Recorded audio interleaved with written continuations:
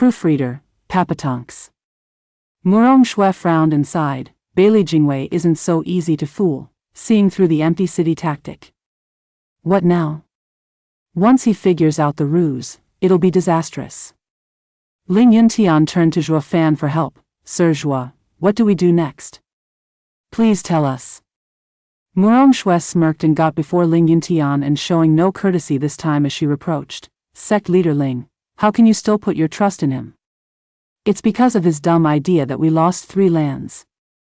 Asking any more of his help would lead to the loss of northern lands as well. Even if you don't listen, you'll still lose. What's that got to do with me? TCH. Zhuo Fan scoffed. Murong Shui glared at him. Ling Yuntian ignored Murong Shui as all the elders awaited Zhuo Fan's saving grace. Zhuo Fan smirked, being awfully obtuse. I've expected this to happen, so rest assured that everything is going according to plan. Humph, more bragging. The enemy saw through your empty city tactic and yet you still say that? Murong Shui mocked him at every chance. Zhuo Fan smirked. Miss Shui, restrain your wild speculation. I have never said I was using the empty city tactic, now have I? It's only your biased assumption. I had planned for them to invade the lands from the start, to lure them in. Shouldn't we be glad the enemy is playing alone? Luring? Everyone gasped. Murong Shui grew more outraged. Lure? You take us all for military ignoramus?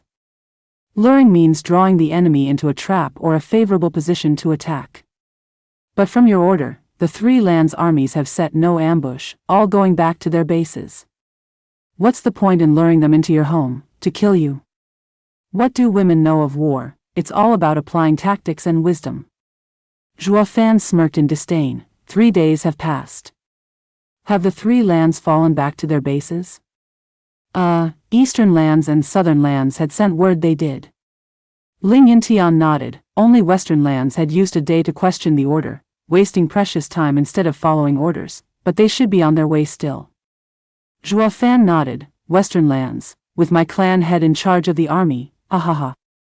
He's just like his godfather, so hiccups are bound to happen, acting as if not hearing the Lord's orders. But with his just command, while others need 3 days to retreat, 2 should be enough for him. I believe his ranks are the tightest and can reach. Report.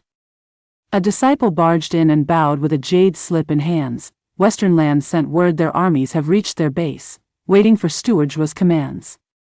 Zhuo Fan grinned. It's been so long since anyone called me that. They'll soon come knocking, I'm sure. There's no avoiding it, ha ha ha. Guard. Zhuo Fan's eyes flashed. Each land base has a teleportation array to the northern lands.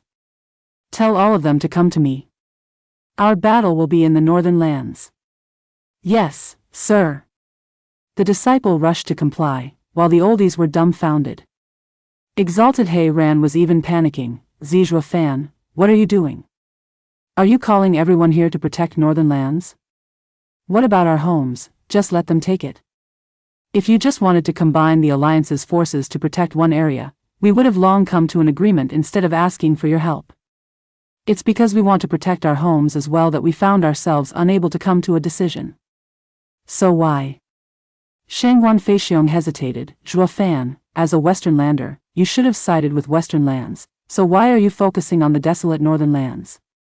Also, what did Ling Yuntian give you to play favorites?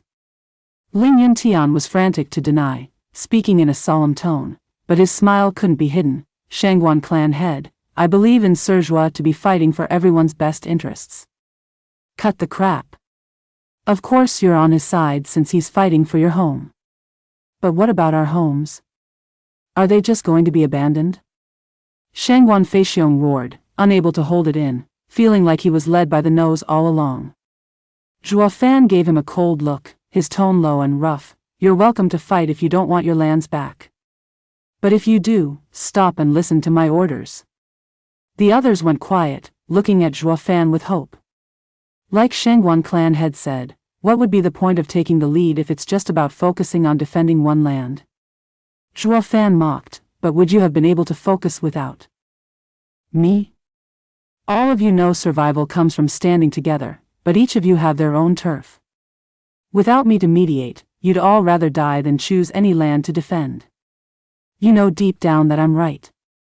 Shangguan Feixiong sighed. Yes, none would agree to choose a land to protect. I am from eastern lands and would never abandon my home for northern lands. Why couldn't the rest of you protect mine instead? Everyone must think the same thing. But even so, we'd rather die home than then become another's sacrificial pawns. But you gave us no choice but to abandon our homes and protect strangers. Murong Lai shouted as Shangguan Feixiong trailed off in indignation. You played us into abandoning our homes. Everyone gave a firm nod of approval. Ling Yintian was the only one beaming though, finding himself a winner. Don't be so difficult, people. Although Sir Zhua hasn't been fair, he made a hard decision for us, to unite. I promise to treat everyone with utmost respect once they come to northern lands. You're free to feel right at home. Bah! Way to rub it in, humph. Staring daggers at him, everyone grew annoyed. This is what the average man would do. If I had stopped here, then there'd be no point in making me the Grand Marshal of the Alliance. While they were all morose, Zhua Fan smiled. That caught their attention. Zhua Fan continued, when you thought of joining forces, you only thought of defending. But I have no concept of defense. I want them all brought here to attack. You need to risk things to gain something, to let your wife go, that part I'd rather not. Ha ha ha, in any case, the abandoned lands are now juicy meat for the starved wolves. But soon, very soon, I'll make Bailey Jingwei regret even catching a whiff of that meat, forcing him to spit them back out. Worry not, every land will be back in your hands in time. That, I promise. They all were filled with hope. Truly. While doubts existed, they had no choice but to play along since they were in the same boat. With the lands lost, they could only follow through Zhua Fan's plan to the end to get them back. Only Murong Shui, as usual, refused to believe any word that came out of that devil's mouth. She only felt he was deluding them for something or somewhat. Rotten punk, I'm not letting you out of my sight. I'll figure out your game. With the lands lost, that leaves northern lands the only defense. I won't let you cause destruction here as well. In the double dragon manner, Luo Yunhai pointed at the tactical map with a frown. Zither Sword King is marching unhinged, right on our tail. There's nothing stopping them. And without the defenses at the border, we thought we'd last barely a month, but now I see even a week is an exaggeration. The land is doomed. Steward Zhua's empty city tactic was seen through. Zhuge Changfeng sighed in worry. Even the three great minds thought Zhua Fan used deception in his order. Now they sighed in sorrow at the loss of western lands for the tactic failing. The tent flap was pushed back and Tuoba Taizhan came in distress. There's another order. All forces of the three lands are to use the teleportation array to go to northern lands. The final battle will be waged there. Everyone gasped, going to northern lands not to flee but to fight? Was this Steward Zhua's plan all along? It isn't a deviation. To get everyone to the northern lands? They all were perplexed at the order. What is Steward Zhua even after? Tuoba Taizhan sighed. Zhua Fan is unreadable. I just can't see through him. Proofreader, Papatonks. Sir Zhua, Eastern Lands forces arrived and await your instruction. Southern Lands forces are here, awaiting instructions. Western Lands men have gathered at the Northern Lands border, awaiting instructions. Reports came into the main hall one after the other, with the others now waiting to see what he would do next. Taking a deep breath, Zhua Fan held his teacup and sipped from it before putting it down with utter nonchalance. Then his eyes shone as he directed in a demanding tone. The first order was to have the three forces return to their bases in 3 days. The second order, to teleport to northern lands in 3 days as well. That makes it 6 days, right? Yes, to transfer so many people also took a lot of sacred stones. Shangguan Feixiong sighed. Zhua Fan rolled his eyes. War is always costly, yet you mind such trifles. I'm not, I only want to know if it's worth it. I'll make you feel it is. Zhua Fan rolled his sleeve and smirked. with the 2 orders completed, here is my final and most crucial command. The outcome of the 4 lands' war against the central area will all rest on this. They all shuddered, tense and paying close attention. Everything hanging on a single order? What kind of divine trick will he use? Even the antagonistic Murong Shui had to sharpen her ears, very much curious to know. My 3rd order. Zhuo Fan watched them gulp in anticipation, and he emphasized every word. All forces are to surround Invincible Sword and strangle him. What? SSS.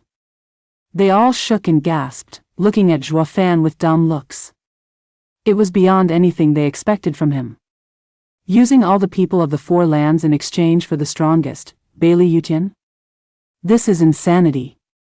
Shangguan Feixiong was in disbelief. Zhuo Fan, aren't you mistaken?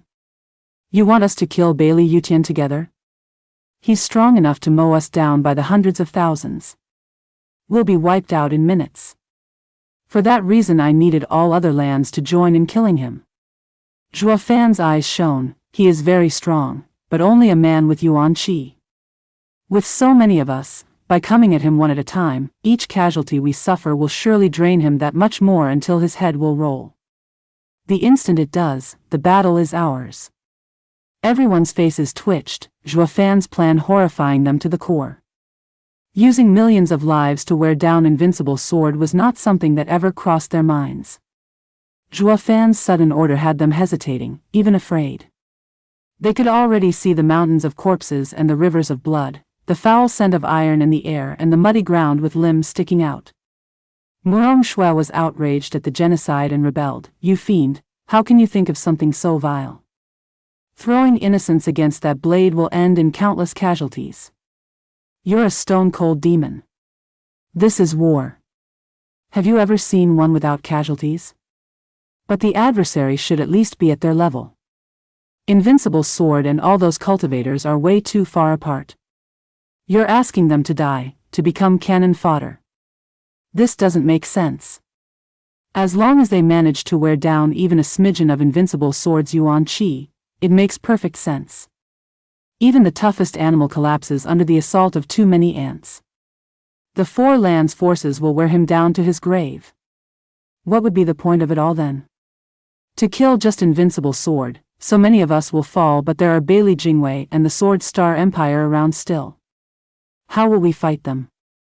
Yeah, killing just Invincible Sword will lead to the loss of nearly 2 lands in terms of life. How are we going to hold our own against Bailey Jingwei? Ling Yintian nodded as well with a frown. Has Zhuo done this only to take that monster's head? Zhuo Fan had an evil smile on his face. Yes, all of it is for this. And yes, it all comes down to the Invincible Sword's fate. By taking down him, victory is guaranteed. Whether it's Sword Star Empire or Bailey Jingwei, they're both finished. It's just that simple. Everyone looked in suspicion as he explained. Sword Star Empire is unlike the average empire, with the emperor and ministers in close relation and making it strong. They have no flaw, all brought about by Invincible Sword Bailey Yutian. Zhuo Fan sipped from his cup once more. It's also why the Sword Star Empire's foundation is resting solely on the Invincible Sword. It's strong. Because he is. The 9 Sword Kings have utmost respect for the man, while Bailey Jingwei garnered respect, even from the Sword Kings, all because Invincible Sword appreciates his skills. But this invincible balance is taken for granted by Bailey Jingwei, and will end up crushing the empire. Everyone was still shaken up. Why do you say that? He's too greedy and impatient, driven to have the 5 lands united in his time and thus expanded the empire too quickly. Zhuo Fan continued, to attack the 4 lands at the same time. Bailey Jingwei had recruited foreign sword kings in addition to the 5 his clan had, Shangguan Feiyun and Dan Qingshan being among them. This bolstered the empire's strength, making not even the 4-land alliance able to face them. But he's too hasty to get the 4 lands, emptying the empire of everything and putting it into the invasions. The empire now lays void of any military and ripe for revolution. That's why he had the Serene Shores trading killed. They not only had ties with every land, but also dealt with their leaders and other mighty figures that would make use of the empty empire to effect its stability. So before going to war, the company had to be purged. He couldn't allow such a big faction to stay behind and resort to tricks that ruined everything. Thus, Miss Murong, what you've been droning on about, that I killed so many Central Area's innocents, is in fact unrelated to me. Bailey Jingwei used it as an excuse to snuff them before setting out, just that it came a bit earlier. In fact, if it all went as he wished, the damage would have been far greater. I only triggered it and not carried it out myself. Murong Shui huffed, I saw your nature. If you're unrelated, then what about the next one, or the next people? Fine, I know our views are in opposition, but let's first focus on the war. Zhuo Fan knew appealing to reason wouldn't work on her obstinate kind, so he looked at the oldies. Now that we know the cause of his strength and weakness, we should realize defeating them in a straight-up battle is impossible. But the enemy had given us a golden opportunity. Bailey Jingwei is too conceited and eagerly threw their patriarch into our home. The invincible sword is just as conceited too, thinking nothing can stop him, that nothing could hold him, and so he came. This is where our chance lies. Although the invincible sword is extremely dangerous, scaring our people the minute he arrives in northern lands, venturing deep in enemy territory is equally dangerous, for he doesn't know if we would all jump on him regardless. Ha ha ha, as for worrying about being too few of us around afterward to fight, I can assure you that Bailey Jingwei is far more worried. Think about it, the invincible sword entered deep into our land, but why did he only bring his clan's sword kings? They all frowned, with Ouyang Lingtian speaking out, is it mistrust? Exactly, Senior Ouyang. Look beyond the overblown confidence Bailey Yutian and Bailey Jingwei constantly project and you'll find their cautious natures.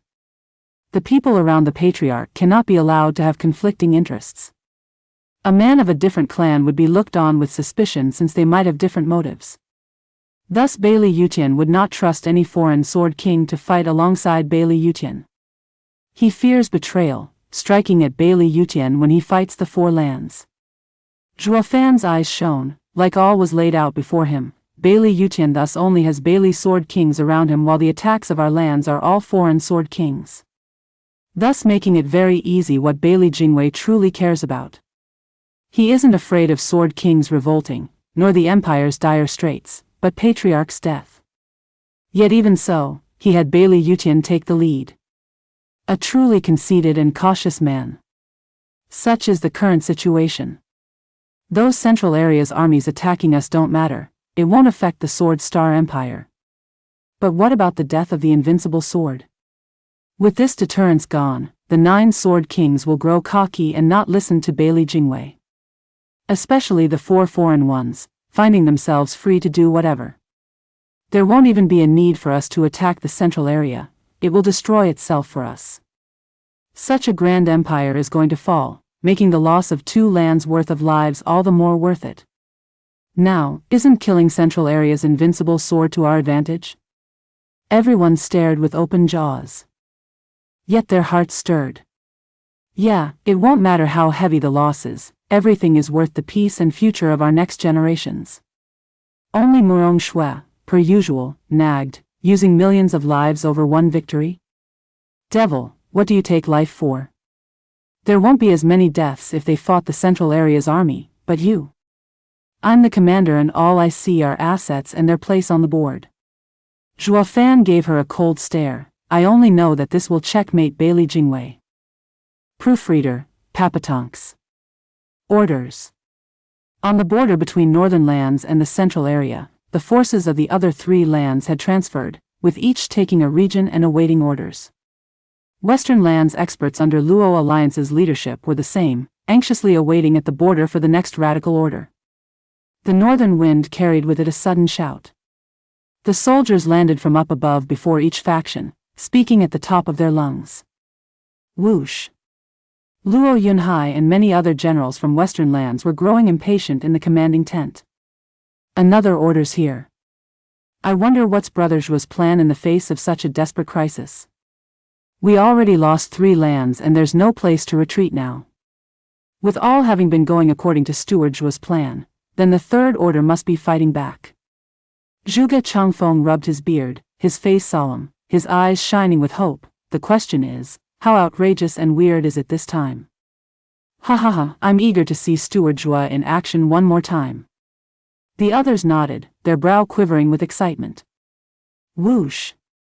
One soldier landed in the Luo clan's camp, bowing. Grand Marshal of the Alliance, Sir Zhua, orders half of Luo Alliance's strong to defend Northern Land's borders. The man presented a jade slip, one that could only come from Sea Bright sect. That's it? Luo Yunhai was puzzled. Brother Zhua had us come here to protect Northern Lands? If it's just that, the previous preparations mean nothing. We had been better off waiting for death, and happy with it behind our strong defenses. This is unlike Steward Zhua's style. Leng Wuchang held his chin in doubt. The soldier cupped his hands with a smile. Luo clan head, this order has only been given to you, while the other forces have different tasks. The rest have other orders? What is it? They all cried out. Turning heavy, the soldier scanned their faces and spoke. Grand Marshal ordered for Southern Lands and Eastern Lands, along with Western Lands remaining half troops to march towards Sea Bright sect. You are to kill Invincible Sword Bailey Yutian at all costs. What? SSS. The jaws of Luo leaders hit the ground the same way it did to the oldies back in the sect. The order had been relayed at the other camps just then, and shouts of shock came without stop. The Grand Marshal's third order was pure insanity. He wanted to focus all their efforts into taking down the strongest monster of the 5 lands, Invincible Sword. Zhuge Changfeng, Leng Wuchang, and Yuming stood dumbstruck, then laughed in realization. I get it now. Steward Zhua is a genius. Ha ha ha. Only they laughed, while the rest were still looking like statues, giving them odd looks. What's going on? Why? They looked at them so wild with joy, letting their laughter free, but also sensing sorrow as tears glistened in their eyes. Steward Zhuge, Luo Yunhai began in worry.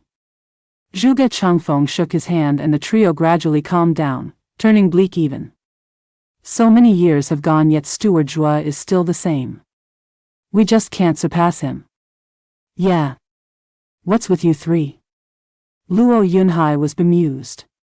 Zhuge Changfeng bowed to him and sighed. Clan head, you know of us having lost to Steward Zhua back in the day.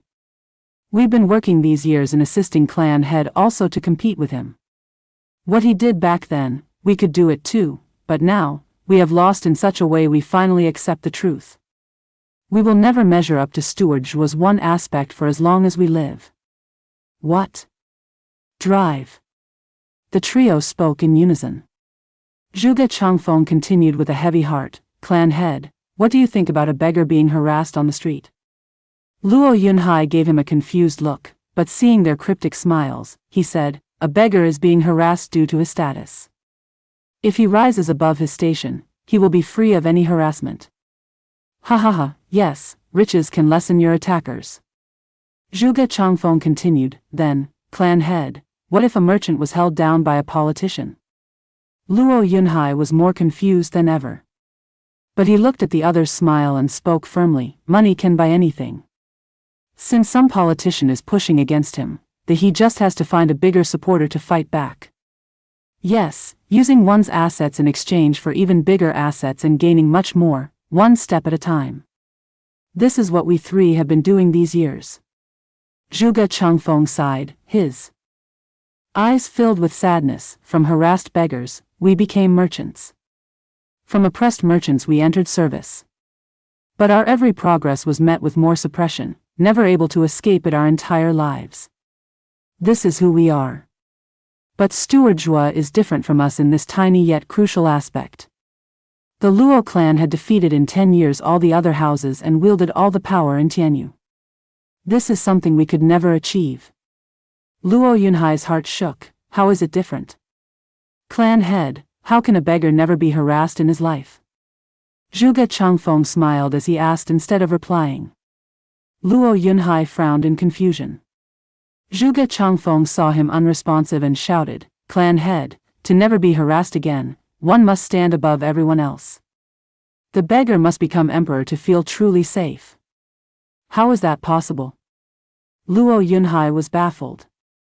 Zhuge Changfeng sighed, yes, it's quite the fairy tale, isn't it? But isn't our Luo alliance today also a fairy tale to the old Luo clan? Luo Yunhai pondered and then turned solemn. This is where we are different from Steward Zhua. His drive is unlike any other. Leng Wuchang patted Luo Yunhai's shoulder. We never actually accepted when he defeated us back then, since we are no less shrewd than he is. The three sages of Tianyu aren't just for show.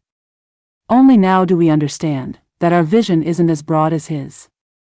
Our horizon is narrow, and our drive weaker. The invincible sword is the core of the Sword Star Empire. We knew this, but he's too strong, deterring us from even considering him. The price to pay is just too great, with little chance to succeed. Steward Zhua had set his eyes on him from the start, burning bridges and abandoning the land so that he could face the core issue. He has such drive none of us is capable of. Having now been made aware of his plan, we realize the truth.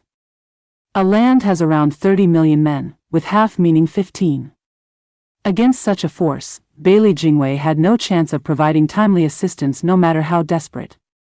While the 2 lands and a half of soldiers will make close to 100 million. Invincible sword is tough, so much so he can handle a land by himself. But what can even he do against the likes of such a combined attack? Using all those countless lives against just one?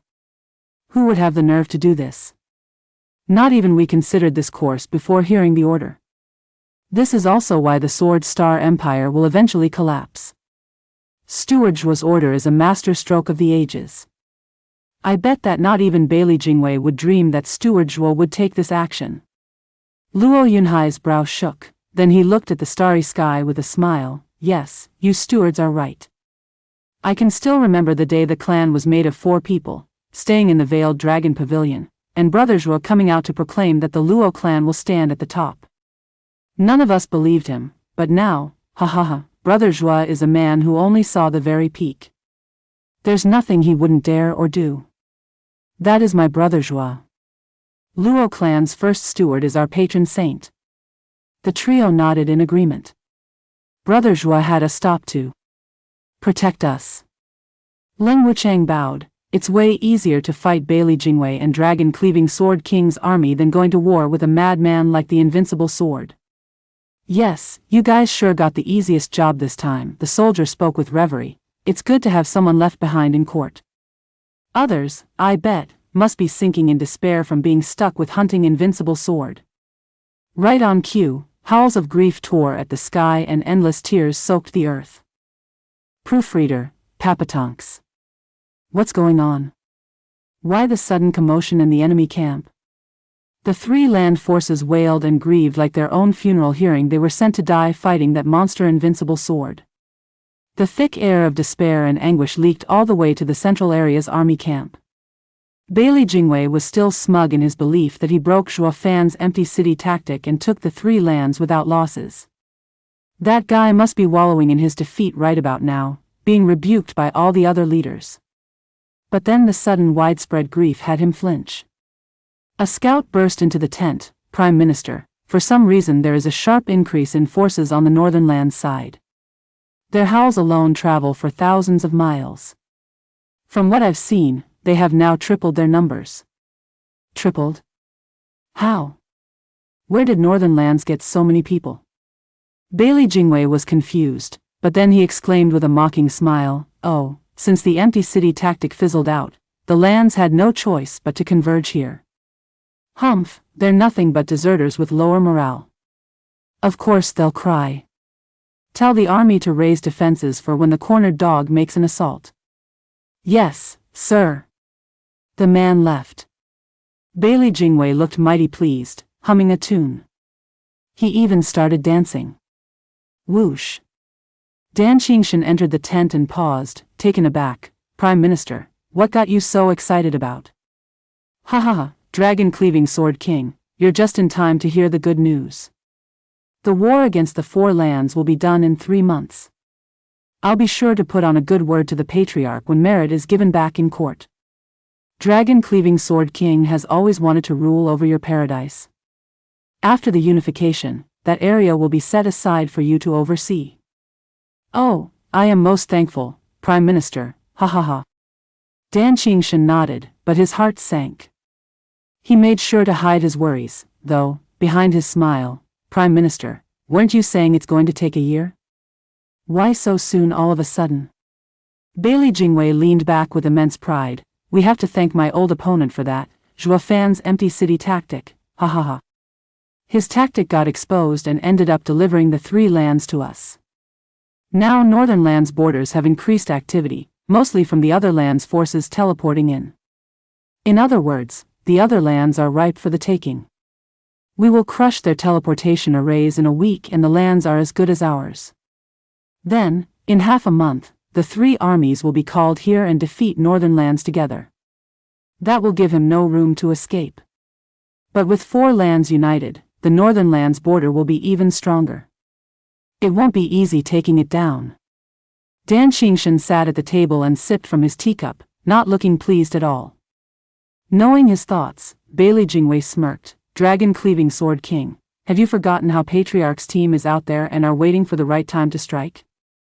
With both of us working together, Northern Lands will be weakened and wide open for attack. Now must be the 9th day. Patriarch will act on the 10th.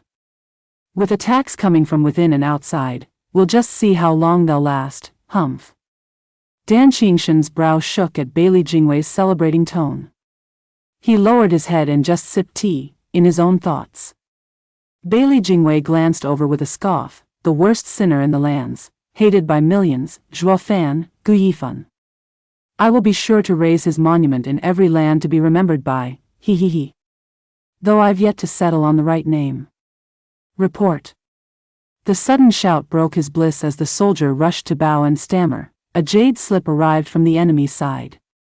Please take a look, Prime Minister. Bailey Jingwei gave it a look and chuckled. He doesn't even care if he's found out, sending jade slips all the time. But with the situation crystal clear, it won't matter even if they're discovered. Prime Minister. The soldier grimaced. The jade slip is a secret message and under a seal. We can't open it. Bailey Jingwei shook and froze in a frown. He sent a secret message to me? Is it that crucial? The situation is obvious. The sea-bright sex barrier is broken, so what could be so important? Does that guy have a way to reverse things even in this clear-cut scenario? Give it to me. Bailey Jingwei gestured for the guard and he presented it. Dan Qingshan sighed. Is it the spy? In Northern Lands again? Yes, Patriarch would have a hard time breaking the sea-bright sect, so I took precautions. While he hasn't gotten the heaven-sealing sword, he proved his use by sending intel on Gu Yifan being the Grand Marshal of the 4 lands. Bailey Jingwei knew Dan Qingshan would have figured it out in the end, so he didn't deny it. He made a sign and the jade slip was unsealed for him to read. He was better off not knowing anything, for the information shocked him to the core. His hand relaxed and the jade slip broke as it hit the floor. Dan Qingshan paused, seeing the great Prime Minister Bailey lose his cool. Prime Minister, are you all right? Zhuo Fan, you're brutal. Bailey Jingwei took a good while to come to, but now his face was twisted, his nails digging into his palms till he bled. Bailey Jingwei looked savage. I knew he shouldn't be left alive. He's terrifying in the command of the 4 lands. He actually found out my greatest worry and still dares to use it. Ruthless, cruel, shrewd. Bailey Jingwei couldn't even finish from sheer outrage. He then barked, guard. Thump. A soldier rushed inside and on his knee. Prime Minister, orders. Attack. Right now. Bailey Jingwei shrieked, tell all men to attack the Northern Lands border and punch through them. Don't give me that. Prime Minister, but didn't you just order us to raise defenses? The men are doing it as we speak. Pa. Bailey Jingwei slapped him hard and cussed. When the hell did I give you such an order? I want you to charge, now. Send every last man to the Northern Lands border and get me an opening. Yes. The soldier shook in fear then left in haste. Bailey Jingwei paced around the tent in great distress, like he was a different person from before. He has lost his calm and shook all over like a scared mouse. Today's the 9th day and that means Patriarch will attack tomorrow. His appearance will paint 100 million targets on him. If something happens to the patriarch. Zhuofan, you son of a she-dog, damn you to hell. Tell the other 3 armies to get to northern lands right now. Bailey Jingwei roared at the first soldier. The man bobbed his head and went right to it, away from the Prime Minister's wrath. Bailey Jingwei was still uneasy, unable to sit on his chair as he was sweating bullets. The armies have invaded the lands for 3 days and they'll need that much time to return to the borders. Then they'll need 3 more days to use the teleportation arrays. 6 damn days. Will Patriarch be able to last the endless flood of men chipping at him for so long? Zhuofan, God damn you for making me do this. Bailey Jingwei roared like a madman. Dan Qingshan was startled, then he smirked. Prime Minister, did something happen? Nothing. Bailey Jingwei shook then gave him a look. He gnashed his teeth as he tried swallowing the fury. The foreign sword kings must never know Zhuofan is after the patriarch, or they'll only make things worse. Zhuofan is a true mastermind with his devious plans. He now has me trapped without a single hope to fight back. At least I left a spy there to inform me, or else. Bailey Jingwei squinted, feeling a chill crawl up his spine. He's an abomination. Proofreader, Papatonks. Report. Bailey Jingwei flinched at this ominous word and his heart almost stopped. A soldier rushed inside to present a jade slip. What now? Bailey Jingwei's face twitched and felt like crying. He was scared things could actually get worse than they already were. The soldier sweated, unaware of his Prime Minister's worry. Prime Minister, the imperial capital is in urgent need of rescue. His Majesty makes an earnest request of military aid. Of the 3,820 cities, 565 have fallen.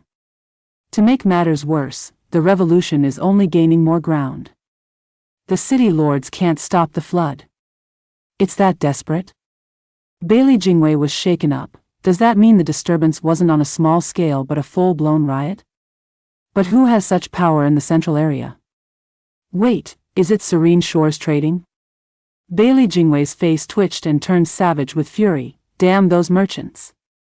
After purging their base, the sudden vanishing of all their branches led me to believe they scattered like flies, when they were waiting for me to show my back. Humph, soldier, tell Wine Sword Immortal to lead his men back to quell the riots.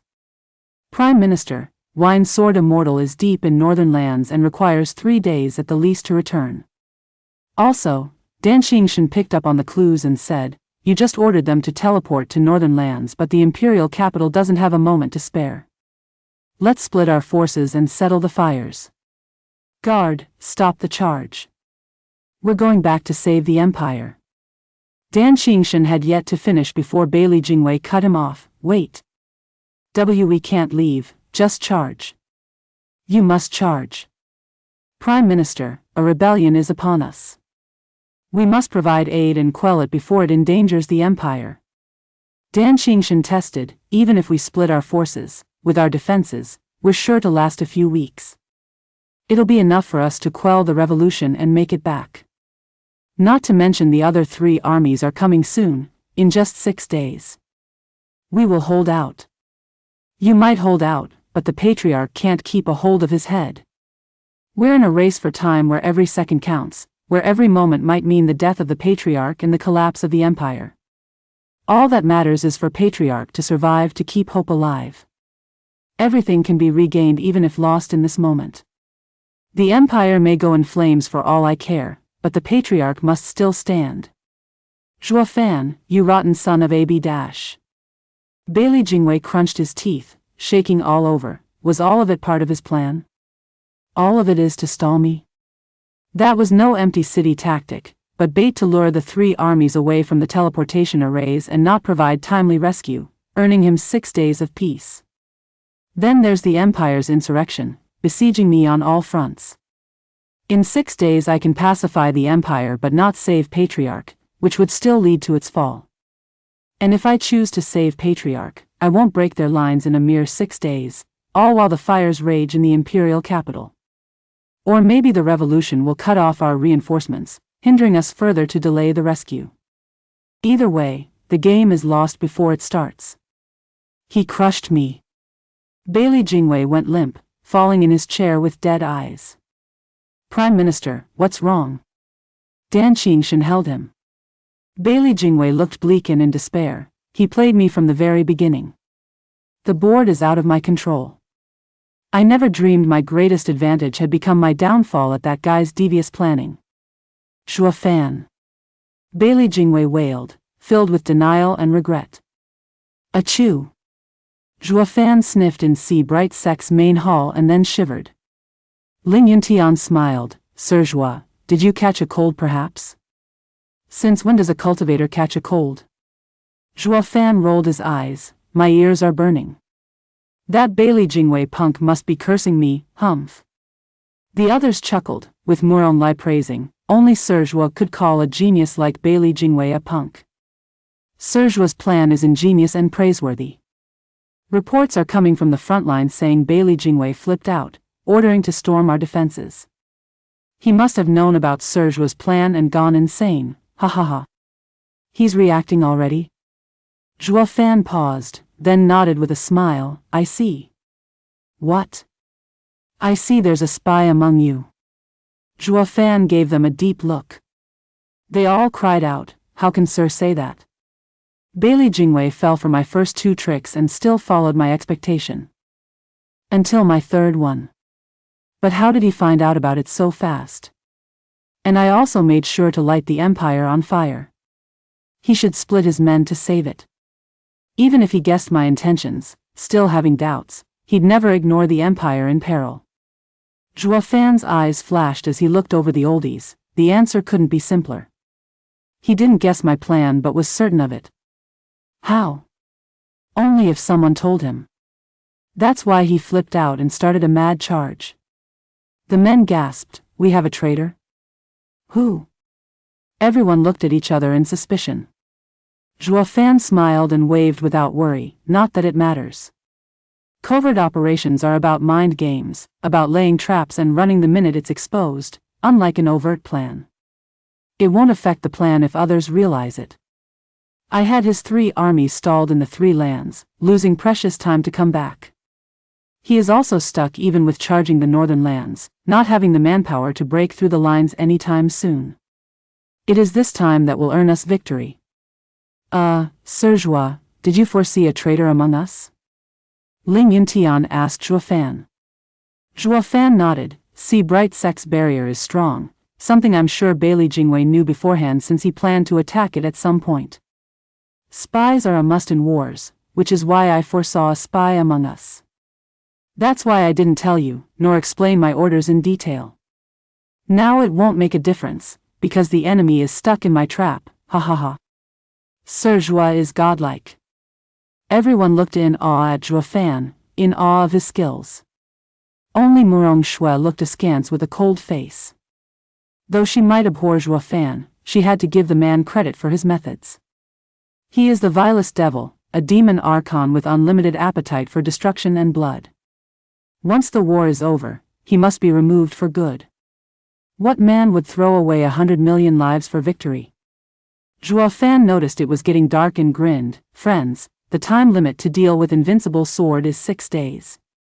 Any later and Bailey Jingwei would have all the army assembled and anything can happen. We have to kill Invincible Sword within this period. The men grew solemn and nodded.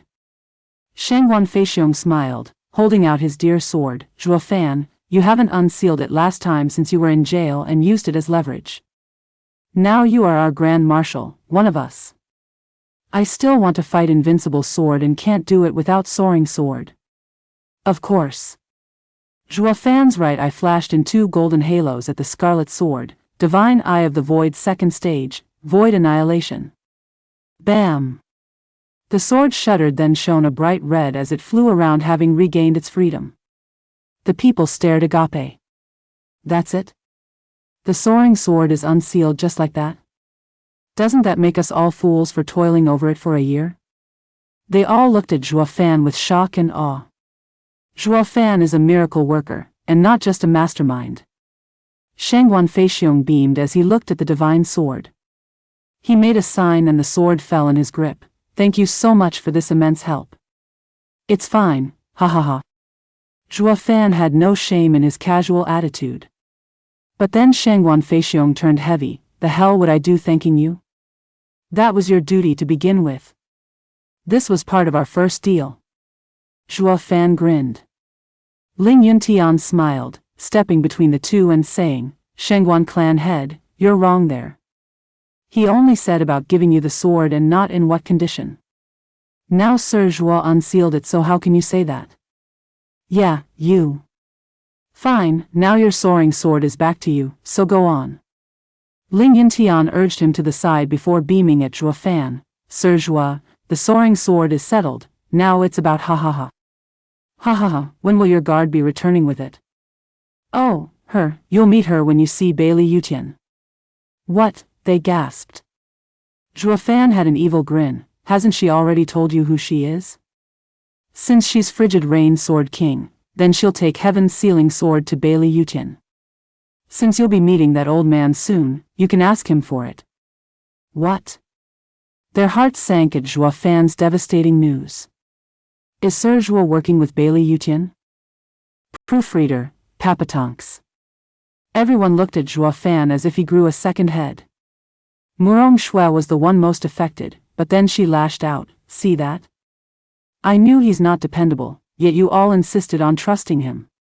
He used the Heaven's Sealing Sword to bait you all this time, only to tell us now that the Divine Sword is with Invincible Sword. He was playing us all along. Zhuo Fan smirked. The men frowned and hesitated, with Ling Yuntian gathering the courage only to be supplicant. Sir Zhuo, you promised us that you'll return the Heaven's Sealing Sword, so why? Yes, I did, and I am. Go see Invincible Sword and ask him to give it back. Ling Yuntian was on the verge of tears. Isn't that twisting words, Sir Zhuo? The old monster came from it specifically, and now that he has it, you think he'll be a fool to just give it back? Heh, you're not that far off the mark there, he he he. Zhuo Fan cocked an eyebrow, complimenting his evil smile. The others were bemused. Zhuo Fan gestured for Ling Yuntian to come on over to lend his ear. Didn't you just say he came for Heaven's Sealing Sword? When you see him, tell him that it was not him who took it. Zhuo Fan acted like he shared his deepest secrets, showing a confident smile. Ling Yuntian frowned in doubt. That's it? You don't believe me? Has my plan ever failed? Zhuo Fan gave an insidious smile, acting like he was counting his greatest hits. When Bailey Yu couldn't steal your sword and pass the barrier, it was my idea that had her succeed. When Bailey Jingwei attacked all lands, you were all being hysterical in despair, yet it was I who broke the invasions. Now, the hunt for Bailey Yutian, the same thing that is now driving Bailey Jingwei insane, is my idea too, no? Has any of them failed? You still doubt me after all this? Ling Yuntian pondered and relented a nod. Yes, Sir Zhuo has shown great success in every aspect, a man of integrity and infallible genius. I'm fortunate you're on our side, or else our end would have come far quicker. Then, when we'll look for Invincible Sword tomorrow, we'll just do as Sir Zhuo said. I just hope it'll prove as effective as all plans. Of course it will work, now go. With the Heaven's Sealing Sword back, your 3 swords will make light work of him. Zhuo Fan shooed him away, shouting at the rest. The plan can't be clearer now, so just go grasp victory. If anything happens, I'll be sure to amend the plan from the back. The others nodded and bowed before leaving. Then we shall take our leave. We are grateful for Sirs overseeing the battlefield. Zhuo Fan found himself in the spacious hall with his dear Chu Qingcheng, Qiao An. Murong Shui. What are you still doing here? Zhuo Fan gave her an odd look, for now all is quiet. With them going away, shouldn't you do the same? I'm watching you. Watching? Yes. Murong Shui stared with an icy gaze. You're one sick man, backstabbing and traitorous. One moment you're with Invincible Sword, the next you're giving advice to us. Nothing about you is trustworthy. I am never going to leave you out of my sight, stopping you from doing something that will plunge the world into hell. Murong Shui sat in a chair, unmoving. But her eyes bore into Zhuo Fan every second, making her presence most off-putting. Don't you try anything, I got my eye on you. Man, she's a pain. Zhuo Fan smirked and walked to Chu Qingqing's side. Miss Murong is welcome to stay, I won't tell you to go. But me and my wife have been so long apart that, with these days detained over some trifles, that only makes me anticipate our time together. So us two might be doing something inappropriate for public display. Miss Murong is, of course, welcome to stay and gain much knowledge on the subject. I sure don't mind. Maybe Miss will also like some hands-on teaching, ha ha ha. Why you? Murong Shui blushed hard and grew irate. Her purty eyes stared daggers at him, unable to come up with any retort. She ended up flicking her hand and leaving. Humph, all men are rotten to the core. Be careful not to include your brother as well. But seriously now, you don't want to gain early practice? It's all gonna pay up later. Drop dead. Zhuo Fan knew no shame, his voice traveling outside the hall and making her yell even harder. Zhuo Fan chuckled, then he turned to the dull-eyed Chu Qingqing with grief. Qiaoer, call Wu Qingqiu, Shui Ruohua, and the others. Don't let anyone know. Yes. Father. Qiaoer replied seriously and left. Just a stone's throw away from the main hall, Murong Shui still hadn't given up on watching him. She then noticed Qiaoer leaving and her heart sank, actually believing Zhuo Fan's words. Pervert, your wife is like that and you want. Humph, shameless bastard. Murong Shui huffed and left as well. Inside the main hall, Zhuo Fan and Chu Qingqing were now alone. Looking at her gentle face and her white hair, heartbroken like he was with Ninger, Zhuo Fan's eyes grew hazy, taking out a comb and started running it through her long silky locks. Qingqing, we may be married, but I've never been completely honest with you. Zhuo Fan teared up, I am not from here. In fact, I shouldn't even be before you. I am a demonic emperor, bearing heavy sins, bringing chaos and destruction wherever I go. Maybe the heavens wished for this. Ninger suffered and now you. I knew pain would be coming and wanted to distance myself from you, but why did you still have to take the same path I treaded? No, you have far deeper feelings for me than I had for Ninger back then. I at least did not lose my mind. I just can't fathom what these bloody executioner hands did to deserve your love. The comb trembled in his hand, his voice heavy. I have lived 2 lives, yet never had anyone wishing to stay with me with all their heart. First was Ninger, but she no longer remembers me. I felt my heart torn in 2, but I was glad for her that she would no longer suffer any longer. The second is you. You forgot me as well, but I feel such a deep pain in my heart. Qingqing, I do wish for you to forget me, but I hope you'd always recall me as well. Qingqing, tomorrow I'm going to the North Sea and might die. I hope that you'll remember me before I go. I know that this might cause you pain once more, but I'm selfish and really hope that I am not just a passing phase in your heart. I do. The comb stopped and he kneeled before her, resting his head on her knees, choking with emotion and shaking all over. Whoosh! A breeze ran through the white hair as Chu Qingqing's eyes teared up as well. Her fair hands trembled and lowered her head, looking at the shaking figure she hadn't seen for 5 years with a gentle gaze. One hand reached and touched Zhuo Fan's head. Brother Zhuo. Chu Qingqing shuddered at the sudden interruption and her hand returned to its position, the light in her eyes fading once more.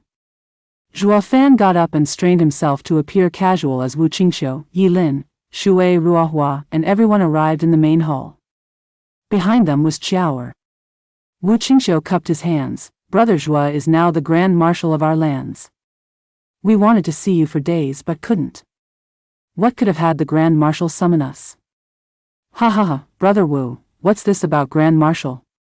We're all friends here. I only have a small request. Brother Wu, don't forget you lost our bet in the dungeon. You owe me a favor. Ha, so that's what it is. Brother Zhuo wants to cash in so soon. Wu Qingqiu laughed. Sure, Brother Zhuo, I'll be sure to do all I can to fulfill a brother's request. The others nodded as well with shining eyes. Helping Chu Qingqing stand, he went to Shui Ruohua and Zhuo Fan said earnestly, Northern lands is fraught with danger. Help me take Qingqing back to Western lands. The three attacking armies should now be in full retreat, so you can use the teleportation array to return to Double Dragon Manor. It's the safest choice. Proofreader, Papatonks. We shall follow Brother Zhuo's order to the letter. Wu Qingxiu replied on the spot. The question now is when. Immediately. Even if we're in the Sea Bright sect, war will be coming soon and it will no longer be safe. I hope to get Qingqing out as soon as possible. Sure, we will go right now. Wu Qingxiu and the others bowed. Brother Zhuo, take care. Take care. Zhuo Fan cupped his hand as they took Chu Qingqing away. But she shot her hand to clutch Zhuo Fan's, her grip strong. Zhuo Fan's eyes shook with hope. Qingqing, you're awake, ugh. But those empty eyes reflected his downcast face. Zhuo Fan, it's just Qingqing's instinct. She'll need more time for her mind to recover. Shui Ruohua sighed and spoke morosely. She then took Chu Qingqing's hand to leave, but the grip on Zhuo Fan's hand only tightened, her fingers digging into his skin and drawing blood. Zhuo Fan didn't even register the pain, his gaze always on Chu Qingqing as he spoke in a heavy tone. Qingqing, I'm doing this to keep you safe. I will come back to you, I promise. Chu Qingqing shook, but it was clear Zhuo Fan's promise eased her heart as her grip eased. Shui Ruohua quickly took her hand back. The others finally relaxed and bowed to Zhuo Fan once more before leaving with Chu Qingqing. Yi Lin had vowed again and again that he would definitely make sure sister-in-law would be safe and sound. Zhuo Fan smiled, feeling relieved to leave her in their care, having complete trust in them for already looking after Chu Qingqing for the past 5 years. Zhuo Fan gazed at the sky, and noticed dawn was just around the corner. Zhuo Fan said, everything's ready, Qiaoer. Let's go as well. Where? North Sea. Zhuo Fan's gaze was set. Qiaoer asked, Father, aren't you leading the Four-Land Alliance? What are they going to do in case of an incident? Let those clowns deal with it. Zhuo Fan's eyes shone and smirked. When two fight, the third party wins in this stalemate. Central area and the Four Lands are of similar strength. They would kill until they dye the skies red and cover the earth in corpses, with neither side coming on top. When we return from the North Sea, we will find the world has changed overnight. Our power will also expand in these circumstances, patching up our way to the top once more. Ahaha. Zhuo Fan flew towards the North Sea shore, with Qiaoer smiling behind him. In the glorious light of a new day's dawn, the father and daughter began their journey. What of the Sea Bright Sex barrier, one might ask? Nothing of it, since Zhuo Fan's apocalyptic thunderflame could poke a hole in it.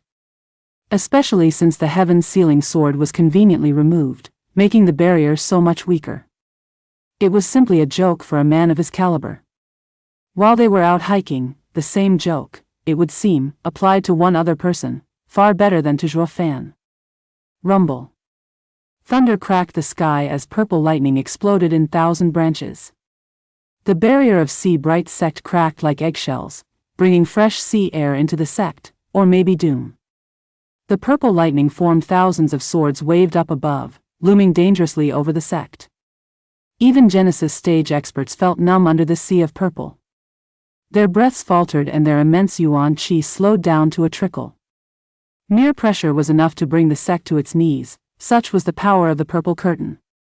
The leaders of the Four Lands came out to see what was all the ruckus, to gasp in fear and despair. Invincible sword is here. Invincible sword now? Murong Shui glanced at the purple attack hanging above him and gasped, is this the effect of Invincible sword's attacks? It's so much more terrifying than my brother's. How is he still human? Murong Lai gripped the golden burning longsword, but his brow was soaked. Invincible sword is no human, or he wouldn't be anything great, humph. The others gave a weak nod, with some even faltering back. Such was the might of Invincible sword, dreading his coming before even meeting him. Not even the highest power in other lands could fight the fear. Boom. Explosions rang everywhere, followed by savage winds and wails of demise throughout the Sea Bright sect. Blood sprayed so high it reached the heavens, mixing with the purple lightning and turning the world of mortals into a hell's cape. It sapped any bit of courage one might have. The winds then made sure to bring The stench of blood to every corner of the sect, completing the carnage. Sect leader, invincible sword has come with 5 sword kings and 10 disciples. He broke the barrier and is slaughtering us. Whoosh. A bloody elder arrived in a panic, howling with grief. We've already lost tens of thousands of experts. Please save us, sect leader. Ling Yintian was distressed as well, turning to the others, Ling Tian, Murong clan head, exalted double dragons and everyone else. We set ourselves on killing the old monster with numbers and now he came to us himself. We'll do as Sergio planned. We'll go meet him and stall for 2.5 lands worth of men to come from the front lines so we can finish this. Yes. The other cupped their hands, though hesitation dominated still. Talking was one thing, while putting it into action was another. Ling Yuntian didn't look too confident in this joint slaughter, turning to Murong Shui, Miss Murong. Sect leader Ling, I'll do everything in my power, whatever it may be. Then go look for Sergio and ask him what to do now that the invincible sword is here. Go ask him. Murong Shui's face fell. Murong Lai glared at her and snapped, Shui, there's no time to argue. We need Sergio's cunning tactics. We'd go ourselves but we need to go join the fight. Stop being a child and do this for the sake of everyone else. Murong Shui huffed and grumbled but she knew her priorities and flew for the main hall. As for the leaders, they shot in frantic haste at the devastation with a grave expression. Whoosh. Murong Lai, Ouyang Lingtian and the rest soon met with 16 people walking without a care. In front were the 5 sword kings, looking icy as they dolled out death, uncaring and unfeeling. Be it a building, barrier, or some venerable coming to stop them, they all replied the same way, flicking their hand and sending thunderous explosions that tore everything to pieces. All while their casual trek through the enemy base went undisturbed, like they were a bulldozer. Behind them was a tall elderly, imposing and confident, looking down on the world with none wanting to get near him. He acted like he was on top of the world. The only option was join him or perish. Even the mighty sword kings were giving him ample respect and did his bidding. It was none other than the best of the best, the invincible sword. Behind him further were 10 juniors, who came out on a sightseeing trip to see the world, keeping their heads low behind the old man and doing nothing else. Not like they needed to, since the path was being cleared with terrifying efficiency. Proofreader, Papatonks. Gulp. Murong Lai swallowed hard as he and the rest felt their spine tingle. Everyone, there's only 16 of them, with 10 being kids. But why then do I feel like the whole central area is bearing down on me, like an endless army coming for my life? Isn't the invincible sword a one-man army? We wanted to keep this moment for later but he came knocking on our door. No matter how feeble we feel, we have to do this regardless. Ling Yintian glanced at Ouyang Lingtian, straining to speak. Go, Lingtian, do as Sergio said and get the heaven-sealing sword back. Why don't you go die instead?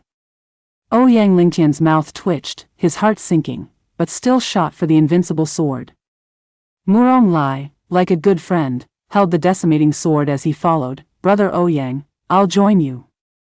The others followed in silence. Whoosh. The highest powers of the 4 lands gathered before the invincible sword, blocking his path. The sword kings halted their destructive stroll as well, yet gave these oldies supercilious looks. You have some nerve trying to fight Patriarch, insignificant bugs. Murong Lai knew too well how strong the invincible sword was. What came as a true shock, however, was finding out what invincible sword was holding, their fear mounting because of it. He was not holding the sundering sword. He was so strong without even the help of a divine sword, so how much of a monster would he be then if he wielded one? It's been ages since I saw this old coot, and I see he's gotten stronger still. Is there no end to his growth? Murong Lai and the others felt like crying. They say he has the power of a land, but now I fear he's almost as strong as 2. Would it still be possible to gang up on him with 2.5 lands of soldiers? Will it kill him? The hopes of everyone reached rock bottom. Invincible sword looked smug as always. At the top of the world, I've been in northern lands for many days now and should have at least pay your sect a visit. Alas, that child, Jingwei, had me wait for a bit longer and prepare you a nice surprise. That's why I waited even though you all lost your heaven-sealing sword, only showing up now. I haven't scared you, have I? Ha ha ha. Bailey Yutian laughed, shaking the skies. The Sword Kings looked smug at their dreaded looks. The leaders clenched their fists and just sweated. Thank you, invincible sword. Ling Yuntian bowed with a forced smile. Your name shocks the world. There's no living being who hasn't heard of your might. My sect is filled with boundless honor with your visit. If it were just to say hello, there was no need to fight your way in. We would have gladly welcomed you. Why must you steal our divine sword and barge in, lowering yourself to such petty actions? I'm afraid it will make others mock the mighty invincible sword, staining your name, ahaha. Invincible sword's eyes flashed with anger. Bali Yuyu stepped forward with a glare. Ling Yuntian, you dare insult my patriarch? I'll put you in your place here and now. Bali Yuyu exploded with power and was ready to strike. Ouyang Ling Tian rushed to protect Ling Yuntian. But Ling Yuntian didn't care. Miss must be Frigid Rain Sword King of the 9 Sword Kings, right? Ha ha ha, nice to meet you. Wasn't your act of stealing our sword 10 days ago under the invincible sword's orders? While I have nothing to say if Miss denies it, you are still under the invincible sword. Anyone could guess that your actions were sanctioned by the invincible sword into playing thief. You, Bali Yuyu flared, but the invincible sword cut her off. Yuyu, get back. Bali Yuyu gnashed her teeth, her stare boring into Ling Yuntian. Alas, she had to give and fall back. Ling Yuntian turned to the invincible sword with a bow. Sir runs quite the tight ship. I take my hat off to you, having them cater to your every whim, ha ha ha. Sect leader Ling, and what's that supposed to mean, that I'm a thief? Bailey Yutian squinted. Ling Yuntian spoke, you're not. Then isn't the heaven-sealing sword on you right now? While it is, a divine sword always finds its way in the hands of the able while slipping from those unworthy. If you can't keep it, you lose it, just like your precious sect, the invincible sword chided. Ling Yuntian nodded. True, the weak can't hold a divine sword, bound to lose it at some point, and it's only their fault. Although, this and that are different. We're all practitioners. Here, and my sect is willing to accept the loss of the divine sword in open combat with Sir. Yet you use tricks to get it from our sect. Ha ha ha, it can either be that your cunning mind is sublime, or that we're just too naive to fall for it. Be that as it may, Sir's name will take a plunge either way. The ignorant might even say you feared us holding the heaven-sealing sword, resorting to trickery than open combat. Is that all the mighty invincible sword amounts to? Guess you're only as strong as our sect to resort to stealing. Ha ha ha. The invincible sword narrowed his eyes into slits, his face darkening by the second. You're saying I can't take your divine sword in open combat? Humph. The invincible sword huffed. Every time I come for a fight you do nothing but cower behind your shell, or the divine sword would have long been in my hands. What would have been the use of tricks then? Yeah, though we refused your challenge since we enjoy peace and quiet and not chaos. Nonetheless, stealing our sword is quite a heavy stigma. All right. Invincible sword cut the air with his hand, and then his palm flashed to reveal an icy blue longsword. Everyone gasped. Invincible sword then threw it. Ouyang Ling Tian moved fast and reached out to have the divine sword fall in his grip once more. You now have the heaven-sealing sword, but only temporarily. With your broken barrier, you can no longer hide. You can't do anything even with the divine sword but keep it warm for when I take it. Then any complaints you have will be moot. Ling Yuntian bobbed his head. Of course, the invincible sword is indeed direct and frank, the best in the world, ha ha ha. Ling Yuntian laughed, then turned his head. Serge's appeal to ego plan is a success. This coot got the heaven-sealing sword yet gave it back. Now we have 3 divine swords, bolstering our chance of success against this obnoxious monster. The men nodded, the 3 divine swords pointing at the sky. Gold, red and blue flashed from them and shot into the heavens. Boom! The predominating purple lightning was now cut in half, replaced with golden flames, scarlet glows and blue traces from Murong Lai's decimating sword, Shangguan Feixiong's soaring sword and Ouyang Lingtian's heaven-sealing sword. They used their power to wrest control of the heavens from the enemy. The Sword Kings frowned, glaring at them. These rotten bastards actually used mind games to fool Patriarch. How revolting. The invincible sword didn't care, glancing at the half-lost skies with a grin. 3 swords against 1 should be impressive. I'm thrilled that yours truly can enjoy fighting 3 divine swords, ha ha ha. Bailey Yutian flicked his sleeve and a crackling long sword appeared in his hand, pointing it at the sky. The sky exploded as even more purple lightning boomed everywhere, overtaking the previous losses, swallowed by the flood of lightning. The golden flames, red glows and blue streaks couldn't hold on at all, torn to pieces. The skies were dyed purple once more. Murong Lai, Shangguan Feixiong and Ouyang Lingtian shook and coughed blood. Shangguan Feixiong had it worse, not being on a Sword King's level gave him the worst wound. The other 2 stared at Invincible Sword with blood dripping from their mouths in dread. Only the Invincible Sword could wrest back dominance from 3 swords. This monster is too damn strong. Proofreader, Papatonks. Father, are you certain the sea demon they all talk about is CAO? Yes, the way it's been told, there's no way it's just a simple spiritual beast. It must be a sacred beast. But the North Sea is so big. Where do we even start? In the open waters, 1 man and 1 child flew about, looking all over the place for something other than water and more water. Qiao had to express her doubts about this ineffective solution. Zhuo Fan's eyes shone. Someone once told me that the world has 3 forbidden areas where any mortal will die: Lightning Canyon, Fire Pit and Ice Mountain. They appear on and off across the world, with no fixed location. These areas are prisons for the sacred beasts. Lightning Canyon holds Qilin, Fire Pit holds Dragon Ancestor, so that leaves Ice Mountain being another prison where a sacred beast is. But because the prisoners wore down at the barriers of the prisons for ages now, the Dragon Ancestor managed to relocate to Ultimate Clarity Sect, so the CAO must have done the same in the North Sea. Just from hearing Ice Mountain, it's easy to tell the entrance has to be extremely cold. With my sharp senses, we're going to find it for sure. Qiao nodded as she flew by his side while looking for anything out of place.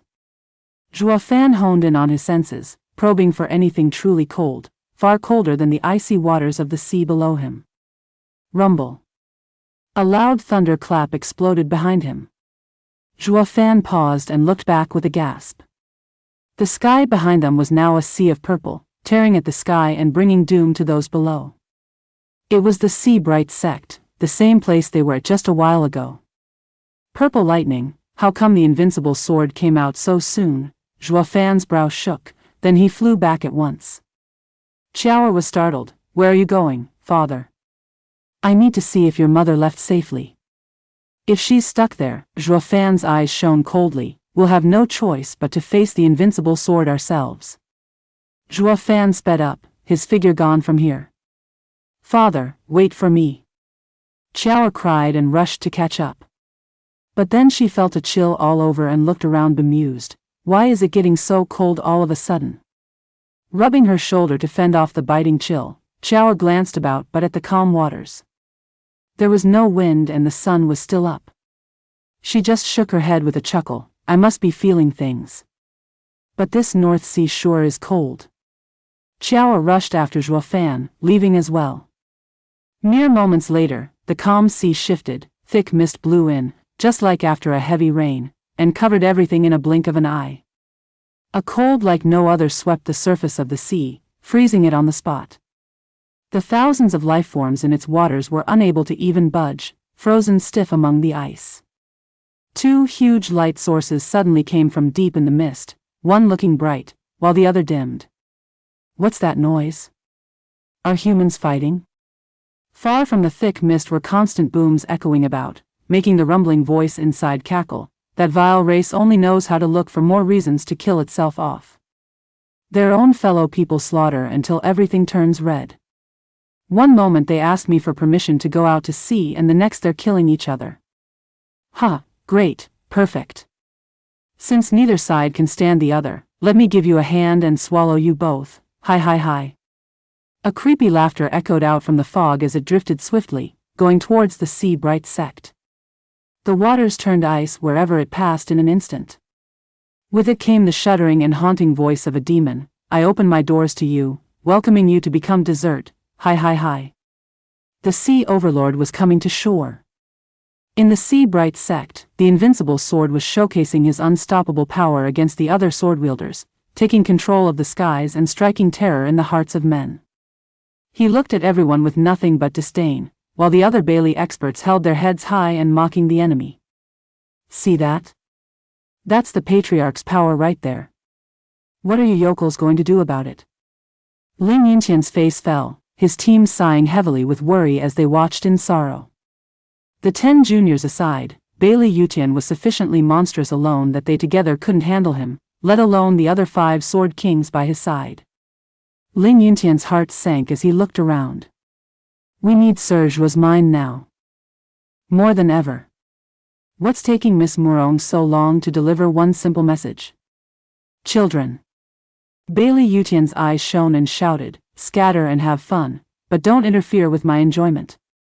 Yes. The others cupped their hands and flew off, into the sect. Now there was only the invincible sword against the other land's strongest. Murong Lai's eyes twitched. Decimating sword shook in his hand as he spat, like a true invincible sword. You even had the sword kings leave your side.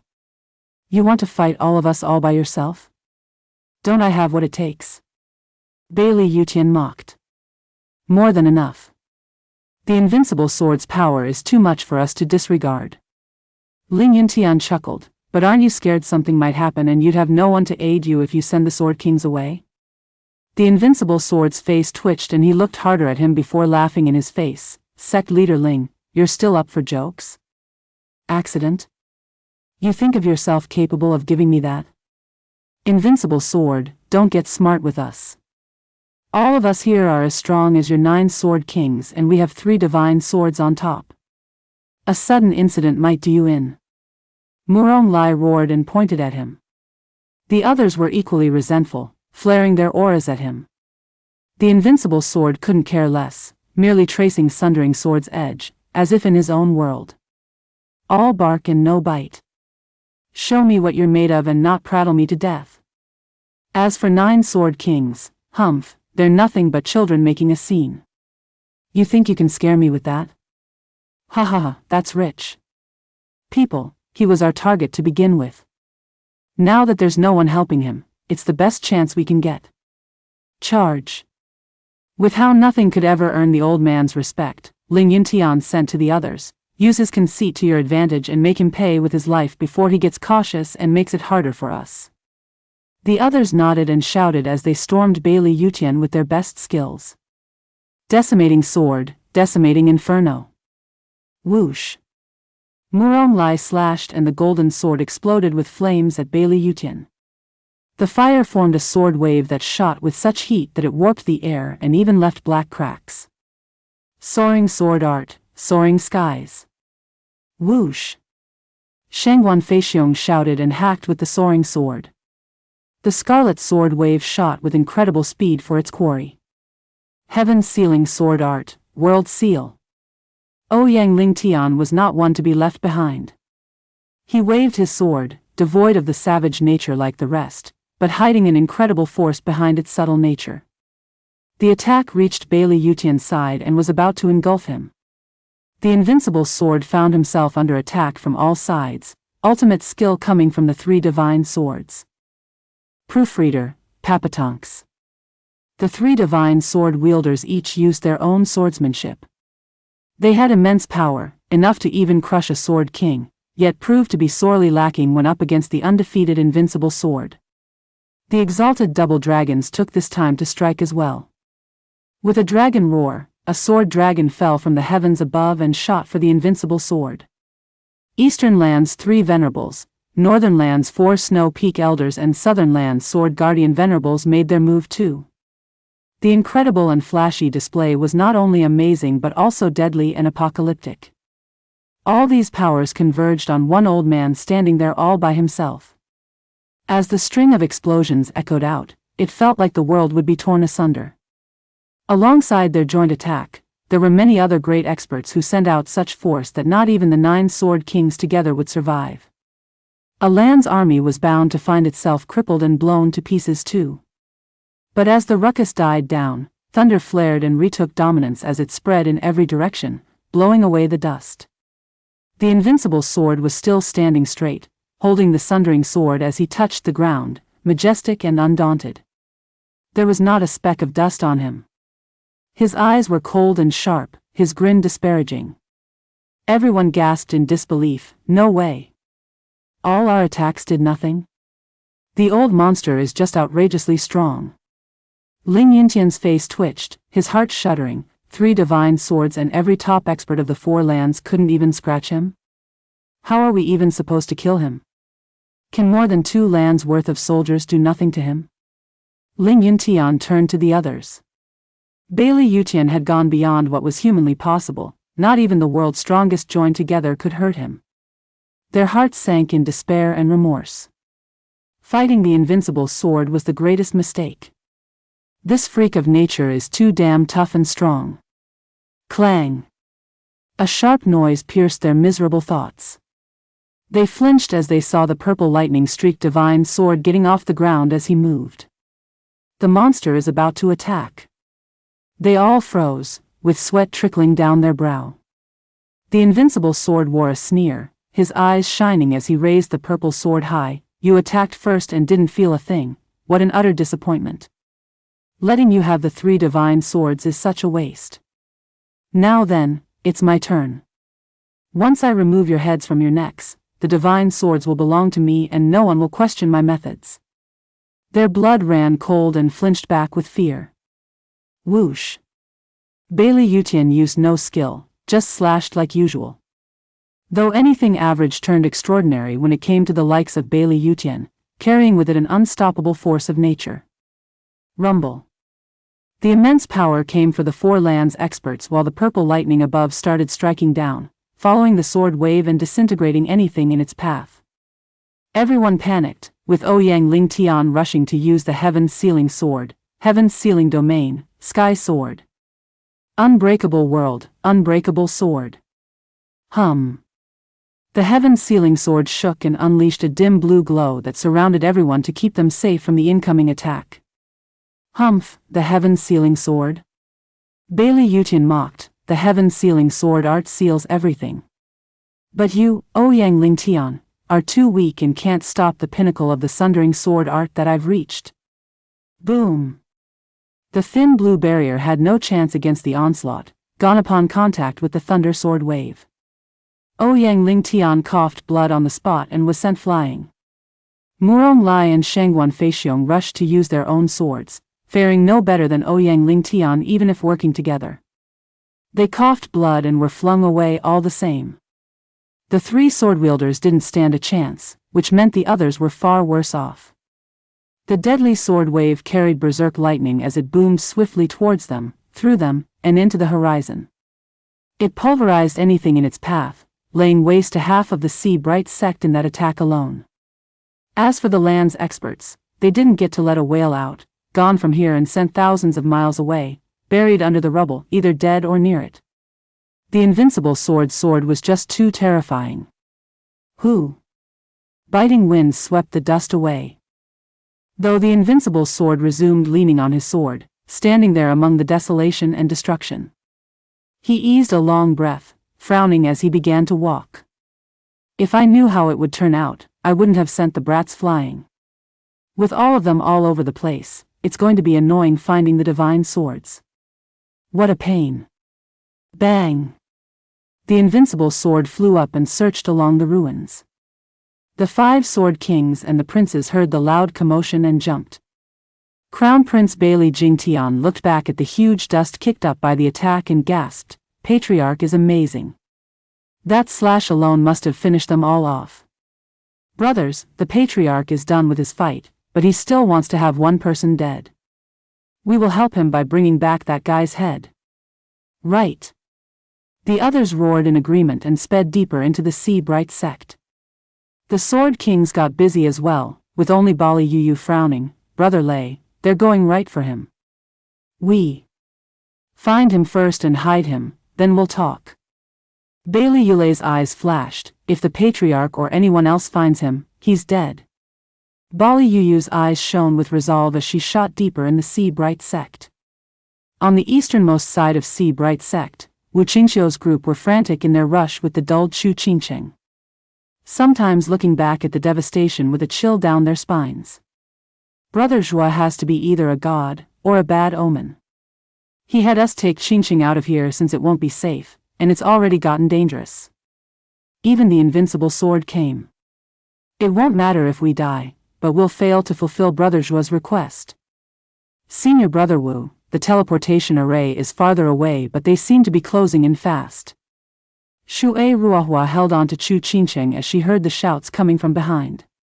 Yen Mo spoke. Those are from the elders of the Sea Bright sect coming out to stop the enemy, who shouldn't be too outrageous like the Sword Kings and Invincible Sword. Of course it's not them.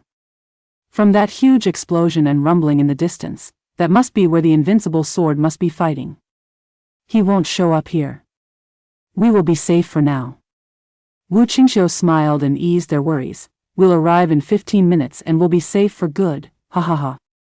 The others nodded and smiled, even as they sped up. Protecting Qingqing took priority. A shout then reached them. Wu Qingxiu, where are you guys going? The group stopped, startled. Did they catch up so soon? But the shouts are still far away. How does he know of Senior Brother Wu's name then? Did he lay an ambush? Wu Qingxiu looked puzzled as well. Why does he know my name? It might be an ambush, but for a simple disciple of the Four Lands?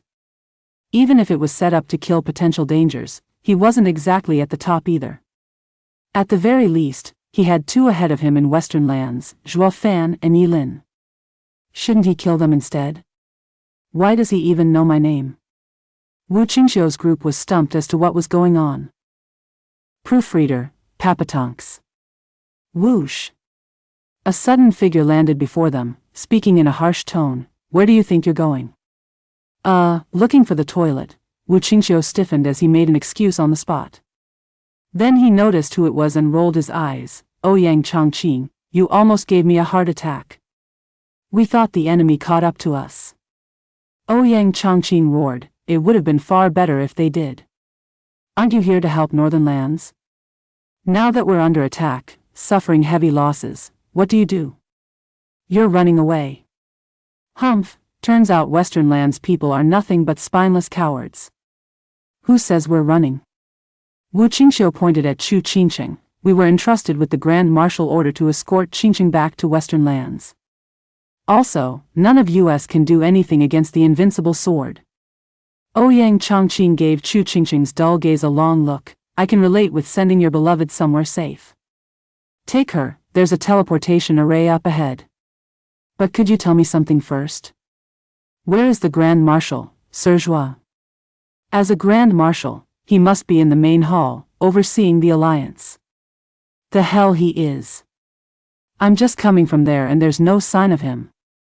Ouyang Chongqing mocked. That guy is a coward as well, running the moment the Invincible Sword came killing. Sister Shui and I have been searching all over, but have found no trace of him. The others were shocked. No way. We just met him before dawn in the main hall. How can he be gone? Who knows, maybe he used the teleportation array first. Ouyang Chongqing mocked. So this is the wimpy style of the best disciple in Western Lands. Yi Lin is way better by comparison. Now listen here, elder brother isn't like that. Say one more word and I'll beat you to a pulp. Heh, reality has spoken yet you still cover for him? Besides, since the best disciple in Western Lands is gone, won't you inherit the title? What's not to like? When I earn something, I do it with my own two hands. I will give my all regardless of victory or defeat. I shall be the best in my own way, and even if only second, I will never use such petty tricks to take the crown. Listening to you talk, oh young Master Ouyang, your best disciple in Northern Lands title doesn't seem to carry much weight. What's that supposed to mean? I have earned it in the most righteous Ouyang Chongqing and Yilin kept fighting and devolved into grabbing each other. Wu Qingxiu had to rush in to break them up. But what good would that do against the best seeds of their respective lands? The more the two talked back, the more heated became, on the brink of fighting it out for real. Whoosh! Murong Shui suddenly flashed over, looking stumped. What are you all doing? You're squabbling when there's destruction and war going around you? Sister Shui. Ouyang Chongqing eased up at once, afraid of giving the girl of his dreams the wrong impression. Sister Shui, you must believe me. I am a civilized man who always avoids brawls. They're just too crude and savage to understand reason. Murong Shui's face twitched and rolled her eyes. Like she didn't know this pompous fool for who he was. Civil, you? More like a grandmaster in picking fights, who's only lived for so long thanks to his daddy. She promptly ignored him, choosing to talk to Wu Qingxiu. Where's Zhuo Fan? Do you know where he went? They all shrugged, unable to provide any help. Damn that demon, running away at the worst possible moment. Murong Shui gnashed her teeth and frowned. Ouyang Chongqing played it cool. Sister Shui, he's just a rotten coward. I bet he ran off the minute he saw the enemy starting killing their way in. He's unreliable and I refuse to believe we can't fight without his rotten help. Haven't you always said he's filled with foul schemes and better stay away for everyone's good? He. Yilin flared, but Wu Qingxiu held him back from starting anything. It does ring true. He ran off after causing a scene just like with the Central Area Serene Shores trading, letting others take the fall. Murong Shui pondered, then nodded. He's better off gone. I refuse to believe that my brother and everyone can't stand up to the Invincible Swords group without his vile methods. Miss Murong, you're just unbearably naive. Your brother and everyone can attack together all they want, but they'll never get to touch a hair on the patriarch's body. A condescending tone reached them, followed by 10 youths standing proud and confident before them. The leader was a man of sharp features and elegance, wearing a most disparaging smile he could muster, complimenting the disdainful gaze. The hearts of everyone shook and even stung from the immense pressure. Expert. It was the unanimous conclusion they arrived at, no longer looking casual in the face of such danger. Ouyang Chongqing as well grew grave, asking Murong Shui, Sister Shui, you know him? Who is he? Central Area's strongest junior, Sword Star Empire's crown prince, Bailey Jingtian. Murong Shui's eyes shook, finding it hard to speak. He might as well be the best junior in the lands. Behind him are 9 princes, each stronger than the last. Bailey Jingtian chuckled, with the other princes joining in. Wu Qingxiu's face fell, his fists clenched and his heart heavy. We're just about to get Qingqing to safety, so how did such a deadly enemy appear? The usually playful and cynical Ouyang Chongqing suddenly got excited, his fists trembling with eagerness. The best youth in the lands. Ouyang Chongqing's eyes burned hot.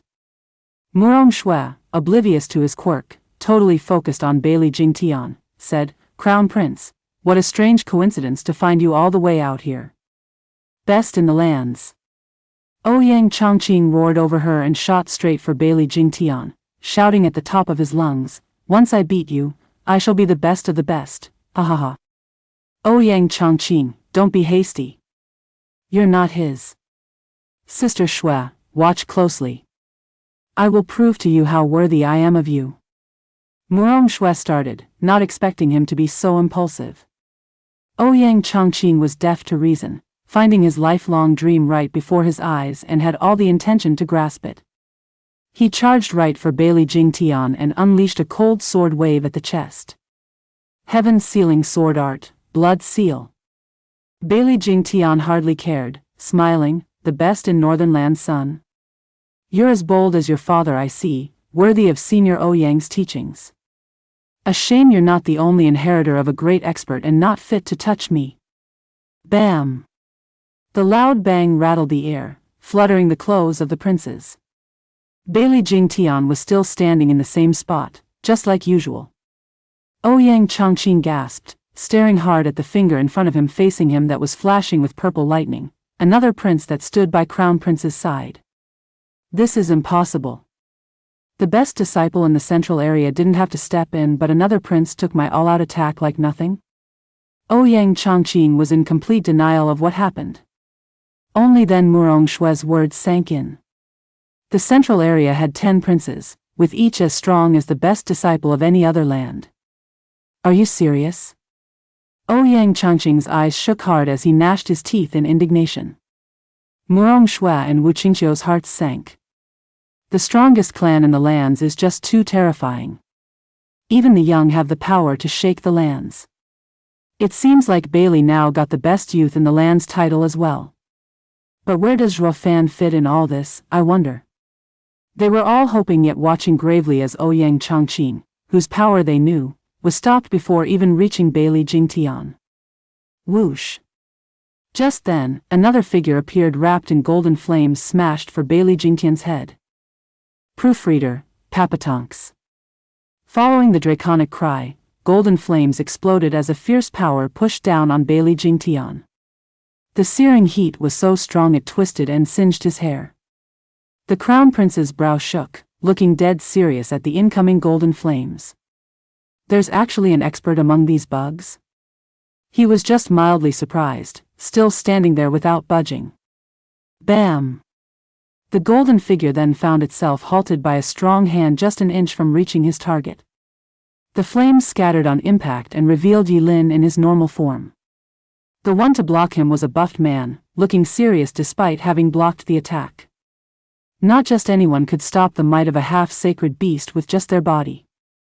It was truly incredible that the buffed man even trained his body to this extent. How does the Bailey clan have someone like him, able to withstand little junior brother's strike with his body alone? Wu Qingqiu gasped. The other Western Land's disciples were just as astounded. Only Murong Shui frowned. He is the second prince, Bailey Jinggang, forging his body since he was young in the Thunder Pavilion's lightning. He's so tough and strong that he only comes second to Bailey Jingtian. But no disciple in the world is better than him when it comes to raw power. The others turned to Yi Lin filled with worry for his sake. Yi Lin walked the same path, of a strong body, but now had met his match. They weren't the only one surprised, and Bailey Jinggang found Yi Lin a true freak. He was supremely confident in his lightning-forged body, having never failed him so far. Yet taking on Yi Lin's, he felt like a hammer blow got smashed into him, feeling it in his bones. A piercing pain like no other came screaming from his body. He only kept a straight face by gnashing his teeth, or he'd be tearing up right about now. He certainly did not think the 5 lands would have another freak in body cultivation. Bailey Jinggang looked up at Yi Lin's savage eyes in wariness. Their nature was antagonistic. He was about to fall back, letting his elder brother deal with it, but Murong Shui happened to announce his mighty body for all to hear. Now this is a problem. Leaving like this will make me look bad. Seeing the caution in their eyes, Bailey Jinggang lamented. He had to suffer through those bitter tears, all for the sake of upholding the world's image of his tough body. So he withstood Yi Lin's sweeping leg, feeling the heat on contact and gnashing his teeth. He even managed to force Yi Lin back. The others were more shocked than ever, believing in Murong Shui's information. Bailey Jinggang is really strong enough to push back little junior brother with strength alone. Bite me. The true strong one is that freak coming out of nowhere. Where did he get all that power? My arm's about to snap. Bailey Jinggang's face twitched, crying on the inside. He finally managed to keep a straight face, through the pain and anger, then he flung Yi Lin back. Ouyang Changqing's adversary struck as well, sending him off. Ouyang Changqing and Yi Lin looked grave at these 10 men. While the 2 princes walked back unconcerned and with disdain and hands behind their back. Yi Lin and the rest failed to notice Bailey Jinggang's arm shivering all over, while the other prince's fingers spasmed as ice formed on them. It looked like the princes scored a victory each, but looking closer, they got the short end of the stick. But they had to put a show of calm to preserve their dignity. Bailey Jingtian saw the truth and gasped inside. These bugs actually have some good seeds. Not all of the 4 lands juniors are worthless. Second brother, third brother, stand down. They came for me. Who asked you to interfere? Bailey Jingtian looked after their reputation and had them fall back on purpose. The two bowed, going behind him. These two were true geniuses that only the crown prince could face. Bailey Jingtian looked around and stepped before the two adversaries with a smile. I know of Ouyang Lingtian's son, but the other? Western Land's best disciple, Yilin. Ouyang Chongqing was the one to reply. Bailey Jingtian eyed him and nodded. Oh, I was wondering how this young master could show such skill. So you're the best of your generation in Western Lands. Wrong, I'm just the second. First is my elder brother. Yilin scoffed, finding it totally beneath him in taking something that wasn't his to begin with. Bailey Jingtian jerked. For Western Lands to have such a mighty figure as a runner-up, then the first must be godlike, right? Wrong again, he's only a coward, running off at the first sign of your coming. Shut your mouth. Elder brother's valor is beyond your understanding. He'll never run. Try saying that again. Zhuo Fan is a coward, fleeing with tails between his legs. Ugh. Ouyang Chongqing was disdainful and mocked, but then Yilin flared in anger. He grabbed the other's neck, while Ouyang Chongqing did the same, not to be any lesser. The two were back to arguing once more. Murong Shua and the others' faces fell. War is in front of us and these two only know how to squabble.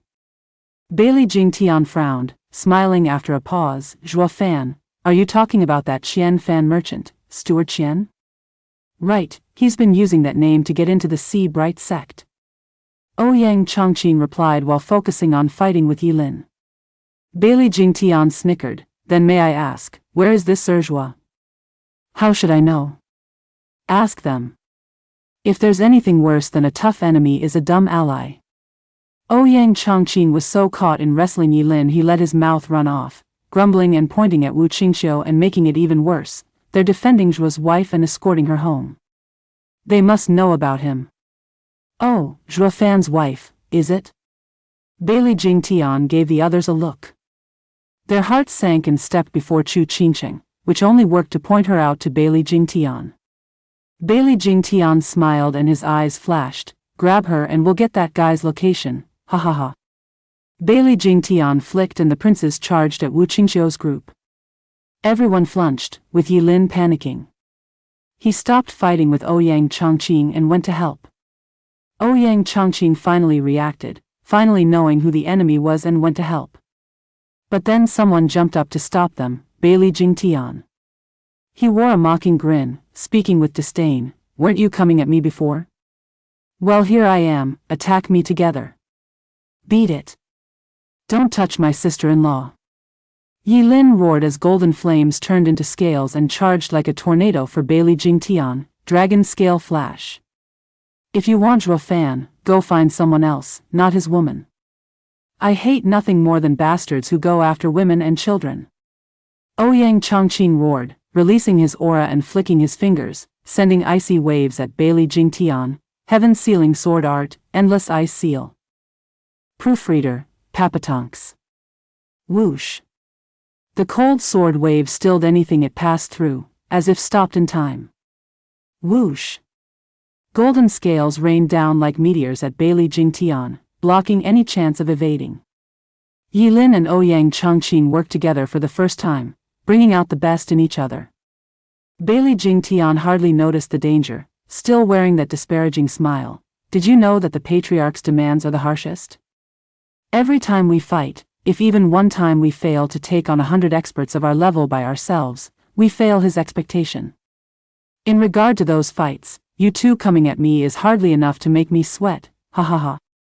Bailey Jingtian's eyes flashed, feeling the dangerous attacks coming near, and merely waved. Rumble. With a rumble, lightning snaked from above, thousands of them forming into a sharp sword energy, smashing down on the ground to destroy it. Yilin and Ouyang Chongqing's attacks were torn to pieces, the overbearing shockwave coming right for them and sending them flying, trailing blood behind them. They paled instantly, finding that Bailey Jingtian's had the same smile once dust settled. He hadn't moved an inch. Their attacks had no effect whatsoever, but instead, they were the ones to suffer. This is terrifying. They were mighty youths, so how could they be routed so easily? Was this the power of the best disciple in the lands? The two were overwhelmed at the disparity. Yi Lin was having a difficult time believing that he, a sacred beast inheritor, would lose to another peer again. The remorse in his heart was too much to bear. He ought to know that while he was the dragon ancestor's inheritor, the enemy was the sword sovereign's successor, a mere toss-up between them. As for strength, the master led while the disciple grew on his own abilities. Dragon ancestor was a sacred beast, making it hard to clearly convey his skills to a human. As for a sacred weapon successor, like Ouyang Chongqing and Bailey Jingtian, they had understood sword sovereign's essence through the sacred weapons. They were practically direct disciples of another human, making the passing of the techniques flawless. Yi Lin's defeat this time meant not the loss of dragon ancestor to sword sovereign. It only stated that humans and sacred beasts were different. A sacred beast taking a human disciple would not be able to impart all their skills. Moreover, these two's cultivation was also a gulf. Wiping the blood from his mouth, Ouyang Chongqing was not about to admit defeat anytime soon. Turning to Yi Lin, "Brother Yi Lin, I almost forgot to tell you. That punk is in the Genesis stage. We are without a doubt mighty geniuses, but with only soul harmony stage cultivation will only suffer against him.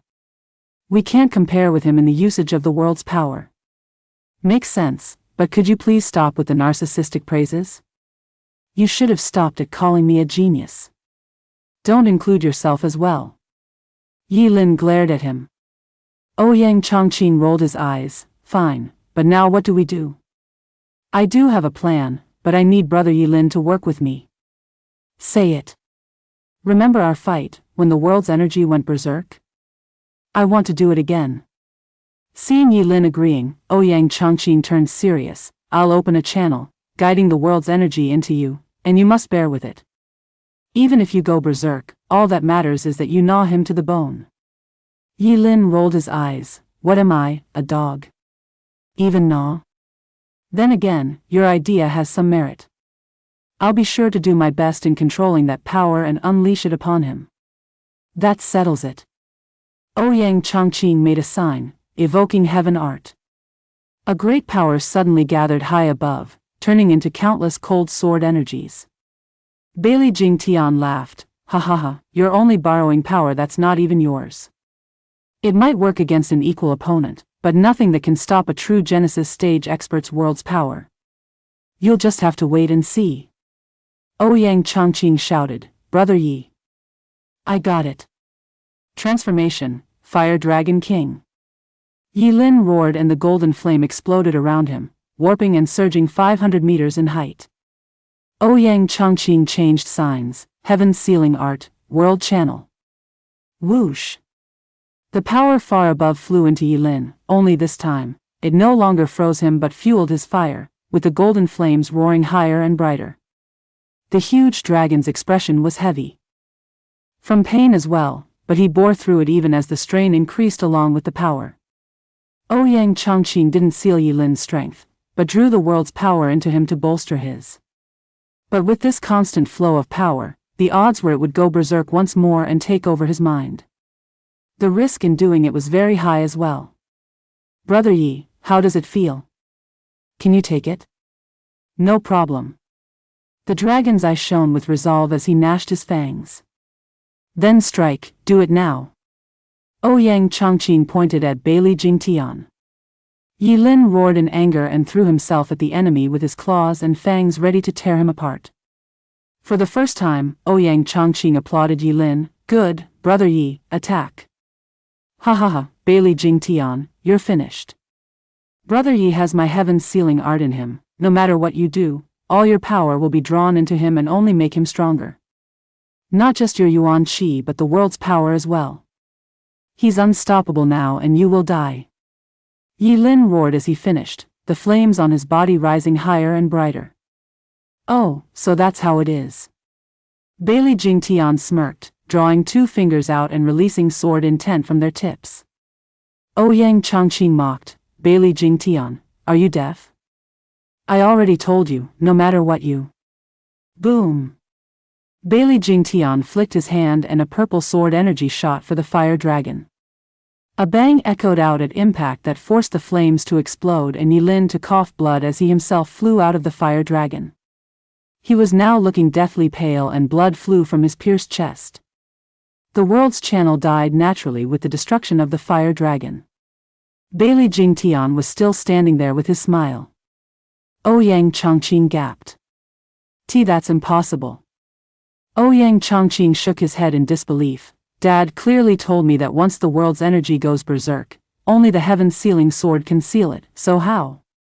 Bailey Jingtian mocked. Your dad only told you that the heaven-sealing sword can do it? It seems he hasn't told you that the heaven-sealing sword art means sealing, while the sundering sword art means destruction. The two sword arts are in conflict, leaving victory in the hands of the wielder and their strength. By using the heaven-sealing sword art, no other power can break it, except a divine sword or the sundering sword art.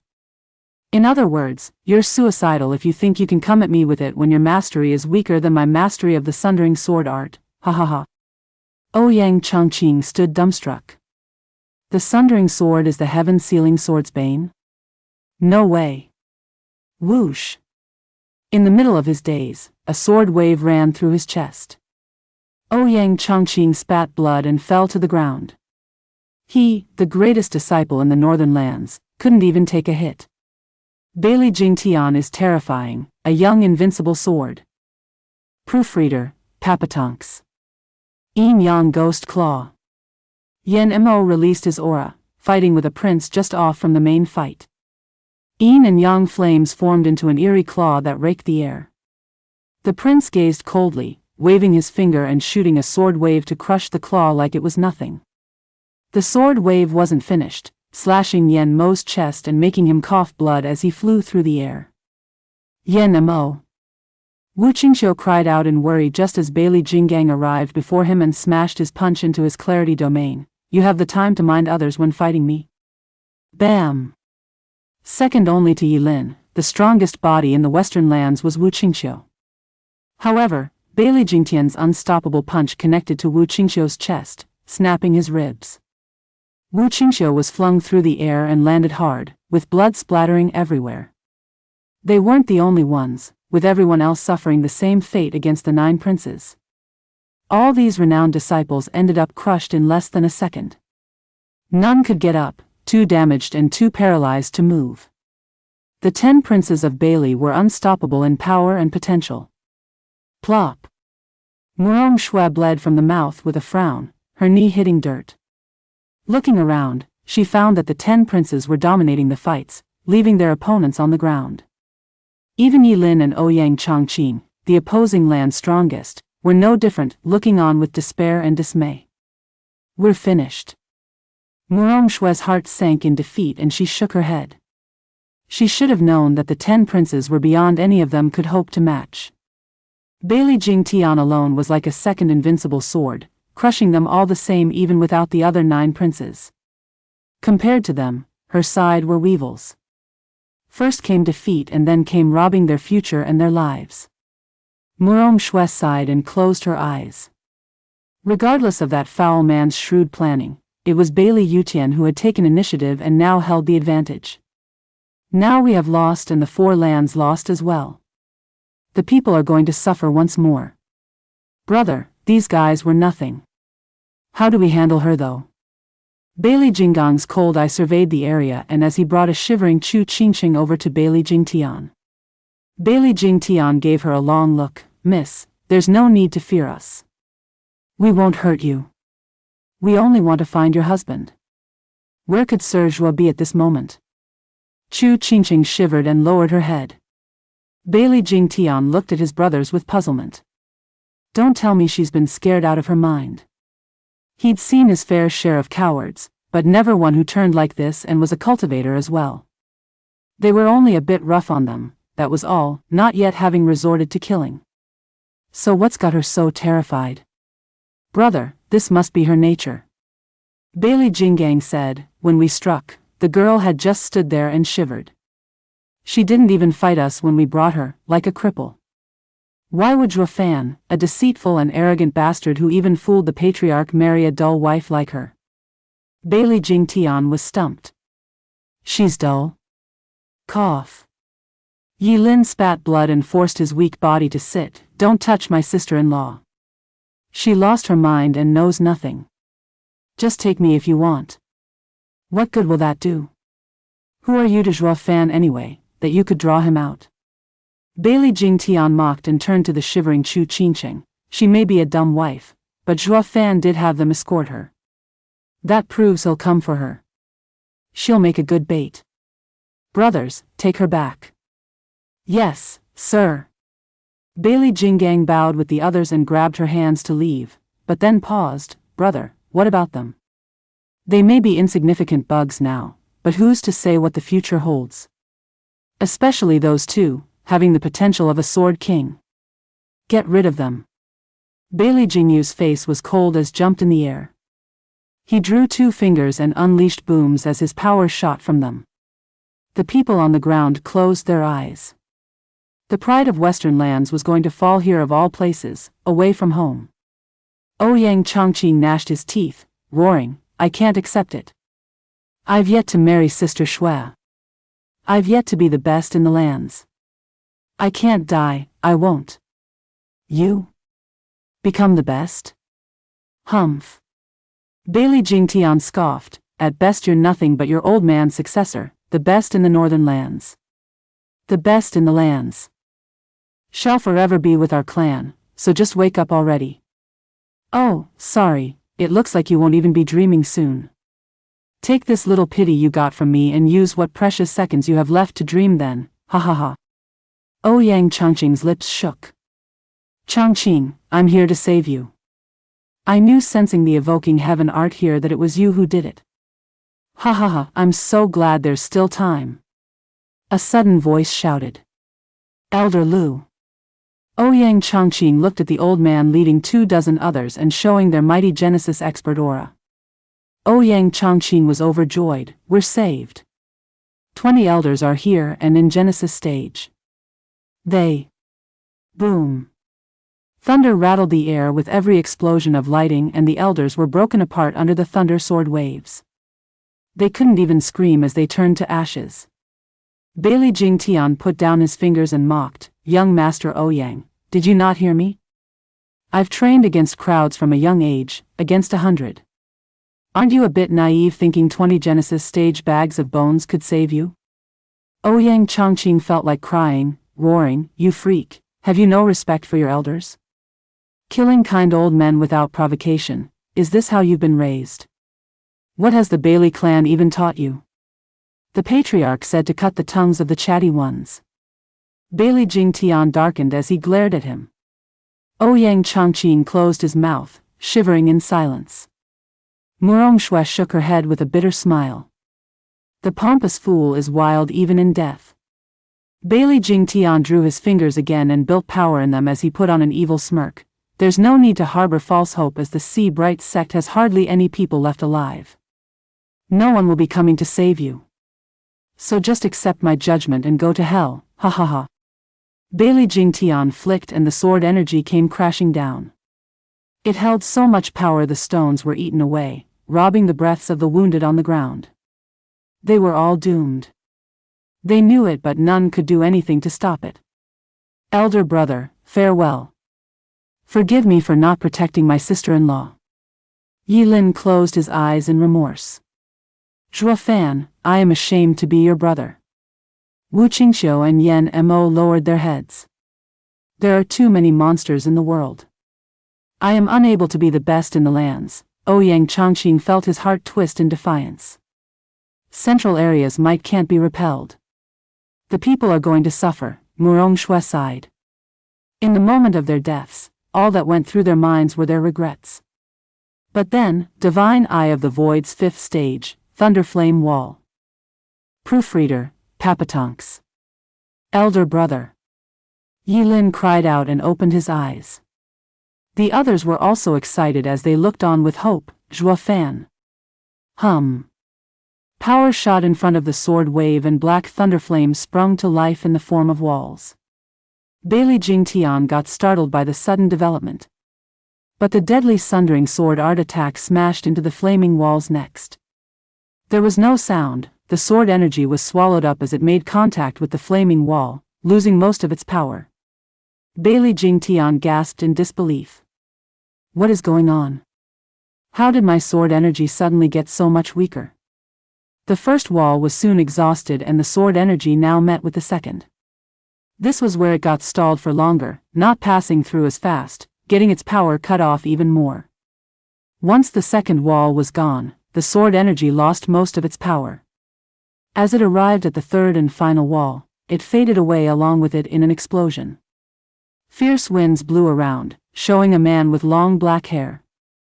The Bailey princes gasped, then grew excited.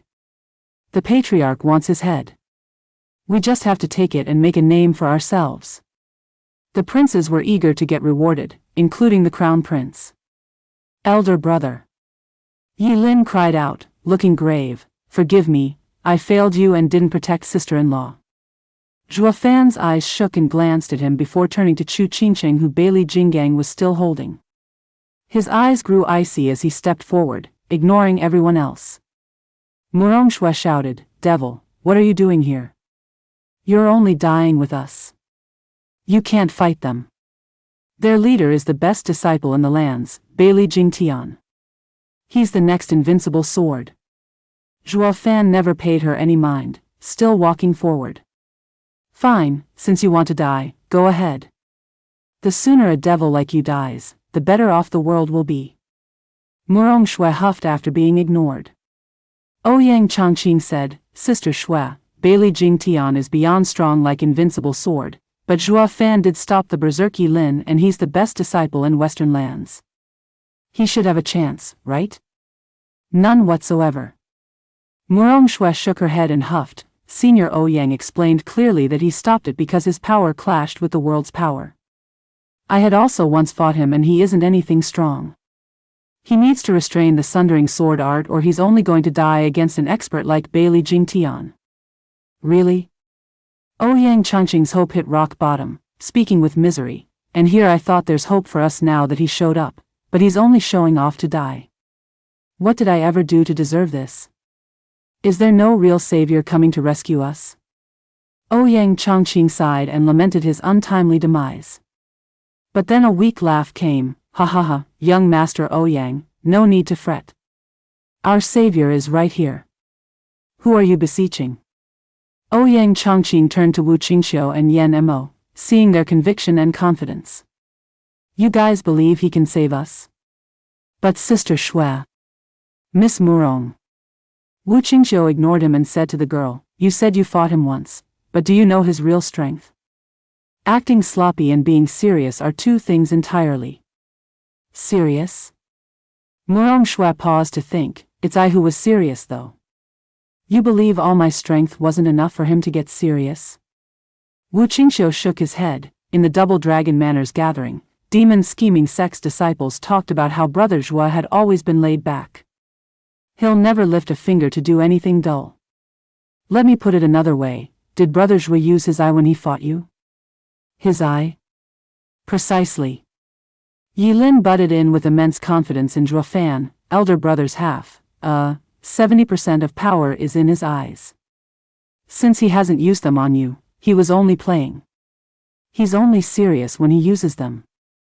When I fought with elder brother, his eyes never stopped flashing. In other words, he was only using a third against you and you still looked down on him. Murong Shui gasped as she frowned at Zhuo Fan. Are his eyes that amazing? He's such a great genius, yet a third of his power is only in his body.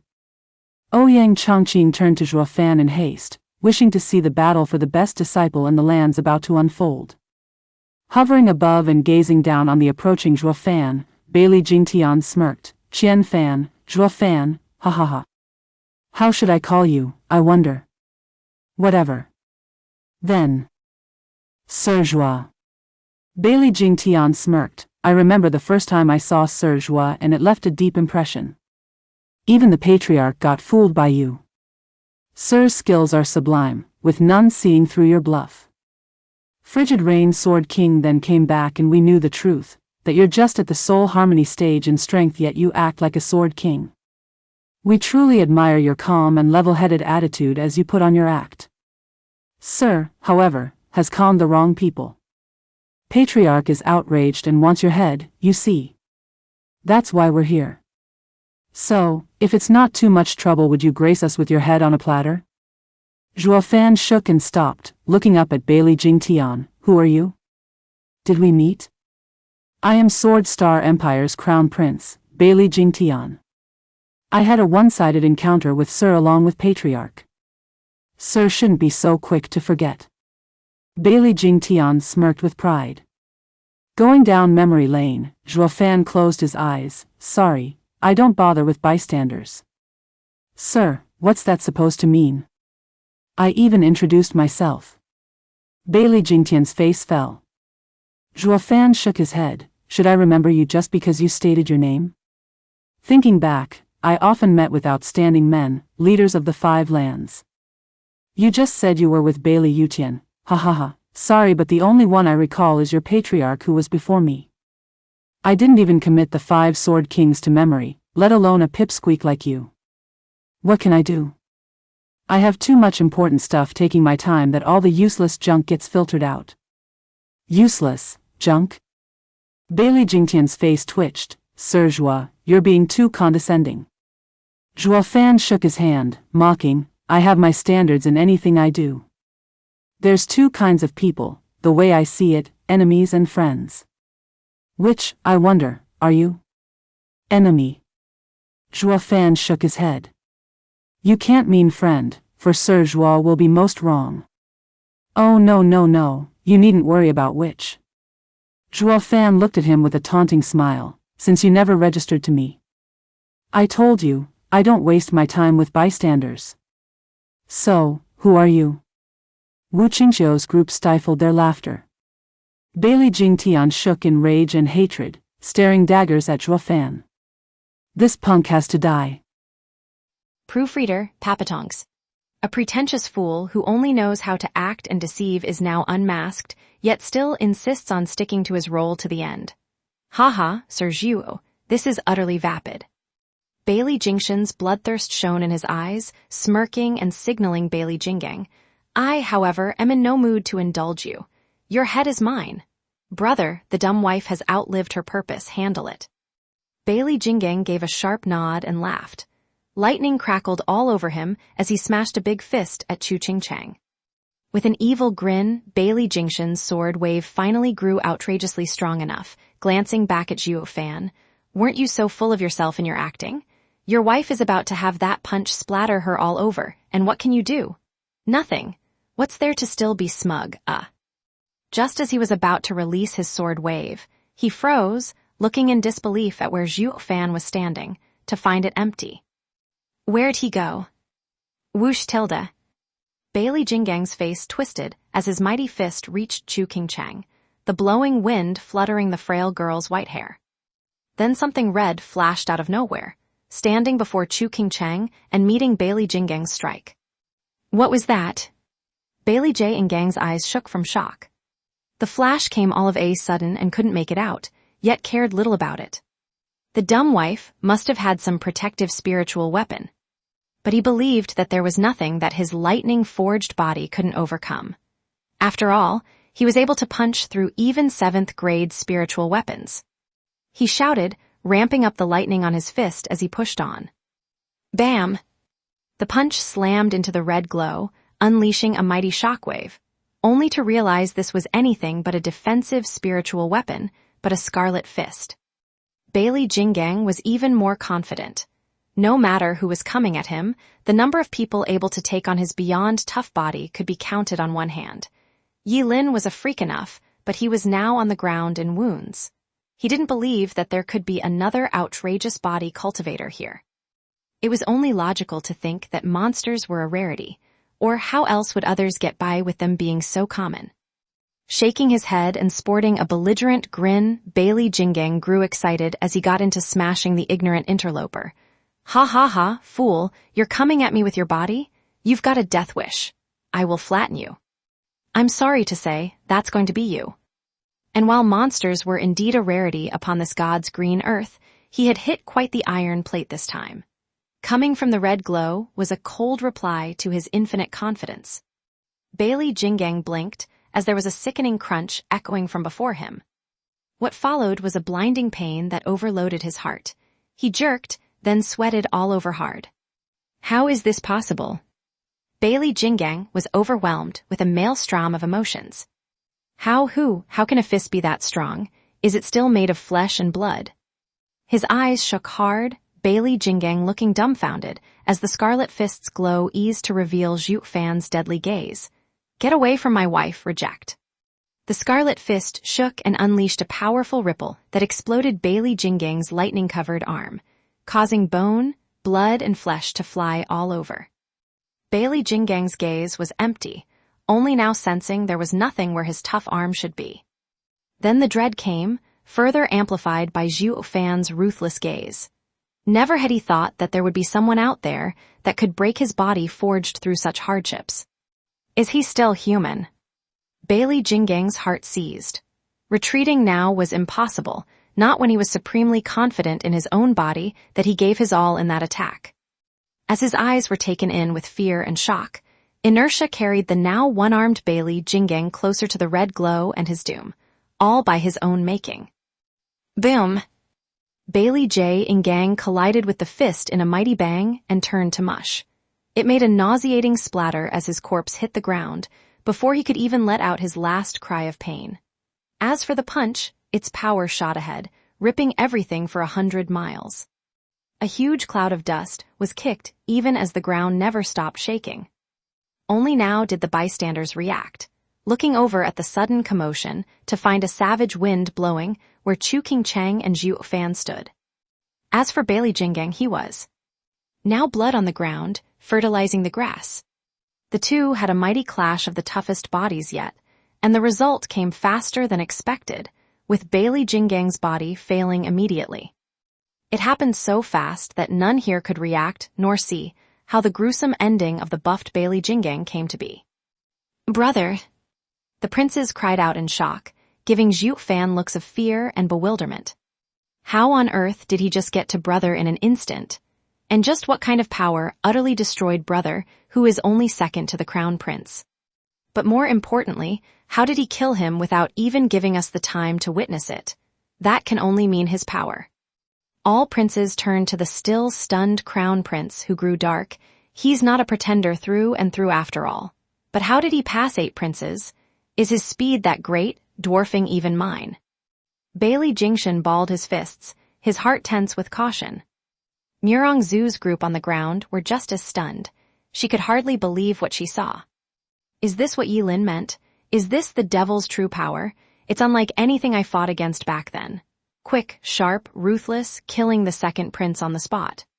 She was brought back to when she faced Zhu Fan in Galefrost Town, when Zhu Fan took her hit on purpose to return the favor. Murong Zhu gnashed her teeth in defiance.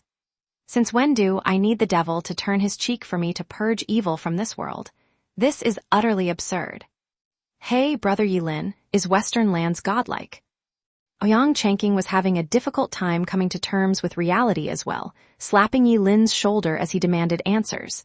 How the hell did you even train the best disciple in Western lands? You clashed with Bailey Jinggang yourself and he hadn't budged at all. Why then is he now dead in a second? Hey, say something. Weren't you bragging? Did you really fought this freak for the Western lands, best disciple title, and barely lost? Yilin's eyes twitched hard, his ears ringing with the pompous fool's demands. But as he looked at Zhu Fan, he sighed hard, shaking his head. Qilin has the greatest strength among sacred beasts. Elder brother has now learned to use the Qilin arm as his own. Now even I won't be able to take that arm. Just how could I have fallen so far behind in just a few years? Yilin shook his head ruefully. Yang Chanking felt the same, though his mind ran wild with swears. Brother Yi, you're as bright as the sun, yet you could never match his splendor. Woe is you. There is no marring the shine of the moon. Thank God there's no monsters like that in northern lands, or my heart would break from jealousy. Though with the danger we're in, the stronger this brother Zhu is, the better. At least we'll get to survive this, he. Ouyang Chanking's eyes flashed with hope, looking at Zhu Fan in expectation. Brother Zhu, my poor humble life and future happiness rest in your hands. Save me and Sister Zhu, and I shall never forget this boundless favor you have graced me with. Proofreader, Papatonks. Qingcheng, I'm here now. Ignoring all the confusion, hope and fear coming his way, Zhuofan only felt pain for the delicate woman next to him as she shivered. He held her shoulder lightly, drawing her into a hug and consoling her softly. Chu Qingcheng leaned on him and slowly calmed down, to the other's amazement, at peace. Zhuofan was her rock. Even as her mind was dulled, her heart knew no fear, no worry, by Zhuofan's side. Bailey Jingtian's face twitched, enraged at Zhuofan's crass lack of respect. To him, Zhuofan's attitude was insufferable, a blatant insult to his station. With the Crown Prince's extensive education, he could endure some pompous fool's cocky attitude and disregard it. That much, he could do. But Zhuofan gave him no regard at all, writing them off as being dead already. It was absurd and outrageous. Zhuofan's casual taunt of not remembering his name was insufferable enough, but now he was enraged by that guy's complete disinterest. Sure, a taunt ruffled feathers, but at least the guy was looking at you. While now, why would he even taunt when he didn't even spare you a glance? But through Zhuofan's caring and thoughtful attitude, Bailey Jingtian came to realize he was only looking at his lover. He didn't just taunt me, but never took me for anything of worth either. He was the best crown prince in the lands, Bailey Jingtian. How dare you not even face me? The crown prince was not just a prince, but the pride of the Sword Star Empire, and also had the same fault, unable to stand rejection. He also knew better than letting anger cloud his judgment, especially with Zhuofan's vanishing act and instant disposal of Bailey Jinggang at the same time. He first needed to understand the intricacies of it all before he took any rash actions. Zhuofan's power made him feel threatened, so caution was a must. Killing the strongest prince under him in a jiffy ought to warrant at least that much, no? Frigid Rain Sword King reported to Patriarch that the punk has soul harmony stage level strength. What a deadly lie. Then again, it was deadly for his second brother, though not without merit, having found meaning in his death by exposing the enemy's eerie skill. If it were me having to face that, the loss would be tragic. Bailey Jingtian whined in his head, giving the other princes a look. They nodded, turned to Zhuofan and charged him all at the same time from all directions. Their hands flashed with thunder sword waves, aiming for Zhuofan and the girl. Zhuofan could not dodge them, not in this situation. But blocking wouldn't prove to be any easier, as there were just too many of them and some would be able to strike true as he defended against another. The best case in this scenario was escape, fleeing, but not just running away, blinking out of sight like he did before. And with Bailey Jingtian watching him like a hawk, the instant he figured out the ins of the skill, Zhuofan would be done for. Either way, it was Bailey Jingtian's win for sure. Smirking at his cunning plan, Bailey Jingtian lifted his finger, flashing with a sword wave, wanting to capitalize on Zhuofan's weakness as he made his move to end him then and there. Zhuofan, though, had better things to do than mind Bailey Jingtian's petty tricks and the onslaught of prince coming his way, like being thoughtful to Chu Qingcheng. Still the same blatant disregard. Ouyang Changqing, however, was only sweating harder the closer the enemy got. Zhuofan was his lifeline, his savior. Elder brother, Brother Zhua, Master Zhua. The Bailey fiends are coming for you, dodge. Zhuofan held Chu Qingcheng's delicate waist, humming a song as if to a child. Whoosh. The 8 experts were within 5 meters of him in seconds. Master Zhou, don't do anything reckless. This isn't the time for romance. You should leave dates for after you're safe. Please. Ouyang Changqing cried out and panicked. Zhuofan still held Chu Qingcheng close, showing a fond smile as he hummed into her ears. The others weren't that worried though, sighing, Brother Zhua, a man with a block of ice for heart is now thawed whenever around junior sister Qingcheng. I just can't believe he'd go as far as to hum for junior sister Qingcheng just to settle her startled heart. Screw believing. This is no time for flirting. Ouyang Changqing cursed, his face falling as tears welled up. I know why you complain about his sloppy attitude. In times like these, he just looks after his wife. Shouldn't he at least do that after he settles the problem? Doesn't he realize that if he dies, there'd be no hope for us all? Especially myself, I want to romance my wife too, I just need a chance. Could he please not rob this from me? Ouyang Chongqing whined to Murong Shui. Murong Shui blushed and looked away. I'd much rather die here and now. Ouyang Chongqing sighed. Sister Shui, you wouldn't agree with me even in death? Just why? Whoosh. The princes were just a short meter from Zhuo Fan, yet he still didn't care, holding on to Chu Qingcheng. Bailey Jingtian found it odd. Why isn't he moving? Does he really want them to attack him? Doesn't he care for his dumb wife? Anyone would be handicapped when protecting something. Does he really believe that he can take on the 8 of them even with such a handicap? Not even I can do it, so how can he? Bailey Jingtian's eyes shook in disbelief, but he still watched on, not wanting to miss anything. As for the wounded, they were also watching, in worry. Zhuo Fan's death meant theirs. Zhuo Fan's survival meant they'd see another day. Whoosh. One figure flashed in front as he extended his finger to shoot a sword wave for Zhuo Fan. It's the 3rd prince. Murong Shui shouted, he's below Crown Prince and 2nd Prince but still very strong. He's the one that blocked me before. Ouyang Chongqing joined, Brother Zhuo can't fight back now, not with. Whoosh. 7 more sword waves launched for Zhuo Fan, an attack that would definitely cripple Zhuo Fan once they landed. Everyone tensed, clenching their sweaty palms. It was now or never. Any later and Zhuo Fan would become bloody pieces on the ground. Sensing the danger at long last, Zhuo Fan paused and his features hardened. Too little, too late. 3rd Prince smirked, needing only an inch for his attack to reach Zhuo Fan's waist and run him through. 3rd Prince grinned in supreme confidence at the imminent victory. His head is mine. Patriarch will reward me handsomely, ha ha ha. Whoosh. A cold wind blew just then, baffling the 3rd Prince to no end. Where did that bloodthirst come from? He found Zhuo Fan's icy eyes staring at him like a dead man, a gaze that made him shiver. The 3rd Prince was so close to victory, yet felt like prey instead.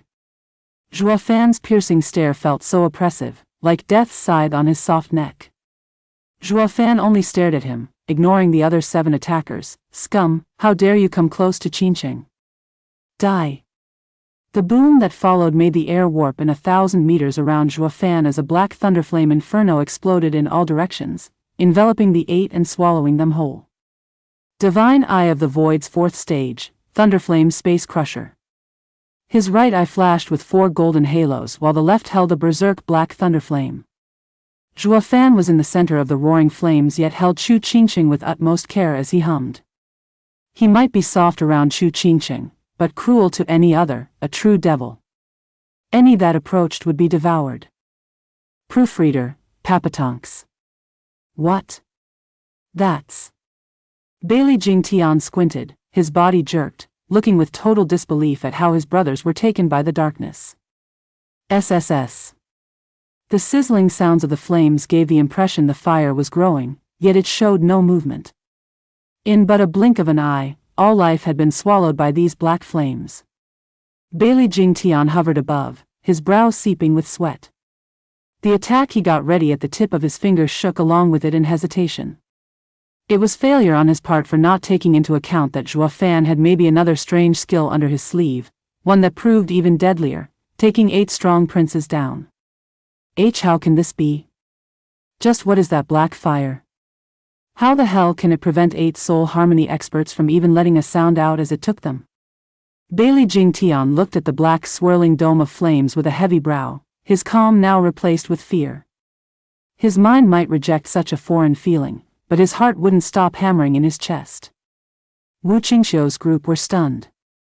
They knew Zhuo Fan was the best, that he had a counter for the 8 princes, but not even they imagined it would be so clean and deadly.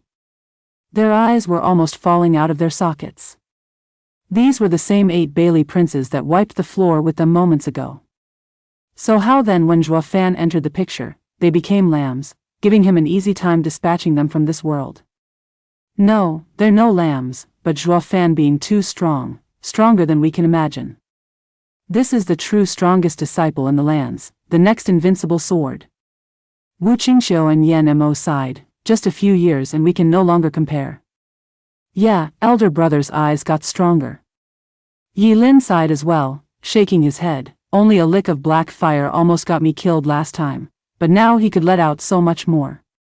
Even I would be finished in an instant. Elder brother's strength is beyond anyone's. There's none among his peers in the entire world that can match up to him. Yi Lin glanced at Bailey Jingtian above with a hint of disdain. Bailey Jingtian felt the taunt on his skin and met his eyes. But then again, Zhuo Fan was tougher than anything he'd seen. Bailey Jingtian stared at the black fire hard, putting more power in his sword wave. Ouyang Chongqing and Murong Shui, on the other hand, were gaping at the hissing thunderflame. They knew Zhuo Fan was above them and their only slim chance at survival, but it turned out the hope was bigger than ever. It became a guarantee, so much so their fears were gone, fear brought on by Bailey Jingtian. They could tell as well that he no longer was as cocky in the face of those twisting flames. The devil is terrifying. I wanted to remove him myself, but now I see how naive I've been. Murong Shui's feelings were all over the place. The devil is not something I can ever hope to take down. But it has to be done, before he becomes the next invincible sword and brings hell on earth. Murong Shui hoped and worried, filled with constant dissonance. Who? At the next light breeze, the thunderflames vanished like they were never there, leaving behind nothing at all. There was no sign of life, not from the previous 8 princes and neither from the earth. The only one standing was Zhuo Fan in center holding Chu Qingqing with care, unaffected by the attack. Zhuo Fan hummed with a soft smile, to which Chu Qingqing relaxed and calmed down. Zhuo Fan smiled brighter, his humming slowly stopping. Chu Qingqing smiled in his arms, drifting into a peaceful sleep. The onlookers blinked, more shocked than ever of Zhuo Fan's strength. They just witnessed how he punched the second strongest prince to oblivion and now how he erased the other 8 from existence. All of it was done not on account of it being the best way to deal with them, but only to soothe Chu Qingqing's heart. This was called killing with a smile. The guy spared them no attention to the attackers, not even a thought, and yet he killed them all. Now that was strength. 8 went at him from all sides, yet his wife took priority still. What did that make of them? Bugs, annoying and pesky bugs. He not once considered them any danger to even touch him. Everyone's gazes shifted after this event, changing the way they looked at Zhuo Fan, with respect and bafflement. Zhuo Fan was like an immortal standing leagues above them, not something mere mortals could ever hope to even catch a glimpse of. This was a level beyond anything they could fathom. They looked at him with shock and daze, even hoping that maybe they could attain his impossible position. Murong Shui was the same, having the odd feeling that Zhuo Fan was not the devastating demon she thought him to be, her perception of him now soaring higher in her mind. All eyes were looking lost, forgetting the time and place even as Zhuo Fan only stared at one person only. Qingqing, I'll take you to safety. Tracing her gentle sleeping face, Zhuo Fan smiled with love and care. Whoosh! There was a sharp whistle just then and thunder boomed as a purple sword wave of incredible power shot for the lovely couple. The pressure from it was so huge, the breath of the others caught in their throat, unable to move from the weight, watching with shocked eyes as the stones around them were being turned to dust and floating about. It's so strong it breaks the world's laws. So if it lands, there'll be nothing left of him. Everyone gasped, jerked awake by the sudden change. Ouyang Chongqing cursed, Bailey Jingtian, you damn bastard. Have you no dignity to sneak attack? Yet you still call yourself the best disciple in the lands? Humph, standing by now will really mean that I lost that title. Bailey Jingtian cared not for his empty words, shouting as his gaze turned mad, Zhuo Fan, let's see you dodge sundering sword apex. From all that transpired, he understood that he held no chance in fighting Zhuo Fan alone. So while this might be dishonorable, he still chose to go for a sneak attack. The timing also coincided with Zhuo Fan's worst moment, unable to move as he wished. By attacking from afar as well, he avoided the same miserable fate as his brothers. Zhuofan had to take it, the outcome based on their strength. But with him being in the Genesis stage while the enemy in the Soul Harmony stage, winning was guaranteed, no? Ha ha ha, with me on the high ground and him below, it's perfect. Bailey Jingtian's heart brimmed with confidence. A shame he didn't understand Zhuofan's at all. Divine Eye of the Void had 7 stages, and coupled with the apocalyptic Thunderflame Eye, he had many variations of which he only showed 2. Who? The mighty sword energy shot for Zhuofan, unleashing sharp winds as it passed. Yet he still didn't budge, only his face grew colder, murmuring, "A bystander dares to interfere when my wife is sleeping?" "What did you say?" Bailey Jingtian asked in shock. Zhuofan closed his eyes, a cruel smile forming. Then he flashed them open, shining brighter than ever. His right eye glowed in 2 golden halos and his left contained the wild black thunderflame. "I said." Zhuofan shouted, "Die." Divine Eye of the Void second stage, Thunderflame Void Annihilation. Whoosh. A beam of black crackling flames shot at the skies, straight for Bailey Jingtian. Proofreader, Papatonks. Bam! An earth-shaking explosion sounded when the 2 powers collided, though it hardly showed anything spectacular. That was because in that instant, the shockwave got burned to nothing by the black flames. Next was the sword wave's turn, starting at the edge, burned away. In no time at all, the flames ate a third of the attack and were still going strong until there was hardly anything left of the sword wave. How is this possible? Bailey Jingtian gasped, sweat trickling down his brow. Zhuofan has many more aces, with the black thunderflame even countering his sword energy, one that had an even greater power. He could not see that the thunderflame was backed by the Divine Eye of the Void's second stage, a move that broke any barriers. The strongest attack of this move set, only made deadlier with the fire. The Sundering Sword Art could be as strong as it wanted, but since he was not a Sword King, he could do nothing in the face of these devouring flames. Bailey Jingtian rushed to make signs to strengthen the sword wave even as it was failing in the confrontation. The thunderflame was invincible, smashing through the rest of the attack and reaching his chest. The imminent danger made the proximity of an early death much more pronounced. Bailey Jingtian wanted to fall back, but it was too late. In panic, his hand flashed and a silvery sword appeared. Bang! With a loud boom, the clash resulted in actually stopping the black beam of flame, saving him. Bailey Jingtian grinned and looked smug. He, I found your black fire's weakness. It might be amazing, but it's nowhere near able to destroy everything in the world. This permafrost sword of mine isn't up to the level of the 5 divine swords, but it is a 12th grade spiritual weapon, housing a spirit from a 10 miles deep icy pond, turning it into a weapon just below a divine sword. No matter how creepy your black flame is, it won't reach me. Without this ace of yours, you can do nothing either, ha ha ha. Everyone jerked and turned to Zhuofan. His brow shook, squinting. A spiritual weapon with a spirit is a sacred weapon, but unless it's of the 6th grade, it still won't stop the apocalyptic thunderflame. Zhuofan smirked. Bailey Jingtian's face twitched. He still has a way out of this mess? He only shouted back there to taunt Zhuofan, to get the guy to take out more of his cards. But the reaction only baffled him. Is it dismay or an insidious plot?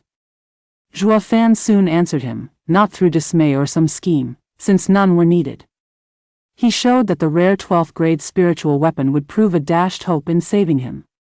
Sharp cracking sound echoed that caught Bailey Jingtian's undivided attention. He watched, frozen, as his glittering poker sported black cracks. Black flames erupted from them and crawled all over it like maggots. SSS. Bailey Jingtian's eyes shook and gasped from horror. The lifeline he depended on was shaken hard. The sword. Boom. The precious 12th grade spiritual weapon was blown into useless bits. While the thunderflame was like a bloodthirsty animal, eating everything.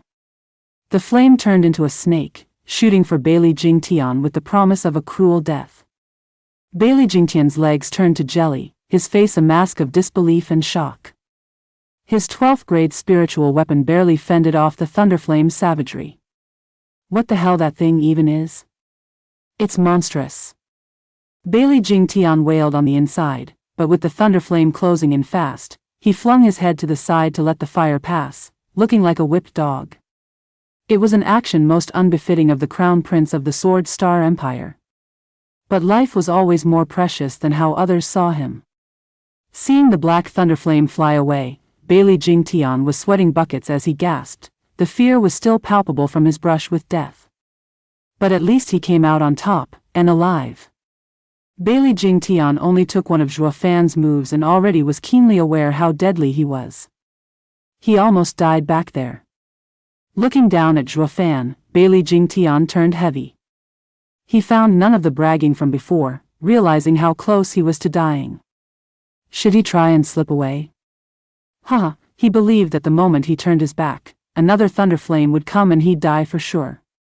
He was focusing all his energy on the problem and didn't have the time to be distracted with some empty threats. Zhuo Fan was like a reaper, never taking him out of his sight. The slightest mistake would be his grave. Since escape was out and fighting didn't help, what then? Stall. Bailey Jingtian was a crown prince through and through, sharp and educated. In this dangerous situation, against such an abomination, waiting was the best choice. He just had to dodge anything Zhuo Fan threw at him. That should be enough to keep him alive. As for escaping, he could not, lest he presented his open back. He needed to wait for any of the Sword Kings to come and he'd win. Bailey Jingtian cautiously looked at Zhuo Fan, unmoving. Damn that witch Bailey Yu, sending fake information. You call that a soul harmony stage level? Curses, not even a Genesis stage expert is as dangerous as this freak. That damn broad got all the princes killed. Bailey Yu had indeed stated the truth, since she only saw Zhuo Fan fight Murong Shui that one time, when he let her.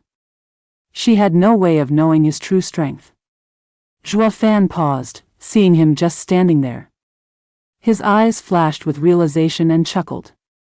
Bailey Jingtian was confused. Why isn't he attacking? It only works better for me, so why is he waiting as well? He doesn't care about a Sword King coming over. He's only going to get himself killed wasting time. Bailey Jingtian was mystified, standing there dumbly. The people below noticed the situation and pointed at him with mocking smiles. Look at the fool, he's frozen stiff. Bailey Jingtian's eye twitched, feeling the disdain on his skin, but move he did not. He just stared the devil in the eye as always. What do bugs know? This is tactic. All methods are fair so long as they bring me victory, that's why stalling is the best choice. Humph, uncultured swine. Though it was obvious this crown prince's ingenious tactic did not go noticed by the common folk, the jeering continued. Even the unmoving Zhuo, like himself, was chuckling and shaking his head. The crown prince was utterly confused. He'd get why the bugs were stupid, but why would he act the same? He suddenly cried out, still confused, but now in serious pain. Looking back, he was shocked at what he saw. How can? SSS. The black thunderflame was burning the pristine hand of the Grand Crown Prince, working its way up his shoulder. The audience laughed harder than ever, in ridicule. Ouyang Chongqing was the loudest, looking for the perfect moment to cut him down a peg. It turns out the strongest disciple in the lands, the great Crown Prince of Sword Star Empire, is nothing but a moron. He didn't even notice his sleeve was burning, only when his hand caught on fire. It's definitely part of the sharp instincts of the best of the best, ha ha ha. I heard many say of waiting for death, but only now I get what they meant, ha ha ha. Zhuo Fan's patronizing was far more savage, attacking the Crown Prince at his worst moment. Proofreader, Papatonks. The black flame licking Bailey Jingtian's arm ate more and more of it as it spread, going from his arm to his shoulder to finish the job. Bailey Jingtian shook his arm all over the place, while not forgetting to howl at the skies. The searing pain stabbing his heart and making him break out in sweat, his face a twisted mask of his sharp features. Yet the worst wasn't the pain, having gone through extensive training to learn to bear with extreme pain. No matter what he tried, flicking his hand or using yuan qi, it would stick to him like a leech, horrifying him. He could not snuff it out. Another image then surfaced in his mind, that of being cooked alive, here and now. Bailey Jingtian's heart raced in terror, panicking and wailing, but nothing worked. Seeing the black flame unaffected by anything he tried, his heart sank in despair, about to have a mental breakdown. Regret was eating his insides for not being just a wee bit more careful, for not even noticing how the black beam of flames grazed his clothes. He would have removed the sleeve and easily dealt with the danger rather than be in so much pain. His real regret, however, was about Zhuo Fan. The guy showcased power beyond anything he'd seen, like a demon archon. That made him obsessed with reading his every move to counter them, thinking that he could survive that way. When a savage tiger was eyeing you as prey, you would ignore the ants gnawing at your feet. In face of great danger, people ignore anything but the source of said danger. Alas, the wee ant turned out to carry a fatal poison as it bit him. He had fallen for it and could only wait for the poison to spread and kill him. It was no less deadly than the tiger, though way more painful. A pity he did not immediately notice it. That did not include the audience, who was very clear on what was happening and enjoying his plight before he even realized it. Zhuo Fan scratched his nose amidst Bailey Jingtian's incessant wailing. Though he couldn't fight a smile, I could tell by the way he dodged that it wasn't a clean one and the flame stuck to his sleeve, but I just didn't say it. I saw it too. It was but a spark of fire that only grew with time. Yi Lin's face shook. I just didn't feel like sharing, seeing him so focused. The wounded guys on the ground looked at each other, then at Bailey Jingtian raving around with taunting smiles. Ouyang Chongqing patted Yi Lin's shoulder, complaining theatrically, "Brother Yi, that's not right. We're all righteous cultivators here and a win only counts when done fairly. How could you keep it from him that his sleeve had something so deadly stuck to it? That's not how a righteous and honest man acts. If it were me, I would have instantly warned him of his sleeve so we could compete in a real fight." "You don't say. Why the silence all this time then?" Yi Lin gave him a patronizing smile. Ouyang Chongqing smiled back, looking at the rest with his head high and using a scornful tone. "Didn't I say it already? As a righteous cultivator, I should be honest, but having fought with the crown prince and not found him to be one of us. Zhuo Fan is a demonic cultivator, so anything goes. So in the spirit of fairness, I had to keep silent when his sleeve was struck, even signaling everyone to keep quiet as well. It wouldn't do for the audience to meddle in the fight of real experts. So we just stood and watched instead. Crown Prince, you may continue the fight, we promise to be nothing more than spectators and never interfere, ha ha ha. Screw you. You rotten bastards, ack." Bailey Jingtian was struggling in the air still, with the fire reaching his shoulder and the pain only growing in intensity. Nothing he tried worked in removing it. While he was here burning alive, those fools below were having the time of their lives at his expense, cursing and mocking him. He snapped back, but that only got them to mock him harder, finding him weak. "You hopeless case dare raise your tone at us? He, go ahead, not like you have any future left by the looks of it. We'll just wait for you to burn out while you dance around like a monkey and raving, humph." Zhuo Fan smiled, ignoring him and returning with Chu Qingqing to the others on the ground. The black thunderflame didn't stop till all was ash. Even a sword king had to be careful around it, let alone a mere Genesis stage cultivator. There was no point in minding a dead man walking. Grinning evilly, Zhuo Fan ignored the cawing in his ear, walking with his wife. Whoosh! Just then, a sword wave flashed through the sky and Bailey Jingtian's shoulder. Whoosh! The arm soared, engulfed in black flames. Bailey Jingtian felt his right arm gone, with blood gushing out of his shoulder. A tall man appeared next to him, pressing his acupoints and stopping the bleeding. But even that short moment of bleeding out was enough to cover half his clothes in it. Bailey Jingtian's eyes shook, jerking his head at where his right hand used to be. The sword wave had taken it from him. "Crown Prince, I had no choice but to do it." The man spoke casually. Zhuo Fan paused and frowned. He looked back and then clenched his fists. Beat the brat and the big guy shows up. The crown prince was dealt with, then a sword king had to show up. The others could pretty much guess who arrived to help Sword Star's crown prince. Their mocking smiles froze and gulped hard before turning a pleading look and hopeful gaze to Zhuo Fan. Bro, you made light work of the crown prince, but can you handle a sword king as well? Zhuo Fan took his time to breathe in and out, holding Chu Qingqing while walking over to them without any hint of anxiety. The man's eyes twinkled, his eyes bright. Bailey Jingtian looked at Zhuo Fan with nothing but hatred and fury. He clenched his only fist, the nails digging into his palm as he roared, "Thunder Sword King, kill him! Kill him now! Crown Prince, you're hurt and we should first treat your wound." Bailey Yulei got an idea of what happened by looking at the man below and the Crown Prince's fury. He, however, looked for an excuse not to follow the Crown Prince's order.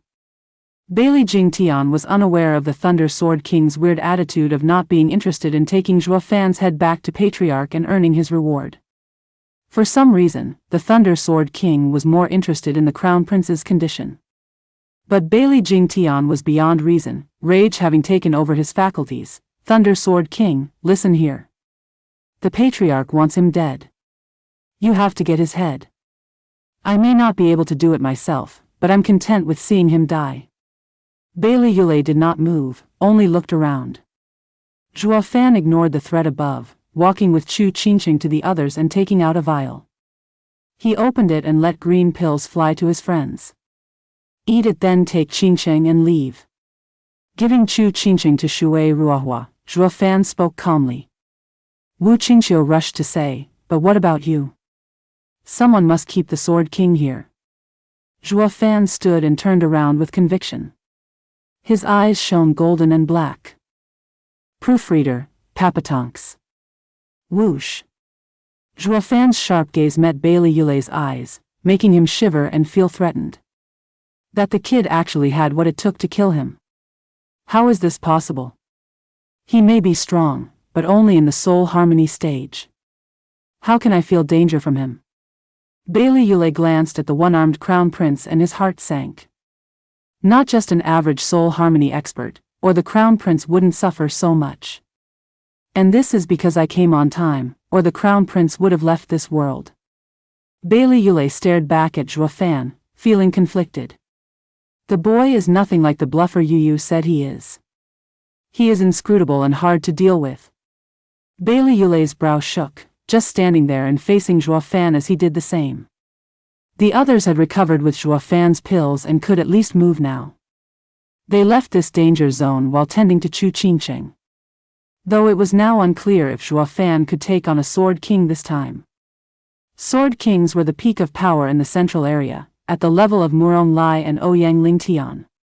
Zhuo Fan was the best disciple in the lands, even making a mockery of the central area's 10 princes, but he was just that, a disciple. He still had a long way to go before facing these seasoned veterans. The odds of getting out alive from a Sword King were practically nil. They all worried seeing Zhuo Fan facing such a danger with a straight back. Shui Ruohua was reminded of how Zhuo Fan had the girls go ahead while he stopped 500 people from following them, ending up fighting to death. She teared up as she pulled Chu Qingqing harder. "Qingqing, today is just like that day. I just hope that this time he won't disappear like before." Zhuo Fan frowned as the others just stood there and shouted, "Why are you standing here? Go! Brother Zhuo, you have saved our lives. This gratitude I shall never forget." Ouyang Chongqing spoke firmly and with pride, "Now you are facing a strong enemy and I'm not about to let you do it alone. This is not right. I am no coward. We may not be of much help, but we can at least cheer and share death and life together. Don't worry, Brother Zhuo, for you have us right behind you." Zhuo Fan rolled his eyes, ticked off by this pompous fool, cursing, "Are you mental? You know you're of no help, so what damn use will you have? I told you to get Qingqing to safety and I'll be grateful. Why would you stay to die when I'm giving my life? To hell with dying with you. Who'll look after my wife? Oh, right. Brother Zhuo, I am not like Yi Lin, I'll be sure to complete your request. I will definitely repay the favor." Ouyang Changqi nodded and cupped his hands. Yi Lin was annoyed. What was that? How are you different? Brother Zhua entrusted his wife to you, and what happened? You had the enemy endanger her and take her hostage, not doing anything right. I am not so unreliable like you and will fulfill my mission. Brother Zhua, I won't let you down. You only know how to prance around. The only reason they stopped us is because you didn't let us leave. Sister-in-law would have long been safe by now. You shouldn't cast blame so easily. How can you blame me? Think about it. If I could find you, wouldn't the princes find you at some point as well? I was saying. Yi Lin and Ouyang Changqin were like natural enemies, fighting even now in this serious situation. Zhua Fan popped a vein. Why do these fools always argue? Alone they were fine, but together they ruined everything. Bailey Jingtian laughed at seeing them bickering like fools. Don't you even think about running now. Thunder Sword King, go. Let's see how long you'll last. Bailey Jingtian pointed at them with hatred. Kill them all. I will be sure to commend you to the patriarch. The noise below instantly stopped at his order. They all turned to watch them in fear, especially Bailey Yule. Zhua Fan looked grave as well, calculating a way out of this. Bailey Yule, however, was in no rush to follow his order. Bailey Jingtian started and looked in confusion. Thunder Sword King, he is a criminal that the patriarch wants. Why is it you're hesitating now when you're usually anxious to strike? Bailey Yule glanced at him and scratched his nose. Bailey Jingtian's eye twitched, suspicion festering in his heart. Whoosh. Another person then showed up here, Bali Yuyu. Oh, you're, Ouyang Changqin cried out, but saw Zhua Fan silent. Brother Zhua, isn't she with you? Why is she over there? Zhua Fan only explained who she was to the leader because she stole the heaven-sealing sword. Ouyang Changqin, a mere disciple, was in the dark. Bailey Yule sighed, now finding a suitable excuse. Crown Prince, you're hurt now and would be best to retreat to tend your wounds. I'll take you to safety. Let's leave the grand merit to Yuyu, since Patriarch has been in a foul mood around her. I see. Thunder Sword King is looking after Frigid Rain Sword King. Ha ha ha. Bailey Jingtian looked at them and his eyes shone. All right, let Frigid Rain Sword King take the credit. But I still want to watch as she rips Zhua Fan's head from his corpse. Bali Yuyu and Bailey Yule frowned. Bali Yuyu spoke. Crown Prince, you are a valuable talent that the Patriarch carefully raised. You need to look after yourself. With your heavy wounds, it's best we address them sooner. Just leave it to me. Brother Yule, hurry and take the Crown Prince to safety. All right. Bailey Yule nodded and acted. Bailey Jingtian flicked his hand in defiance. No, I'll never know peace unless I see Zhua Fan die. I must watch how he is blown apart. Your Highness, leave it to me. Or do you not trust me? Bali Yuyu huffed. The Crown Prince's health is important to the Patriarch. Endangering you just so we could earn some credit will only earn his ire and wrath. Crown Prince, please tend to your wounds at once and don't make it harder on us, or we will have no choice but to insist on leaving. Bailey Jingtian winced. Frigid Rain Sword King, I appreciate your care. But I will have to insist. It has nothing to do with you. I will take full responsibility before the Patriarch. Crown Prince knows very well how the Patriarch is, going after the one who faulted. You believe just owning up will be enough? Bailey Yule stared at him. I hope the Crown Prince won't make it any harder than it needs to be in taking care of yourself. We will have no choice but to insist if you delay any further. You are welcome to report us to the Patriarch, but we are doing this for your own good, which I'm sure he'll understand. Bali Jingtian eyes shook, staring at the Sword King and then at Zhua Fan, gnashing his teeth. I shall refrain from speaking the worst, since we are all the foundation of the Bailey clan and do not want to break the harmony. But Sword Kings, you need to understand, is this worth it? Bailey Yule shook and sighed. Crown Prince, after you. Fine, I hope you won't regret it later. Bailey Jingtian flicked his lone hand and spat before flying off. Bali Yule gave Bali Yuyu a relieved look then followed him. Now, only one Sword King remained, showing a peculiar smile to Zhuofan. Proofreader, Papatonks. Floating down gently, like a breeze, Bali Yuyu kept her cold eyes on Zhuofan as she approached. The others were tense, taking a step back in worry. Bali Yuyu had been with Zhuofan for a while, but they had no idea what went on between them. They were utterly confused whether Frigid Rain's Sword King's bloodthirst was friendly or antagonistic. They just couldn't figure it out, further raising their anxiety. On just what side is this woman standing? Sighing, Zhuofan put on a smile as he glanced at the approaching Bali Yuyu. I never expected you of all people to take my side at this time. Are you blind or something? How am I on your side? Humph, narcissist. Pausing, Bali Yuyu glared again at Zhuofan, but her cheeks were now a bit rosy while her eyes spat fire. The patriarch wants your puny life. I came to collect it. The rest trembled, looking tense as they watched with hearts in their throat. Zhuofan just shook his head. You'd have killed me by now if that was the case, and not forced the crown prince to leave. And who was that brother, such a loyal Sword King? He knows he's crossing Bali Yutin yet still agreed to help you. Though your brother's a bit soft, why did he wish to help you save me yet still spare the crown prince's life? Won't he be more at ease by removing the star witness? Brother Yule seems like a rough man usually, but he's in fact the most friendly among us Sword Kings. The crown prince is the pillar of the Bali clan and brother could not just watch him to die. Glaring some more, Bali Yuyu had finally reached him. You're nothing but evil. He risked so much to help you, yet you still wanted to use him to kill your enemies, his own kin. Have you no sympathy?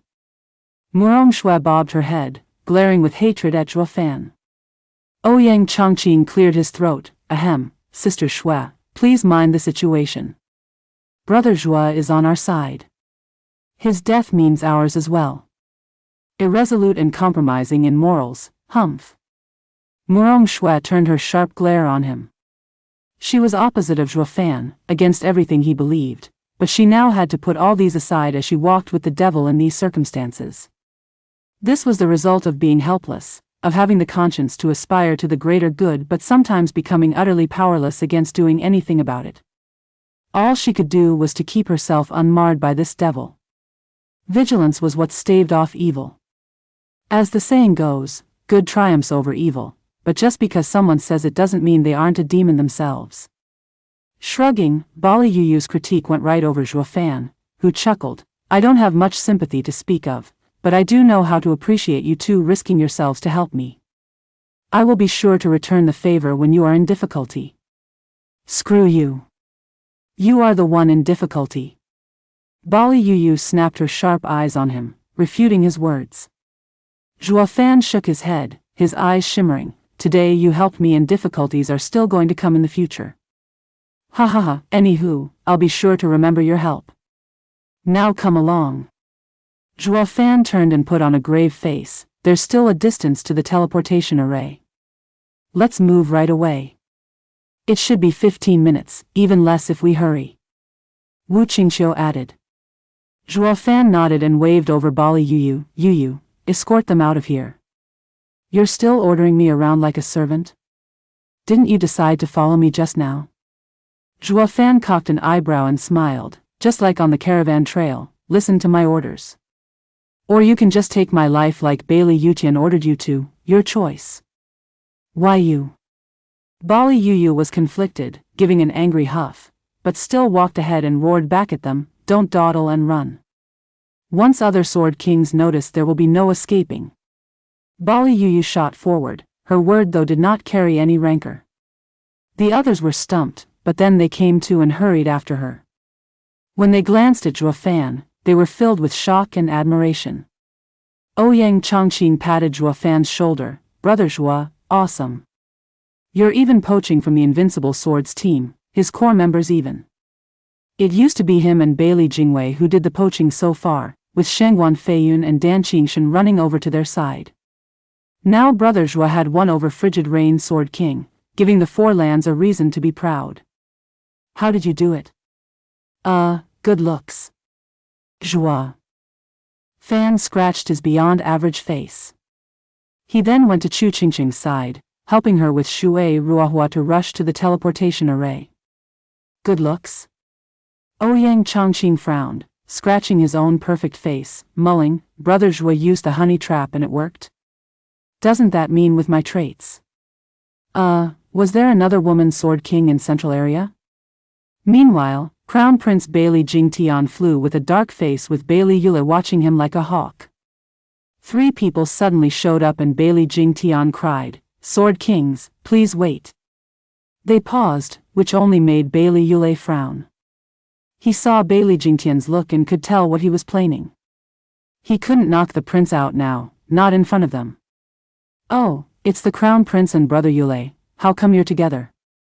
The trio looked curiously. The Crown Prince should be with the juniors and no Sword King would just waste time with them. So why? The trio scanned them and said in shock, "Crown Prince, your arm. Don't remind me." Sighing, Bailey Jingtian looked morose and in pain as he teared up. The patriarch wanted Zhuo Fan's head, right? So my brothers and I went to get it. You found him? They gasped and then looked down. Curses, doesn't that mean they got all the credit for themselves? Crown Prince, then you must have won then and took his head. Did the other princes take it to the patriarch for a reward? The tears only grew larger in his eyes as Bailey Jingtian shook his head. What reward when the punk was savage? All my brothers have died at his hands. Even I lost my right arm. It's only thanks to Thunder Sword King that I still kept my life. What? The trio gave them a long look, stunned. The Crown Prince is the best among his peers, among all the lands. But not even with the other 9 princes could he beat that kid? Devil Mountain disciples are anything but normal. The shock was brief and their eyes shone again, this time on Bailey Yule with a fake smile and cupped hands. Then Brother Yule must have taken the credit, congratulations. The patriarch will be sure to reward you well. Maybe he will even let you observe Sundering Sword for a few months and train. Brother Yule's power will be the highest among us, ha ha ha. Bailey Yule's face sank against these duplicitous kin of his. All he could do was nod. I fear you misunderstand. Bailey Jingtian recalled the hatred and fury from before and waved. Thunder Sword King is so noble that seeing me hurt, wanted to take me to safety and recover. I am touched by his dedication to even forego the great reward. Then the trio lit up. With a vile smirk, Bailey Yule pointed behind, his sinister gaze peeking at Bailey Yule. Frigid Rain's Sword King happened to be there. Thunder Sword King let her take the credit. But the kid is quite skilled while Frigid Rain's Sword King had been around the kid for a while. She wouldn't be killing him so soon. She ought to be playing first. If you all. Right, we'll go there right now. The trio bobbed their heads, gave a rushed salute and they were off where Crown Prince graciously pointed. Bailey Jingtian smirked at Bailey Yule in insufferable smugness. Thunder Sword King, now you can look after me, ha ha ha. Bailey Yule have a helpless nod and a sigh. You, my hands are tied. Those 3 won't let go of such a reward as easy. You're on your own.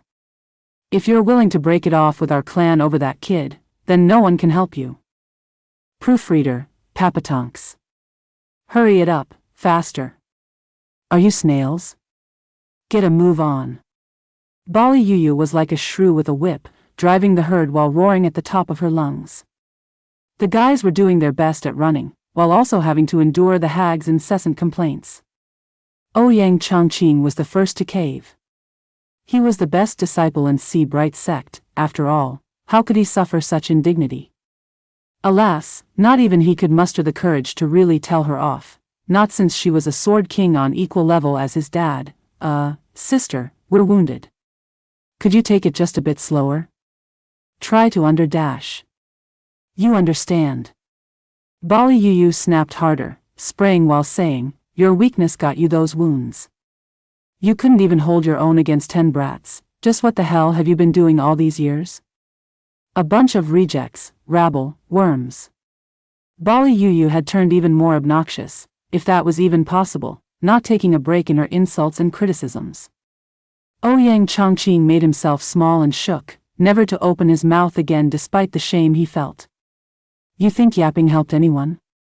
That it's that easy to fight Bailey Jingtian, a freak? Just how long did it take to get to the stage of a sword king anyway? Then look at our ages, could we compare? Humph, witch. Worms, trash, ugh. Bali Yuyu's curses were still as savage, telling it to everyone. Whether encouragement or whipping, all was good so long as they hurried the hell up. 15 minutes wasn't long nor short. But a sword king could catch up to them in no time at all. What would she do then, if one did find them? If she ended up fighting them, that would be betraying her clan, becoming an outcast forever. While ignoring the kids would be a death sentence, Zhuofan included, the only one she couldn't accept to see dead. This was the cause behind her anxiety. It only worked to drive her temper higher and take it out on them in the form of a nasty witch. Only this which ended up mute the second she looked in Zhuofan's icy eyes while passing by. Only to resume her heckling once she turned to the rest. Everyone else's admiration for him only grew. Zhuofan not just poached invincible swordsmen, but even has a sword king at his beck and call. Awesome. Is it really just looks though? Ouyang Changqing's hand flashed and took out a hand mirror, his sharp features reflecting in it. I'm certainly not behind that department, so why is sister? Pa. Then came Bali Yuyu's slap out of nowhere, shocking him silly. What is a grown man looking at his face for? You're worse than a woman. Get to stepping. Ouyang Changqing's face sank, his shoulders sagged, and his head hung as he played the good doggy. The other snickered and Zhuofan shook his head. This guy sure is a clown. Whoosh. Bali Yuyu froze just then, her face darkening. Zhuofan frowned, looking back to shout at her, Yuyu, send these two off. Zhuofan hinted at Chu Qingcheng and Shui Ruohua. What about you? Bali Yuyu got his meaning, only making her worry more. Zhuofan shook his head. Qingcheng is the one I can never let go. And I trust no one else more with Qingcheng than senior sister Shui. You must take them and I'll be at ease. I'll then go to North Sea where they'll have a hard time finding me. Chu Qingcheng's dull gaze entered Bali Yuyu's sight with a complicated feeling. She turned to Zhuofan in hesitation. Yuyu, you turned your back on Bailey Yutian to save me. I am truly touched. I am sorry for telling you that I didn't need you. Now I do need you, to take my wife to safety. Zhuofan stared into her eyes as he spoke. You know that staying won't help blocking the three of them anyway. Moreover, do you really want to wear the stigma of a traitor? You came to help me and don't want to see you suffer for it. It's best if you don't meet with them. Take the girls, I have my own means of surviving. Don't you trust me after all we've been through? Bali Yuyu gnashed her teeth then grabbed Chu Qingcheng and Shui Ruohua. She shot straight for the teleportation array. Her voice echoed from behind, make sure you don't die, rascal. Hey, why is sister leaving? Ouyang Changqing blinked, asking Zhuofan what was going on. Zhuofan smiled, you can't sense it since you're wounded. We felt three strong presences rushing over. They must be three sword kings. She helped me due to our friendship, but in the dark. She can't be found out by the others. So I had her take the girls to safety. Brother Zhua, what about us? Ouyang Changqing started, his eyes big as saucers. Zhuofan mocked as he pointed at himself with smug confidence. Don't you have me? You? You can fight a sword king? Myself? No, but I came more than prepared on this trip up north. I even have ways to deal with that coot, invincible sword. Zhuofan's eyes flashed, turning back and looking with a fierce face, not to mention, their target is me. There's no escape now. Whoosh. Three figures appeared in the sky, the power of the sword kings enveloping them all and making them shiver. Only Zhuofan was still calm, with a mocking grin on his face. I heard Bailey's 5 sword kings are each amazing. I've met Thunder Sword King and Frigid Rain Sword King, then you must be Tempest Sword King, Cloud Sword King and Infernal Sword King. Ha ha ha, Sir Zhua, it's been a while. We were all getting along so well, but now it seems that you became our target. How things change, ha ha ha. They cupped their hands to Zhuo Fan and laughed, though their eyes glittered, seeing him only as a glittering jewel. Sir Zhuo, we heard that Frigid Rain's Sword King might be here, and we also just sensed her trace. How come she isn't? Zhuo Fan showed his pearly whites, sporting an evil face. Who, that dumb broad? Ha ha ha, she was as much of a conceited moron as you are, trying to take my head. Humph, she fled after I got her good. I'm only standing here and not going after her to end her because I sensed you were coming. What? The trio cried in shock. You mean you wounded Frigid Rain's Sword King? No way. You're just a soul harmony. Zhuo Fan mocked them, and it was Bali Yu who told you that, I reckon? Ha ha ha, and you believed her? What's that supposed to mean? The trio shook and frowned. With a sly smirk on his face, Zhuo Fan squinted. Bailey Yutian pestered Bali Yu into helping me, but it was to read me, isn't it? You think I couldn't tell such an obvious trick? Humph, so why then would I show up all my cards to her? I bet you don't even know that your brats are almost all dead, with only the last one saved in time by Frigid Rain's Sword King and Thunder Sword King. Not much of a save though, since I didn't care about him anyway and didn't hunt him down. For not even 2 Sword Kings could stop me from killing my prey. Humph, I am a Devil Mountain disciple, and don't you forget it. The aura of a king oozed out of Zhuo Fan and, despite being below the Genesis stage, everyone felt a shiver. Even the Sword Kings couldn't stave off the chill. Are Devil Mountain disciples that incredible? Does Frigid Rain's Sword King's report only contain things he wanted to tell? Then they had to be extra cautious around him, especially since he gave a heavy wound to a Sword King. Against the great credit the trio was about to earn with ease, they started to hesitate. Zhuo Fan was, of course, only bluffing and made himself bigger than he was, something the trio were totally oblivious of, scared by his blustering. Proofreader, Papatonks. Are these Sword Kings muscleheads to believe everything I say? Looking at the shaking Sword Kings above, Zhuo Fan smirked. Brother Zhuo, to think you're so strong that you even defeated a Sword King. Ouyang Chongqing looked at him with reverence. Bailey Jingtian hardly needed you to break a sweat. With Brother Zhuo by our side, we're at ease. But Brother Zhuo, how do you train to become beyond a Sword King so soon when you're our peer? We should have the same resources, so how are you so obscenely strong? Zhuo Fan's brow twitched as he glanced at the pompous fool. Brother Ouyang, what is it, in your opinion, the most important in the cultivation world? I know that, Dad told me. It's loyalty. No, it's tricking. Zhuo Fan roared. You know exactly what went on with Frigid Rain's Sword King, and now you even fell for my blustering? Or have you been cultivating the same as these Sword Kings, to become a musclehead?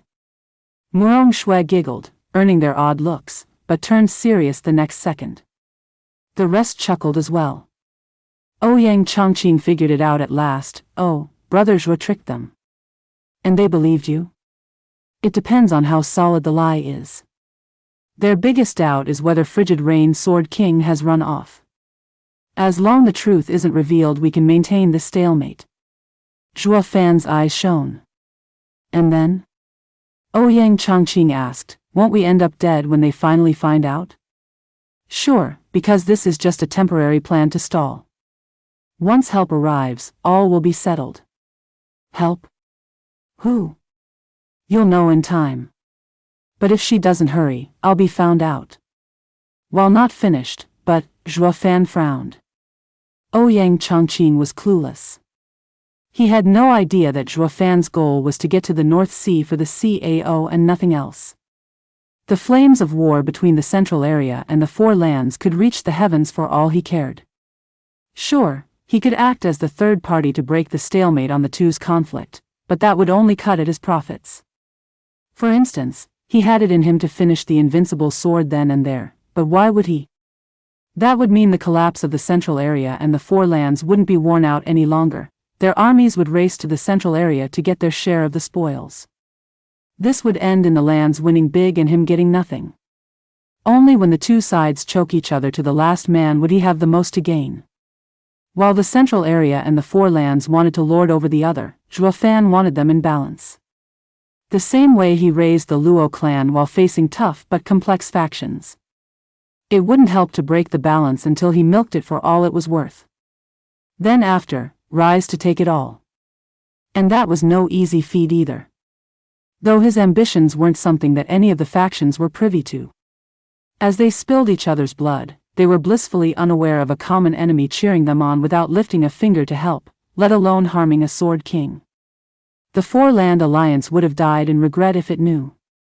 They invited the wolf and even appointed him Grand Marshal. Sweating a little, the three sword kings above had fallen for Zhuo Fan's ruse, lost as to what to do. A thin man turned to a middle-aged man, Brother Yuyun. For him to inflict heavy harm on Yuyu, he must be as strong as around three sword kings, or Yuyu wouldn't have gotten the chance to escape otherwise. That means even if we work together, we might still not take him down. Yeah, on account of his words being true. Bailey Yuyun muttered. The pudgy man with sideburns rushed to add, but his words matched the crown prince's story. This proves Yuyu's report was wrong. How can a soul harmony cultivator harm the crown prince like that? And he did it all without any traps. Yuyu must have been in the dark of his strength as well to be forced to flee in defeat. Why else would the crown prince say Yuyu is here only to not catch a glimpse of her? What other reason is there for not taking such credit besides being beaten back? The trio looked at each other, with Bailey Yuyun saying, "This is even worse. Devil Mountain isn't weak, but beyond strong, someone we can never offend. Yet we just did. We need to silence him." The lanky man slanted his head and spoke with sharp eyes, "None can be left alive, not even the kids." Alas, the guy's power is still unclear. Will we be able to? Bailey Yuyun squinted, showing a crafty look. The kid may be tough to crack, but the others are dead weight. Seeing how he's with them, there must be someone among them he cares enough to affect his calm. I'll keep him busy, testing him and drawing to the side while you kill the rest. The instant he's distracted, we'll strike him hard together. This will tell us who among them he cares the most. The faster we find his weakness, the easier it'll be to finish him. Well? Brilliant, Brother Yun. The two gave him a thumbs up. The trio then turned to their victims, no longer hesitating and ready for action. Zhuo Fan's heart sank. They sure are sword kings to come up with a plan so soon. This is the end of the ruse then. Having come up with a plan, there's no need for hesitation. Whoosh! The trio shot like hawks upon the kids. Bailey Yuyun went for Zhuo Fan while the other two split up and went around to target the wounded group. Even if by some miracle Zhuo Fan was a sword king, he'd still be stuck. He had no way of protecting himself and everyone else. The crux was, he wasn't and he couldn't even defend against a sword king. Under the bubbling pressure slamming into them, the others shivered and paled. Zhuo Fan frowned, touching the flickering ring with a sigh. With no time left, I have no choice but to step in. Hum. Ripples spread from his ring as immense power surges flashed. Zhuo Fan raised his hand, his eyes cold. Since they came to die. Whoosh. But then the sudden sword energies shot and forced the sword kings to slant out of the way. The sword energies cut a hole in their clothes, close to harming them. Who did that? The trio glared and turned back. A familiar voice echoed in everyone's ears, "Ha ha ha, sword kings are great men having been in this world for thousands of years, yet they like picking on little kids." Dad. Elder brother. Ouyang Chongqing and Murong Shui shouted in joy. The saviors were none other than three people, all wielding divine swords, Murong Lai, Ouyang Lingtian and Shengwan Feixiong. Though they were looking a bit pale there, even with their imposing presence. One could also not mistake the blood at their mouths, a sign of a heavy wound. Regardless, they chose to force themselves through the pain and face the three sword kings without remorse. Zhuo Fan raised his hand only to put it down with a sigh. Now that there's someone here to stop them, there's no need to waste energy, he. Brother Zhuo, you're so amazing to know help will come. With Dad and them, the sword kings can't do anything to us, ha ha ha, Ouyang Changqing was ecstatic. Oh, what do we do now? Look for a safe place to watch them fight or cheer them on. Brother Zhua, with your cunning mind, what do you think it's best? Zhua Fan glanced at him. The help I mentioned isn't them, though they're not a bad choice since they're here. So we should just run. Zhua Fan shouted the last word and signaled the others to scramble after him for the teleportation array, leaving them in a daze. Reacting after a long time, they asked, Brother Zhua, why would we run? We were dangerously close to having my trick found out. Now that someone actually lent a helping hand, only a fool would just stay to watch and die. Zhua Fan urged the rest to run like hell while he barked at the pompous Ouyang Changqing. Ouyang Changqing was bemused. Aren't they here already? Why? Bang! 3 booms drowned his voice as 3 figures slammed the ground in front of them, splattering the earth with their blood. They were none other than the 3 divine sword wielders, their helpers. The swords in their hands hummed, as if mournful at the humiliation. Ouyang Changqing gaped at seeing his father down. How could his father with the divine sword even fall in one blow? Proofreader, Papatonks. The certain shade of red blood could give a certain luster when splattered. It contrasted with Ouyang Lingtian and the other 2's pale faces, their feeble appearances and hopeless looks. Ouyang Changqing and Murong Shui were gasping in disbelief.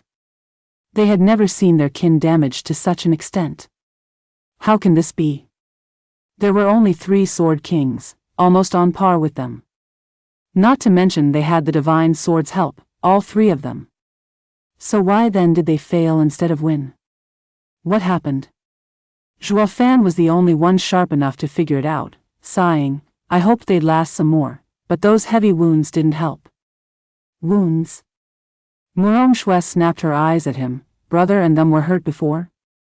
Zhua Fan gave a flat nod. Their first attacks to stop the Sword Kings might have looked great, but were shallow. They must have used their last drop to scare them. Pretty much like I've done it. Though. What? All asked at once. Zhua Fan smirked. They don't have my acting skills. They tried to look calm, but the sweaty brows gave away the fact that they were running out of steam. Even the strongest of their land and wielding a divine sword, their energy was bone dry. I hoped they'd stall for a while longer, but they couldn't even last a hit. They must have suffered so badly before that they can't even fight to death now. The others shook at the explanation. The 3 mighty experts, with divine swords too, were their hope at survival, only to be smashed into the ground before them. They were damaged to begin with, unable to even help themselves. Thus it only worked to scare the enemy off and failed miserably when their bluff failed. What were they going to do then against the Sword Kings? Die? They all paled, looking at each other with dead eyes. Ouyang Changqing and Murong Shui rushed to their kin to help them up. Shangguan Feixiong was the only one alone, with no one lending a hand. Is no one going to help this old man?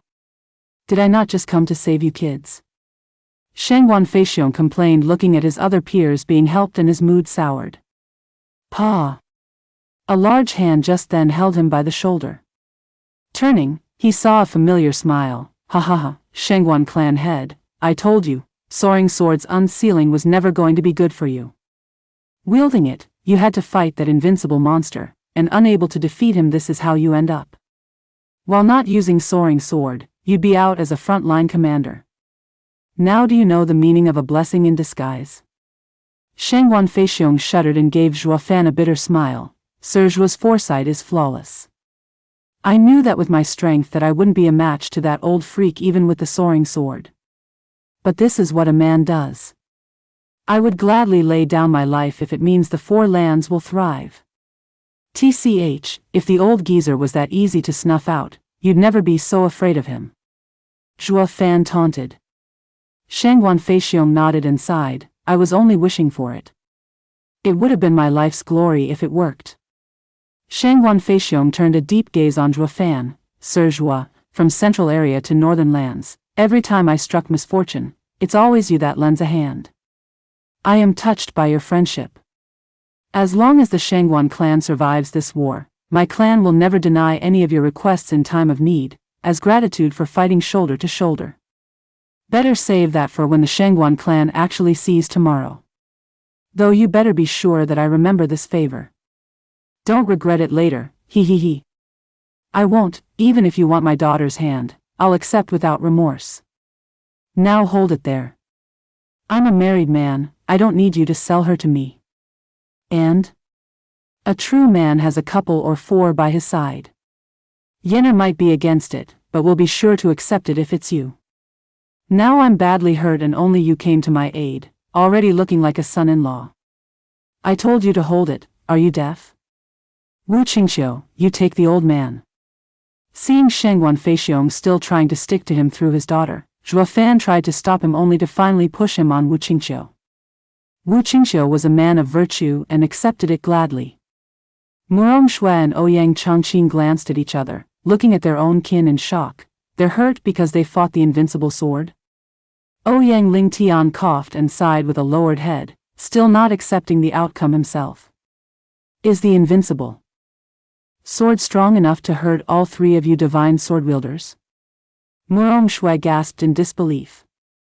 The plan was to use the three divine swords against Bailey Yutian in the first place, to stall him while their reinforcements came, and then drown him in numbers. It clearly didn't work. Bailey Yutian's mere slash had them crushed, all three of them. Unable to stall Bailey Yutian, their plan went up in smoke. If not for Zhuo Fan's plan to fight to the death, their own plan would have fallen through on the spot by now. While now they had a sliver of hope in victory. They believed that with Zhuo Fan's plan, with 2 lands worth of soldiers, they could turn it around. The invincible sword hurt us badly. We used the divine swords to shield ourselves but still only barely escaped with our lives. Ouyang Lingtian's brow shook inside. Bailey Yutian is beyond human in strength. Not even together could we touch him. Murong Lai closed his eyes, morose, shaking his head in despair. Ha ha ha, now you know the Patriarch's power, but it's too late. Everyone shuddered, looking up at one of the 3 sword kings surrounding them, Bailey Yuyan. Your appearance made us realize that you're ready to drop, and that you all have no strength to go on. We've been around Patriarch for so long, and yet we've never seen anyone surviving his strike. You only managed to because of those divine swords, otherwise you'd be corpses by now. And damaged as you are now, you still want to fight us? Humph, fools. Ouyang Lingtian gasped and his face twisted in fury. He flicked his hand and the sword in it, pointing at the trio. Changqing, escort Sir Zhua and the others out of here. Get to the teleportation array and you'll all be safe. Murong Lai stood up by himself next to Ouyang Lingtian, looking pale but still willing to fight. Shangguan Feixiong coughed as he forced himself to stand. I may be feeble, but I have no regret giving my decrepit body if it means protecting the kids, the future of the 4 lands. Ha ha ha. Father, Ouyang Changqing cried out. Ouyang Lingtian cut him off, his voice stern. Changqing, I know you're worried about me, but don't worry. Your safety will be the one thing to put me at ease. Now go. Father. Stop. You should get there with your speed in a minute. I can still hold them back for at least this much. Father. Go. Ouyang Lingtian held his divine sword, roaring and ready to die. Ouyang Changqing scratched his head, hanging his head. Father, you're wrong there. That's not what I meant. We're hurt just like you and can't fly fast, needing 15 minutes to reach the teleportation array. Would you be able to hold a little longer? Ugh. The 3 of them shuddered and froze. Damn prodigal son. Proofreader, Papatonks. Face twitching hard, Ouyang Lingtian jerked his head to the smiling Ouyang Changqing. What was that? Ha ha ha, father, easy now. You can't blame us since they were stronger than us and all ended up hurt. Brother Zhua gave us a pill just recently and only then could we move again. That's the only reason you see us standing before you and not on the ground. Scratching his head, Ouyang Changqing explained bashfully. Ouyang Lingtian stared long at him, then turned to the 3 sword kings. Was it them who hurt you? Humph, a great sword king could erase you in one strike. What would be the point of torturing kids? Wrong, Ouyang Ling Tian, we have our dignity and yet to wallow in some sick hobbies. We'd never do that to some kids. Bailey Yuyun mocked them, pointing at them. If you really want to know, just ask them. Ouyang Ling Tian turned an inquisitive look at his son. Ouyang Chongqing mumbled a bit and looked shyly. Father, we've met with the Bailey princes and ended up. Ended up how? All three of the divine sword wielders asked at the same time. The kids were all looking down and ashamed, crushed. You wrecked the 10 princes by yourselves? They cried out at once. The 4 lands heroes have truly capable successors. Ouyang Chongqing sighed as their elders jumped the gun. Dad, what are you saying? It's them who wrecked us. The trio gasped, their hearts sinking into despair. The princes were all so tough, especially Bailey Jingtian. Brother Yilin and I had to work together, yet we still couldn't make him take us seriously. He wiped the floor with us easily. The others were also felled by the 9 princes too, in one strike while we couldn't even touch them. Dad, just how did those Bailey freaks train? It's like they were leagues above us from the 4 lands. Ouyang Chongqing asked his seniors, but they froze up like statues, with Ouyang Ling Tian droning on. The royalty of the Sword Star Empire is unstoppable. Bailey Yutian crushed us in one strike, even our strongest juniors were unable to match the princes. Father and son ended up as punching bags, the 4 lands strongest wiped, regardless of age. We may go above and beyond with our sacrifices to win this war, but then what about our children? The invincible sword might die, but a new invincible sword will appear in the central area. Ouyang Ling Tian sank in despair, unable to see a way out of this horrible nightmare. The other 2 sighed. Sword Star Empire is strong in every generation, destroying 4 lands every last hope. What then is the point of even fighting? Even if we somehow get to stop this generation's invincible sword, what will our kids do when the next one appears? The 3 sighed again. Ha ha ha, Ouyang Ling Tian, Murong Lai, ignorant fools, you've got yourself cooped up in seclusion to fight Patriarch to the point you turned blind to the ever-changing world outside. Bailey Yuyun laughed with immense pride, his patronizing cutting deep. Our empire has potential and strength beyond what your lands can offer. Not only Patriarch and the 5 Sword Kings can crush you, but even our juniors can wipe the floor with your top disciples, for we are the strongest clan in the world. We are above you in every single way. Your obsession to resist will only delay your end and prolong your pain. Ouyang Ling Tian, how your son ended is proof of that.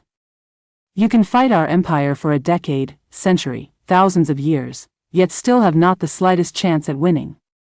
The trio shook, their faces sinking harder and the divine sword slipping out of their grip. The confidence of these true experts was destroyed. The Sword Kings jeered harder. Bullshit. Ouyang Chongqing had never seen his father so down, snapping in anger. He stomped over to Zhuo Fan, baffling him, and shouting at the Sword Kings above, "What strongest clan? That's nothing but utter horse crap." I had yet to finish talking. We have indeed lost at the hand of your princes, but all your 10 princes were just as easily destroyed by Brother Zhuo here as well. The Sword Kings flinched, turning to Zhuo Fan and looking grave. Ouyang Ling Tian watched curiously now. Ouyang Chongqing held his head high, like he did it. Brother Zhuo, Big Brother Zhuo, is a genius to shake the gods and shock the world. What could your princes possibly do? Big Brother Zhuo wiped out 9 of them in a flash, you got that? They didn't even have time to fight back. Even Bailey Jingtian, the last one, lost his arm and fled like a coward, and only with the help of 2 Sword Kings. Humph. Ouyang Chongqing went 1, we ended up defeated by your 10 princes, yet that's enough to declare the central area above us? Then, since Big Brother Zhuo destroyed your princes in a flash, leaving 1 crippled, still make you superior? Calling yourself the best clan in the world, then who do you take Zhuo Fan for? Humph, well let me tell you, get off your high horse for one day the Zhuo clan will take over.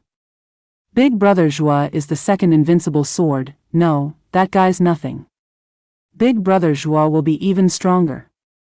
Ouyang Chongqing flared his nostrils at the Sword Kings, barking on and on like the greatest man there ever was, cocky and obnoxious. He spoke of everything like it was some grand achievement. Zhuo Fan chuckled, Brother Ouyang, since you're so keen on placing hatred on someone, take it yourself and not drag me into this. I have no intention to compete with Bailey clan. Brother Zhuo, I would have taken it all if I could fight, just look what that got me. Ouyang Chongqing turned his sparkling eyes to him, you saw it yourself, how cocky those wretched fools are. Their words almost crushed Dad on the inside. I could not just watch and had to support my father and the other land's heroes, to show them the light. And I only spoke the truth. With Brother Zhuo's power, it's only a matter of time before you replace the arrogant Bailey clan in lording over the world. I have faith in you. I call you Big Brother now, coming into your clan, so now you have to take a stand. Do this and I shall follow your every word to the letter, what do you say? Zhuo Fan eyed him long and hard. The war took place in northern lands, where both sides focused their forces. While his faction would use the other 4 empty lands to develop, now that he had the chance. But once everything settled, northern lands would be hard to influence. So with Ouyang Chongqing as the big boss around these parts would be a nice back door to spread his grip. Zhuo Fan gave a reluctant nod, might as well set myself a foothold here. Ouyang Chongqing grinned, finally able to be as cocky as he wanted on another's reputation. All of this wasn't on impulse either, birthed from the incredible worship he had in Zhuo Fan. Ever since he witnessed Zhuo Fan crushing the 10 princes like nothing, he knew then and there why Yi Lin held Zhuo Fan in such high regard. Be it in wisdom or boldness, Zhuo Fan had it all to fight even those old fogies. His action was more like an investment. He accepted Zhuo Fan as one to shake the world with his actions, and Ouyang Chongqing definitely wanted to be right there to relish in it. He might be pompous, but his goals were lofty since young, to be the best of the best. Though by the looks of it, with so many freaks around, it proved difficult. So he chose to stick to the freakiest around, to lord over the rest of the masses. Now that's a great bet. Ouyang Lingtian turned to Zhuo Fan, gasping but also feeling hope stirring in his crushed heart. The Bailey clan was not almighty. Someone would come to dethrone them. And that someone is Zhuo Fan. The Sword Kings above did not deny Ouyang Chongqing's ravings, slowly nodding their heads, yes, well said, boy. If the central area is a cut above the other lands, then Devil Mountain Disciples' power is beyond the profane world, shaking even us. That's why we won't let him grow. Kill him. Bailey Yuyan shouted and the trio shot for Zhuo Fan. Ouyang Lingtian and the others too used their last strength to roar and stop them. Sir Zhuo, run. We'll stop them. Humph, damaged as you are. The Sword Kings mocked. A flash of thunder followed by rumbling came out of nowhere. Who dares touch father shall die.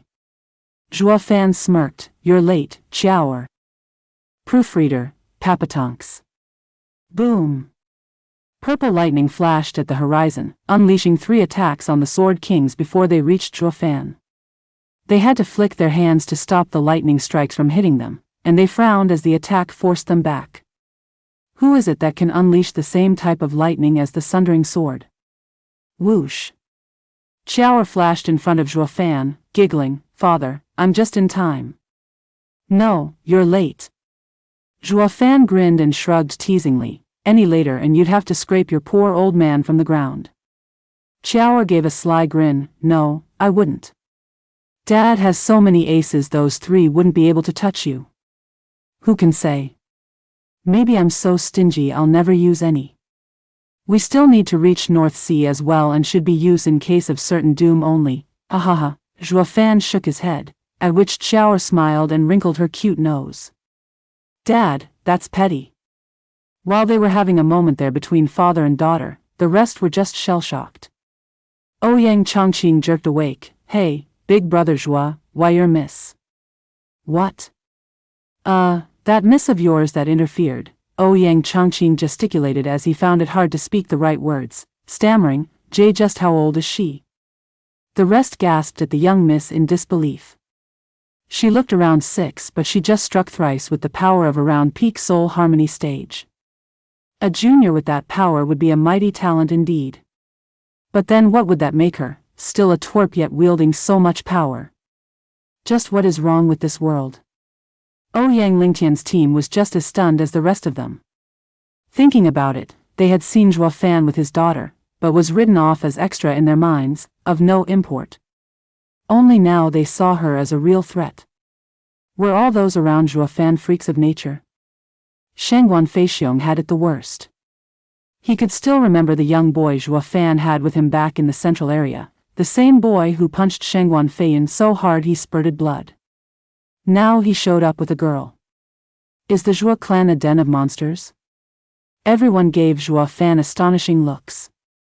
Zhuo Fan gave a light wave, though finding no need to answer Ouyang Chongqing. Shower, now I can rest easy with you here. I'll leave the Sword Kings to you. Make sure they don't follow and do be careful. Their nature is in opposition with yours, so don't meet their sundering sword art. Don't worry, Dad, I know, hee.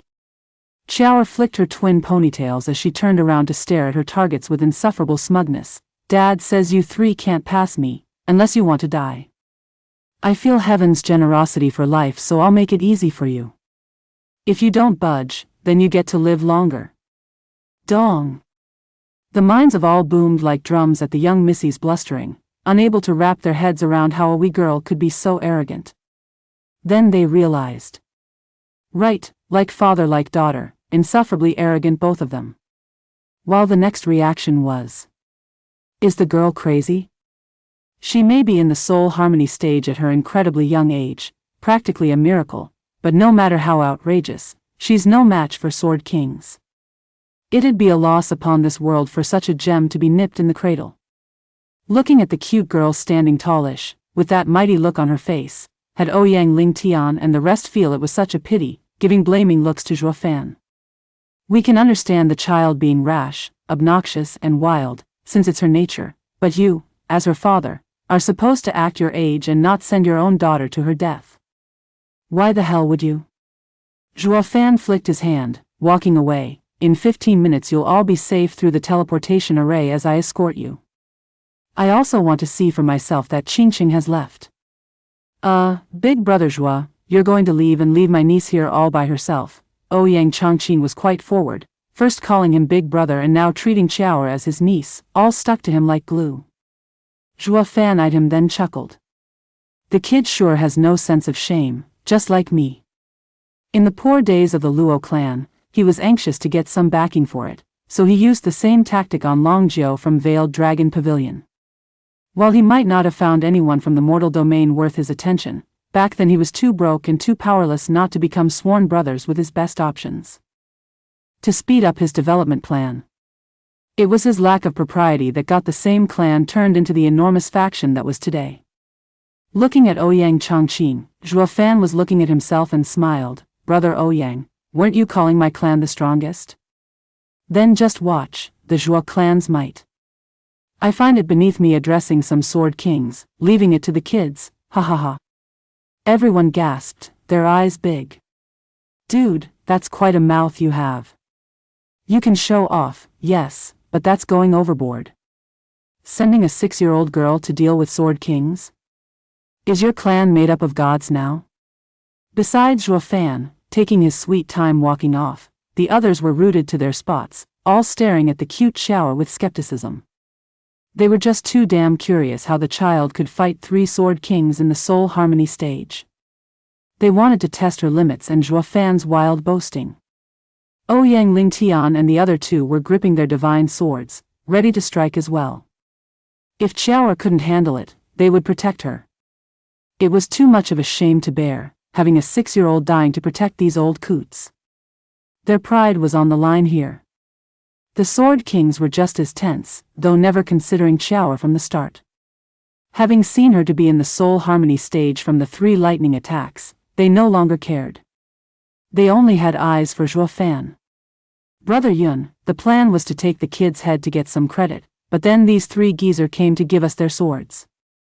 Taking them to Patriarch as well will give us an even bigger commendation. Maybe Patriarch will even let us have them once he finished learning their arts. Then we'll become the only ones among the 9 sword kings to wield divine swords. None will be our equals, he. One sword king spoke to Bailey Yuyun, who nodded and shouted, What are we waiting for? Kill them and take the swords. The Sword Kings laughed and went for Ouyang Lingtian and Zhuo Fan, full of excitement at the prospects of a glorious future. Qiao never even registered as their target. Ouyang Lingtian turned grave, flicking his sword and pointing it at the incoming Sword Kings. Come on. You'll have to pry our sword from our cold, dead hands. Isn't that obvious? We came to do just that, ha ha ha, Bailey Yuyun cackled, focusing his sword energy, drifting and floating. He waved and lightning cracked, striking fear and all as the sword energy split into three and shot for them. The three's brows shook, sweat building on their brows. They used their divine swords to block, gnashing their teeth and getting ready for impact. A bang resounded from the impact, but not with their swords. It was a streak of golden energy that shot for the three sword energies. Bailey Yuyun gasped, "What is that?" Boom! He had no time to make sense of it as the raging golden flames surged and punched a huge hole in the sky. The golden light and the three sword energies clashed in a terrible explosion, dyeing the skies golden with the searing flames. The shockwave spread everywhere for thousands of miles, burning anything to a crisp. Ouyang Lingtian and the other two had their divine swords to shield them, but the power was so great they coughed blood still. The blood never got to touch the ground, burned in the air before it reached it. Only Qiao smiled, her twin tails swaying with the heat waves, unaffected. Zhuo Fan never looked back, still, walking away with a smirk. Here's your strongest clan, ha ha ha. Proofreader, Papatonks. Plop. The scorching golden flames filled the skies. Three men were suddenly flung to the side, broken and wrecked, with even their black hair singed as they all coughed up a lot of blood. Finally stabilizing their condition, the Sword Kings looked pale as death. Their early confidence and mocking smirks were wiped off their faces, looking panicky and in shock at the golden conflagration and at the sweet innocent girl behind it. Only this 6-year-old girl's smile looked like the devil's to them. No matter how impressed they were of her before, they still couldn't believe she would end up so outrageously powerful. One strike had them falling back in wounds. This is impossible. Eyes shook, hearts quaked. The golden inferno was reflected on their terrified faces, turning their legs into jelly and robbing them of all courage. They were pushed back, all three of them, and given injuries. A couple more of that and they'd be breathing their last, even Sword Kings as they were. That thing is a killing machine. Blast that Bali Yuyu for not doing her job right. Her report is leagues behind reality. If the Missy is so tough, what about the big guy? The trio's hearts sank, not wanting to go down that road. Ha ha ha, get a load of my power. Qiao wiggled her brows in pride and laughed as golden flames burned in front. Listen up and listen good. That was just a warning. Take one more step and you'll have me to answer to. The trio's hearts jumped in their chests, taking a step back in fright. The imperial family from the central area would have gone wide-eyed from shock. Three great and strong Sword Kings ended up terrified and cowering before some kid? The reality was, the girl was just that damn dangerous that not even a Sword King could mess with her. Ouyang Changqing's jaw hit the floor, becoming numb from shock. He had to see it to believe it. The kid is so deadly that she can destroy a Sword King with every strike. Standing there frozen in shock, Ouyang Changqing took a long time to come back to reality. He whipped his head at Zhuo Fan and stammered, "Be big brother Zhuo, are all in your clan like that? What the hell got you so monstrous?" "Not monstrous, but the strongest clan, no?" Zhuo Fan smirked, "Brother Ouyang, you said my clan is the strongest, and while I dislike showing off, sometimes you have to take a stand. Won't everyone treat your words like bragging otherwise?" "Ha ha ha, just leave this to Qiao. You should hurry instead and look after your father to leave this place. It's not safe at all here." With a wide smile, Zhuo Fan kept on walking, showing off his straight back. Ouyang Changqing was in awe as he muttered, "Damn, I made the right bet after all. The Zhuo clan is outrageous and now I'm set to get in, ha ha ha. My foresight is the best, ugh, forget my old man." Only now he recalled how the previous mighty blast sent the three seniors flying. The shock of Chower's super ridiculous power had him blanked out till now, waking up at last to the fact that his father needed help. The three old men were slumped on the searing ground, blinking at the golden inferno and at Chower, even forgetting about their wounds. They were in the same state as the three sword kings. Besides shock, they were more in awe. There's actually something so ridiculously insane in this world as a 6-year-old girl capable of. Dad, this is no time to gawk, not with your wounds. Big brother Zhuo wants us to leave, so let's go. Ouyang Chongqing rushed over and pulled on Ouyang Lingtian's hand over his shoulder. The others heard his yell and finally reacted, going to the other two to help them out. Yet the three old guys were still out of it, unable to process what had just transpired, eyes staring blankly at Chower. Someone's always above you. For the first time ever, they felt this saying on their own skin. There was no such thing as the strongest in this world, and there might even be more out there better than you. Men need to know respect and not be arrogant. The trio were taken away as they sighed with lowered heads. They were the strongest in their lands, at the top of the world, with only the invincible sword standing above them. They were all civilized men, but being constantly affected by their status made them develop unhealthy pride in themselves while disregarding all others. They only saw the invincible sword as their real opponent. Chower now showed them, slapped them hard awake. There were countless young heroes out there, beyond even what these old relics could achieve. Wu Qingxiu's team gave Chower one last look before realizing that Zhuo Fan's daughter did have the power to block the Sword Kings. Even as baffled and stunned as they were, they could not misplace the safety they felt. Without hesitating any longer, they dragged the three seniors after Zhuo Fan.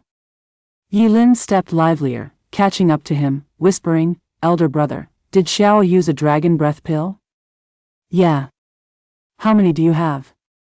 "If she uses them all, then nothing will stop them." "Relax," Dragon Ancestor gave her 10. "I bet 3 are enough to rip even those sword kings to pieces." Zhuo Fan smirked in confidence. Yilin flinched and gasped, "So many?" "Master is playing favorites. He only gave me a couple last time and now he just gives away 10. On top of that, they're even stronger. And he even said the dragon breath pill drains him a lot, liar. This shows he cares more about the girl than me." "I don't think so, since I provoked him into giving them, and our mission this time is too dangerous. Dragon Ancestor just gave us a little something to be prepared for whatever comes our way." "Dangerous?" "Elder brother, weren't you in a rush to seal the whirlwind tunnels? Why have you come to the northern lands? Can I help?" "Most likely not." Zhuo Fan shook his head, turning serious. "To be honest, I came to the North Sea to find Heaven Sealing Cao. But then I heard he has a foul temper, treating humans like they're his bitter enemies, so I came prepared." "You can't get involved.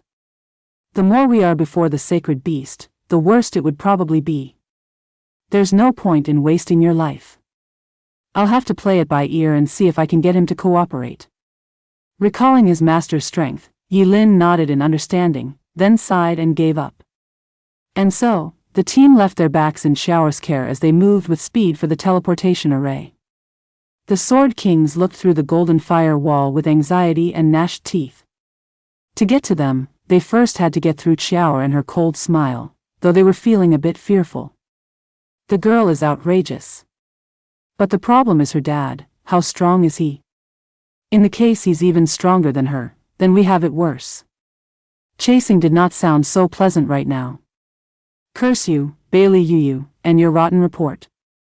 We were all minding our business and would have kept it like this instead of offending this monster pair. Now that all gloves are off, we need to finish them now or suffer later. But how the hell are we to do that?"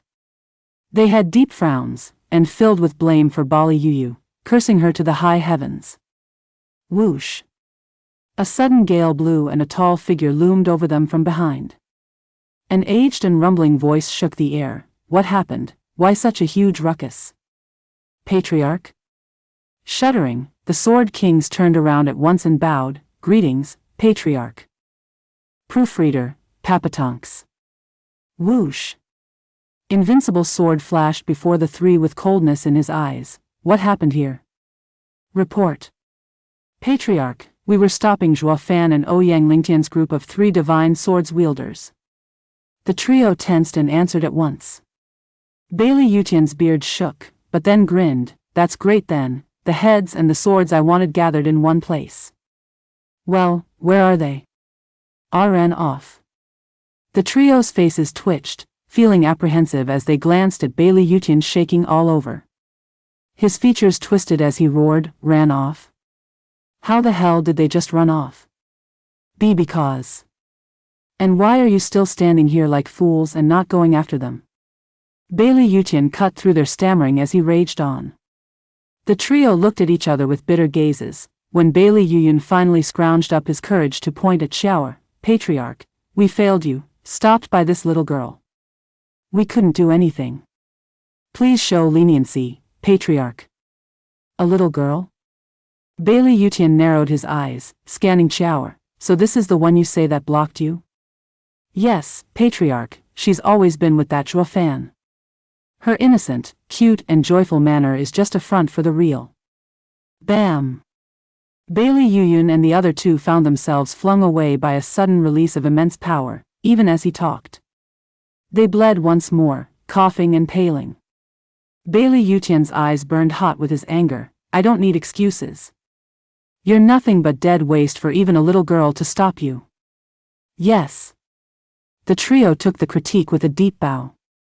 Bailey Yutian turned his attention to Xiao, showing off a cold smile. Ha ha ha, Devil Mountain isn't the empty lie I thought it to be. There's some truth to it, I see. Missy, you sure are something to stop these 3, even if they're more or less garbage. Better believe it, humph.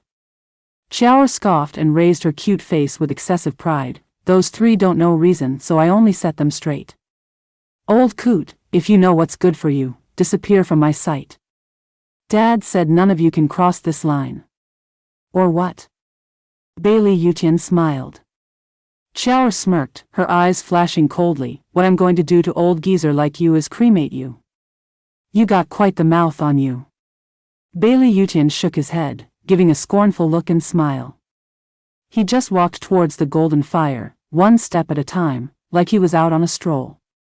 Missy, you're the first to ever talk to me like that since I started on my path. Show me then, just what skills you have to back up that overconfidence, ha ha ha. Bailey Yutian laughed, letting it loose as his bulk neared Xiao. Xiao stared at him, her face growing hard, then her hand flashed with a golden ball of fire.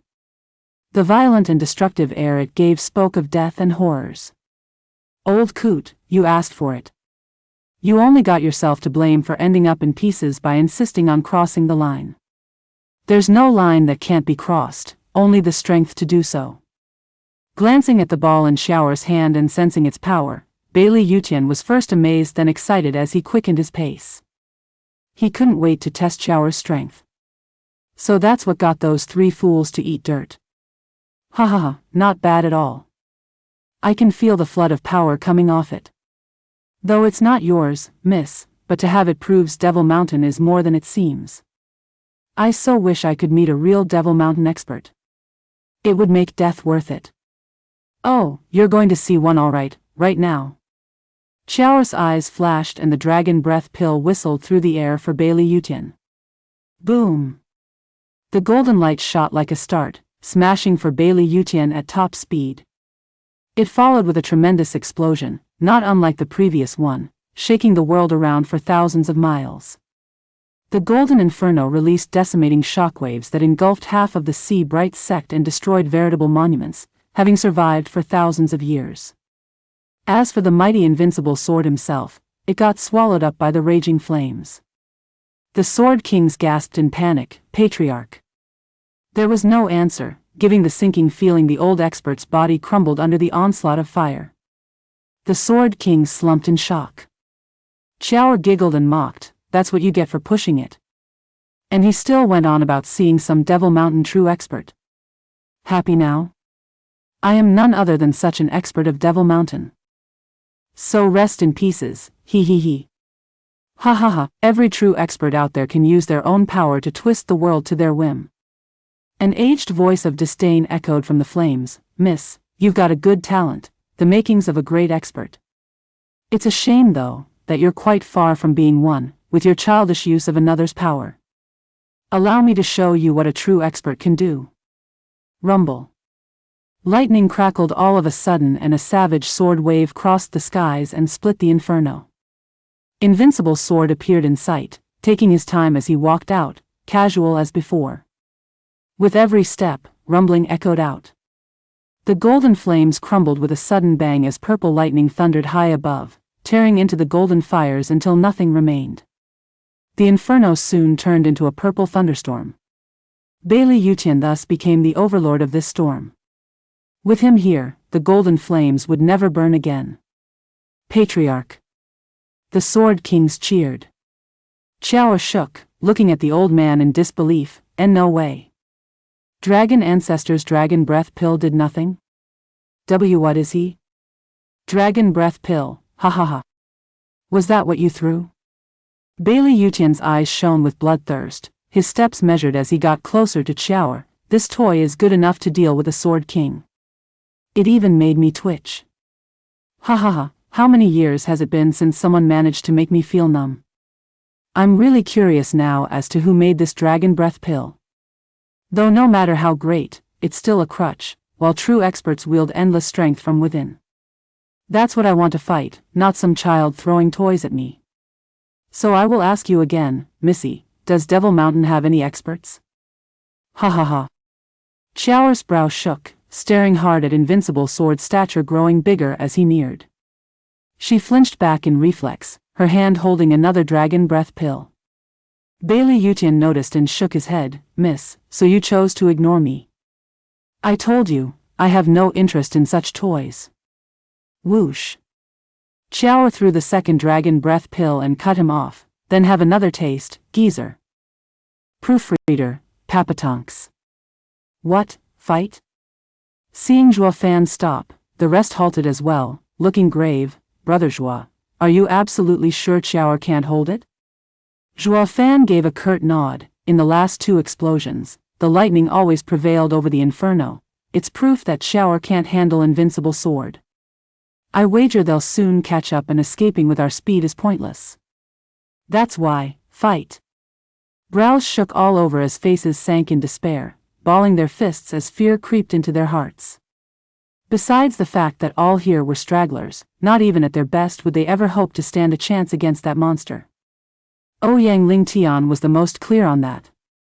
He and the other two divine sword wielders' only hope was in Xiao's godlike talent. This, however, turned out to be a bust as well, with the old freak coming to finish them off. Everyone shivered. Big Brother Zhuo, what are our chances? Ouyang Chongqing gazed at him with blinding hope. Everyone turned as well with burning gazes, including the three oldies here, all eager to know the answer to that question, having lost their backbone and awaited his instructions. Back when he was the Grand Marshal, they could still make use of that noggin on their shoulders, considering the three orders. Now though, they relinquished their cognition in favor of following Zhuo Fan's orders. They were at the end of the rope and the only way out was with help. Any that fell in such dire straits would stoop to any low, would take any deal. They would forego using their own minds and overcoming to earn another's help. The help might come from a volatile person, but no matter how wretched the character or unreliable, his words were law to them. Not to mention Zhuo Fan's intellect had been put to the test and prevailed. Their trust in him was blinding at this point. None had such complete faith in Zhuo Fan until now, especially the ever-belligerent Murong Shui. Even she found herself with her fate in his hands. Despair was among the best ways to get people to listen and obey. How else would you explain the many plebeian revolts throughout history? Zhuo Fan met their gaze with a knowing smile. Rest easy, with me here, nothing will happen. Big Brother knows a way. You can overcome Invincible sword? Ouyang Chongqing gasped, discovering another side of him. The boss is so tough he only used his pinky before, when he has the power to fight the best in the lands? Oh really? But we're peers, there's a limit to how strong you can get. His suspicion soon waned right after, recalling Xiao pushing back 3 sword kings and she was even younger. As her father, there's nothing Big Brother Zhuo can't do. The Zhuo clan is a hidden den of monsters. Ouyang Chongqing cupped his hands in admiration. Big brother Zhuo is unfathomable, having not shown your talent for us to see. Now I get to see Big Brother's style, and I bet Big Brother and Invincible Sword's fight shall be the greatest and most glorious battle since the world came to be. It shall be our utmost honor to witness history being made. The rest looked at Zhuo Fan with astonishment. He can handle Invincible Sword, really? That's insane. Invincible Sword had trained for ages, but what about him? If he could meet the old monster head-on, these observers would be ashamed for the old coot. You cultivated for millennia yet can't even compare to a guy being around for just a few decades? What have you been doing all these years, lounging? Those from the western lands were even more incredulous since the last time they saw him was barely 10 years ago, when they knew his strength. There was just no way one could jump ranks so much and so fast. Not just Invincible Sword would be depressed if he could, but even them, feeling like they wasted their years. We've been hard at work training, so why are we still so far behind? Everyone had tense looks, waiting for Zhuo Fan's answer. There was hope and denial on their faces. While it was a great boon for them if Zhuo Fan had such heft, the same couldn't be said for their pride and self-confidence. What the hell have you been doing these years? How did you get so far ahead? We're not even in your shadow anymore. Gulping, Ouyang Lingtian and the other two were stressed out as they waited with fixed gazes on him, their thoughts and wishes in deep conflict. If Zhuo Fan declared he could fight Invincible Sword, they were the first to be in utter denial, taking out their sash and just hanging themselves with it. If you're such an abomination, what does that make us? Looking at them all, knowing full well the chaos in their hearts, Zhuo Fan chuckled and shook his head. Friends, with my strength, even fighting peak Genesis experts is out of question, let alone Invincible Sword. I just happen to have some things on me, like shower, from my master when times are tough. I can at least escape with my life. Oh, I see. They all bobbed their heads, their rearing jealousy and envy curbed on the spot. What did I tell you? There's no way humans could train so fast, that's simply insane. It turns out to be some special means instead. That explains the last outrageous power, it's all based on something else. One's cultivation can only grow through hard work after all. Ouyang Lingtian and the other two had this belief ingrained in their hearts, getting testy the minute someone challenged it. If Zhuo Fan and Xiao had truly amassed in a few years what took 1,000, their minds would snap and would just curl up and cry in a corner. They thanked the heavens it wasn't so. This at least brought value to their bitter struggle to the top for years on end. They got to keep their ego intact, for now. Chongqing, slow and steady wins the race, tested and proved throughout the ages. Remember that. To be strong you need to train hard and not rely on props. When they fail, and they will, you only have yourself to rely on. Understand? Ouyang Lingtian used this chance to teach his wisdom to the child, though doing more for himself and washing away this defeat. It included Zhuo Fan in it as well, though they all understood it. Old-timers found their limelight stolen by youth, so they could only hang their seniority over their heads to show off.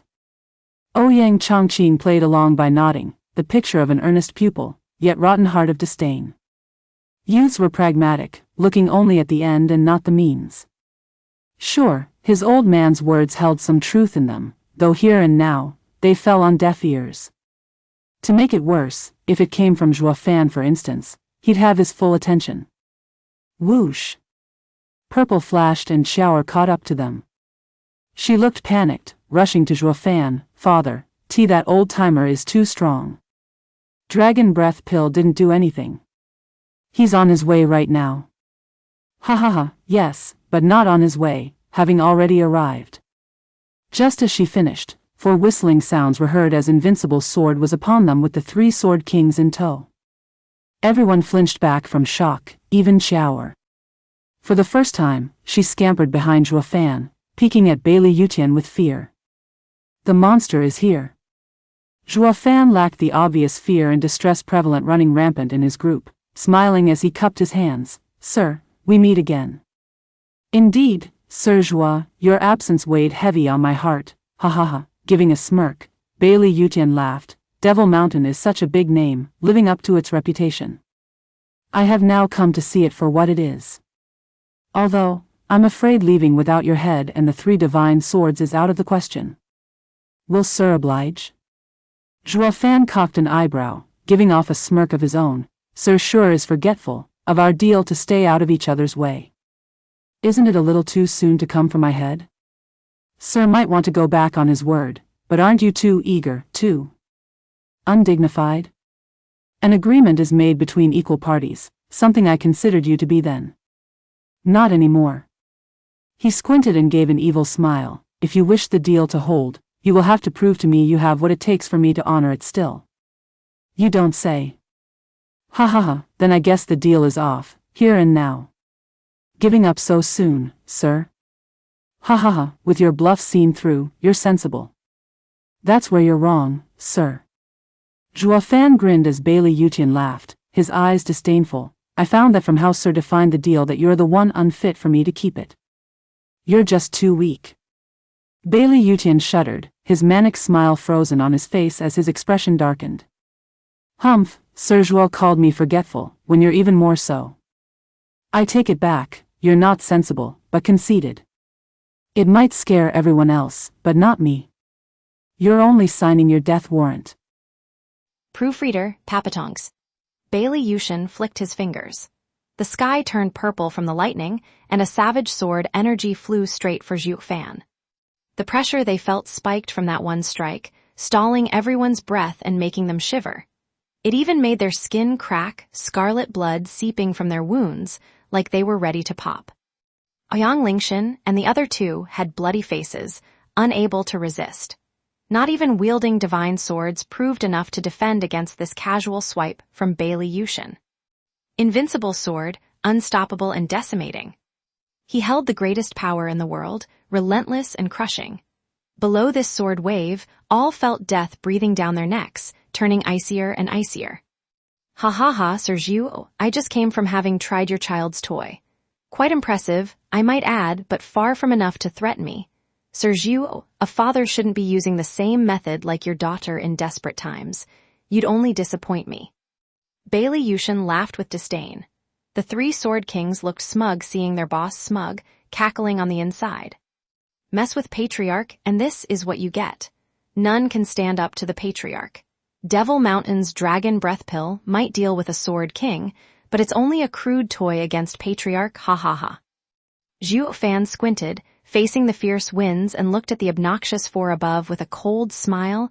Invincible sword, don't get too happy. You're far from becoming unbeatable. I might not have such toys on me, though I'm partial to having pets. Since Sir is gracious enough to show us how it's done, I would very much appreciate your input on this little beastie. Zhu Fan flicked his hand, and the storage ring opened a portal.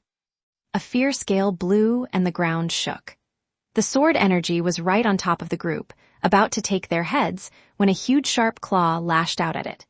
The explosion rumbled out, and the invincible sword's energy remnants faded off into nothing. A chilling wind passed as a wind shadowed the sun and the skies in its entirety. A single flap crushed stone and broke mountains.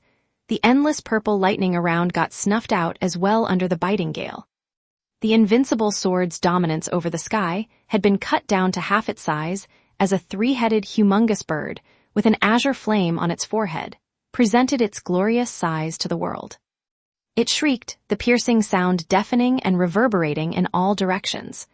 All spiritual beasts within 1,000 miles cowered in fear, prostrating before their king. That's all gaped in shock and terror, including even Invincible Sword. Could this be the legendary imperial spiritual beast of the 9th level, the 3-headed crow? The Sword Kings were dumbstruck, face twitching and shaking hard. Patriarch, that's indeed the strongest spiritual beast, the 9th grade imperial 3-headed crow. Hardly anyone has seen it. To think it would make its appearance today. The Devil Mountain is a monster to even rear something of this caliber. Bailey Yutian grew grave as he stared in disbelief. 9th level spiritual beasts are the strongest, said to be an emperor anywhere it went to all creatures. There has never been any man in the 5 lands' history capable of surpassing such a legend. It was in fact human empires that caved under its claw and wingspan by the dozens. I just can't fathom how such an emperor of beasts would be willing to listen to some human. Patriarch, Devil Mountain. Bailey Yuyun shook in anxiety, his regret mounting. This expert could not be trifled with, having the might to subdue even the mightiest of beasts, a 9th-level spiritual beast. The real issue here was that they got on this mystical hidden sect's bad side now. How are we supposed to survive it? When the real experts feel like coming for retribution, not even the Patriarch might hold. Bailey Yuyun grew panicked, looking at Bailey Yushin in fear. Bailey Yushin knew what he wanted to say and hold his hand out to stop him, his smirk obvious as he stared in excitement at the huge beast. For thousands of years I've been in constant search for a worthy opponent, yet was disappointed every time. Provoking Devil Mountain might not have been wise, but to see a living legend, a 9th-level spiritual beast, is filling this old heart with glee, ha ha ha. Patriarch, that's not the problem here, it's the person who subdued it. I know that. Invincible Sword waved him off. With impatience, only a true expert can make a 9th-level spiritual beast bow. We've really stirred the hornet's nest this time, and even I might feel its sting. But what of it? Do you three know how the Sword Star Empire came to be? In my prime, I've faced countless hardships and challenges that led to what you see today. Isn't it just another strong adversary that showed up, just in time too, to curb this solitude I've endured for years and years? I can now feel young again. No matter how tough Devil Mountain is or how many experts come at me, I'll meet them head on down to my last breath. Just like how I did back in the day and challenged the 5 lands. Ha ha ha, Devil Mountain, this is great. It's so good that you exist. Now I'm no longer alone, ha ha ha. An uninhibited mad laughter came from Invincible Sword as he stared at the 3-headed crow, brimming with glee. The sundering sword appeared in his hand. As he felt the streaks of purple lightning flaring, his thirst for battle raged as his aura burst forth. In a blink, the skies changed. Lightning crackled, purple fighting to wrest control of the skies from the black winds. The Sword Kings fell back as Patriarch grew more and more excited, having never seen him so wild and violent. Now that the 9th-level spiritual beast appeared, it could handle all his power, and he could finally let loose. For a man so crazed about being at the very top, it was the greatest stimulant. The 3-headed crow started, hardly believing what he was seeing. Not even it had faced such a strong human, surprised one even appeared in this mortal domain. Invincible Sword was a man that even an imperial spiritual beast would respect. Ouyang Lingshan and the others watched the 3-headed crow with gaping mouths. Sir Zhuo, the Devil Mountain even has something this outrageous. Well, they're good for errands and holding the door. Zhu Fan spoke heavily, staring at the beast and man about to duke it out. Even he began to feel some respect. Wisdom came with age, it was what everyone was saying. And the more one went on in years, the more they gained, and the more they feared losing any of it. Invincible Sword was the exception. Age was just a number to him, while always going around challenging his limits with no fear of what it might do to his clan. No wonder he's the Invincible Sword, haha. He was at least leagues above all the other 4 so-called strongest in their lands. The 3 old-timers gawking from the sidelines earned Zhu Fan's displeasure. He was on the 4 lands side, facing off against the Invincible Sword. Yet when it came to respect, he found the enemy far more worthy of it. It was all due to these mighty experts cowering in the face of their enemy, while the Invincible Sword relished the challenge. That's what separates the strong from the weak. Propping doors, Sir Zhu, just what the hell is Devil Mountain even? Ouyang Lingshan cried in shock. Zhu Fan smiled, his focus never leaving the fight that was to commence. He noticed the 3-headed crow was shaking, looking just as thrilled. The 9th-level spiritual beast wants to put the Invincible Sword's title to a real test, ha ha ha. How foolish. Zhu Fan shook his head and continued to watch. He shouldn't be belittling the 3, not when they were heroes of their own areas. But now, when life was on the line in the face of this showdown, they only cared about self-preservation, although quite a logical action too. While he had no worry since it was all going as planned, the rest were on a razor's edge from one situation into another. How could they handle that? He always emphasized on their toughness and bravery, but he was asking too much from them. Zhu Fan emptied his mind then, finding a new worldview then and there, opening his eyes. All were just too focused to notice his changed gaze, with even Zhu Fan unable to understand what realization he came to. Proofreader, Papatonks. Whoosh. Holding the sharp sundering sword, Bailey Yutian glanced with excitement from the crow to Zhuo Fan below. Ha ha ha, Sir Zhuo, I must thank you for giving me such a great adversary. I'll be sure to show my appreciation by giving you a proper burial once I slay it and keep your head. I'm humbled, which is why I'll be sure to gather your pieces and send them back to Sword Star Empire once my spirit animal tears you apart. The least I can do is not let your corpse be ravaged by wild beasts, as a token of our brief friendship, ha ha ha. Zhuo Fan looked perky as well.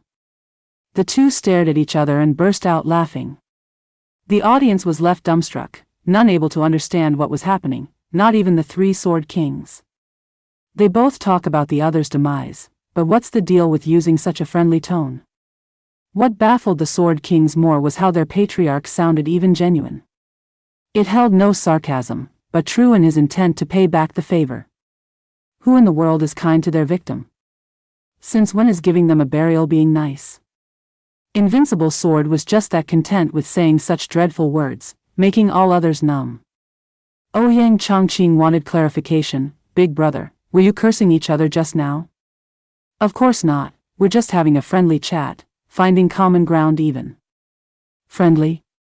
Common ground? I don't see it. Ouyang Chongqing was stumped. Zhuo Fan sighed. You haven't been around much and have no clue about a practitioner friendship. Being part of this circle of practitioners, you don't get to choose. Each of us wants the other dead, driven by our own interests. That, however, doesn't stop us from having mutual respect as well, showing it by looking after their corpse. This is how you treat an honorable opponent, completely natural. How's that natural? I didn't understand any of that. Ouyang Chongqing scratched his head, clueless still. Ouyang Lingtian took a moment to mule his words and then bowed to Zhuo Fan. We all admire Sir's conscience. Dad, you got what he said? Of course. The three old men laughed. Practitioners don't get to choose, ha ha ha. Star reader, the author is taking the idiom literally, with the implied meaning that they don't get to choose where to die or if they get a burial. They turned serious then, their smiles falling, turning to the man and beast above with nothing but respect. Self-preservation no longer dominated their actions, standing tall like a true top expert of their land. Zhuo Fan nodded. No wonder they understand, being the head of their land. A practitioner must be willing to challenge, that's what makes him a fighter, rather than stretching his time on this earth for as long as he can. They sealed it off in their hearts, sealed themselves from the Tao in the secular world. This may be why their insights in the sacred weapons lack compared to the invincible sword. Their hearts were confined with trifles. Now their hearts are open. Whoosh. The three-headed crow flapped its huge wings, sending fierce winds around. It then shot for the invincible sword, talons at the ready to tear him apart, whistling through the air. Patriarch, look out! Rip him apart! The sword kings cried out while Xiao cheered for their house pet. She was getting more than a little kick out of it, seeing invincible sword about to get it after picking on her. Clang! The invincible sword squinted, flicking the sword to block the claw, letting out a grating sound. The power exerted was absurd, cataclysmic, with invincible sword forced back as he defended, his arms bulging from strain and sweat formed on his brow. Having never seen Patriarch in such difficulty in battle, the sword kings were panicking. The rest, by contrast, were wild with joy. Ouyang Chongqing skipped over to Zhuo Fan to exclaim, Big brother, if you had that precious, you should have taken out from the start and saved my dad and others the effort. I wanted to wait for the perfect timing to catch the invincible sword by surprise and end him. Now I had no choice but to let them face off. Zhuo Fan made up some lie on the spot. He couldn't outright say. I was waiting for both sides to be crippled. That would be most rude. The excuse sounded clever too, with none judging his intellect. After all, he had done all the thinking for them all this time. No matter how suspicious this reason was, since Zhuo Fan said it, they had to believe it. Who here was the Grand Marshal anyway? Only Ouyang Lingtian and the old-timers understood that the war didn't matter, only this battle. Ah! A howl echoed as the invincible sword tensed his legs and stood firm to stop his retreat. The invincible sword then pushed harder, flinging the humongous bulk of the three-headed crow back, making it roll in the air a couple times. The three pairs of eyes looked back with shock. You're quite strong for a human. It speaks, just like that sea demon. Ouyang Chongqing shrieked, do all 9th level spiritual beasts speak?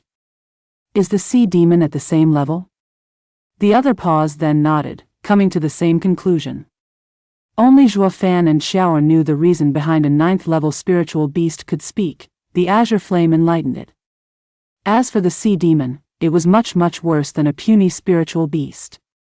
What did startle Zhuo Fan though, was that the invincible sword was able to fight a 9th level spiritual beast evenly. At this level, the beasts were king, not to mention this particular creature was the Kunpeng's right hand, a cut above the norm. Despite it all, the invincible sword pushed on. Does this mean that the invincible sword is at the stage of a spirit king? He's not one in the truest sense only because the domain blocks him? Zhuo Fan's mind was calculating and observing. His power went beyond anything and anyone, yet his cultivation stalled. It did not match the natural order. If the invincible sword gets any stronger, will the domain press harder on his cultivation?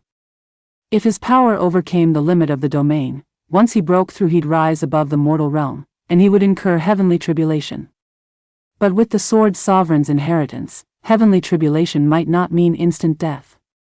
But then what? Will he remain in the mortal domain or? Was the invincible sword the only true talent that reached this point in the long history of the mortal domain? There had to be generations of glorious talents and their centuries-long legends. With how the 5 divine swords existed since the beginning, the sword sovereign's inheritors couldn't amount to just these few. So where are they? If they ascended to the sacred domain, why hasn't there been word of any people coming from the mortal domain then? Zhuo Fan knew things didn't add up. The heavenly sovereign's domain wasn't merely made to trap sacred beasts. Shriek. The sudden cry pierced the skies and the ears of everyone. The three-headed crow cried out at the indignity of having a human push it back. Its huge wings sent swirling black wind straight for Bailey Yutian. Any hill or rock in their path were reduced to nothing, the wind holding the power of decay as it ate through anything it touched. Even the lightning streaking across the skies fared no better, turning the purple-hued heavens black from the winds. All felt a sudden chill as it whistled in their ears, their blood running cold. It was all done to swallow Bailey Yutian. The Sword Kings cried out once more, worried for their patriarch. Everyone else was in grave disbelief a Sword King would act like that. Though it became clear from the display that not even the best in the world might fare better against a 9th-level spiritual beast. As the darkness and the wind surrounded him, the invincible sword's eyes flashed and lightning sparked across the sword. Proofreader, Papatonks. 3 heads, be sure to give that old coot a good smacking for me. Xiao cheered from behind Zhuo Fan once she saw the dreadful powers clashing in the sky. 3-headed crow turned grim at its master's order, flapping his wings hard, black astral wind annihilation. Rumble. The winds flooded the sky like a stampede, encroaching on invincible sword, trapping him within and closing in to seal his fate. The pressure was enough to stick the robe to his body, pushing harder and harder on him. Even his bones were creaking. Patriarch. The Sword Kings cried out, sweating from worry. Against such power the likes of which they had never seen before, they themselves would have died on the spot if they were in the invincible sword's stead right now. And that was just from the pressure alone. Once the winds truly struck, then their patriarch. They grew more restless as fear fed them worst-case scenarios. Their nails dug into their palms, drawing blood without them even knowing. Ouyang Chongqing and the others witnessed such a shocking scene with glee. The invincible sword's legend was about to die. Only Zhuo Fan and the 3 old-timers were calm. The end of this fight between the man and beast wasn't just a mere conclusion to the war, but also the declaration of who stood at the top, who was the strongest. This was a practitioner's honor and conviction, something no profane reason could stain. Zhuo Fan felt this on his own skin, thus he watched this fight for no other reason than that.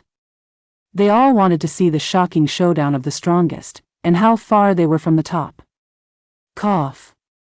As the power grew more savage in its approach, it caused his old bones to stiffen up. And with any flaring of its aura, pain speared through his whole body. What was truly astounding was that he was sweating as well. Bailey Yutian gnashed his teeth to bear through it, even as he wore an exciting smile and a lively gaze. He did not fear it, but relished it. He, how many years has it been since I felt such pain? This is a battle. This is how I should live, ha ha ha. Laughing on the inside, Bailey Yutian shouted and gripped his sword tighter. His whole body shone purple while the sundering sword flickered with lightning. First of the 3 sundering sword strikes, all-conquering. Whoosh. As the black winds were upon him, Bailey Yutian's hand tightened. His bones creaked and his body unleashed surges of lightning. With a sudden shift, a sword wave was unleashed in every direction, sweeping all in its path. Rumble. The sky thundered and the earth boiled as everything around quaked. From the invincible sword, a powerful purple lightning storm spread out, and as it met the black winds, they stalled for a second before decimating the winds. The purple lightning destroyed everything in its path, retaking back control of the skies, bringing back its purple hues.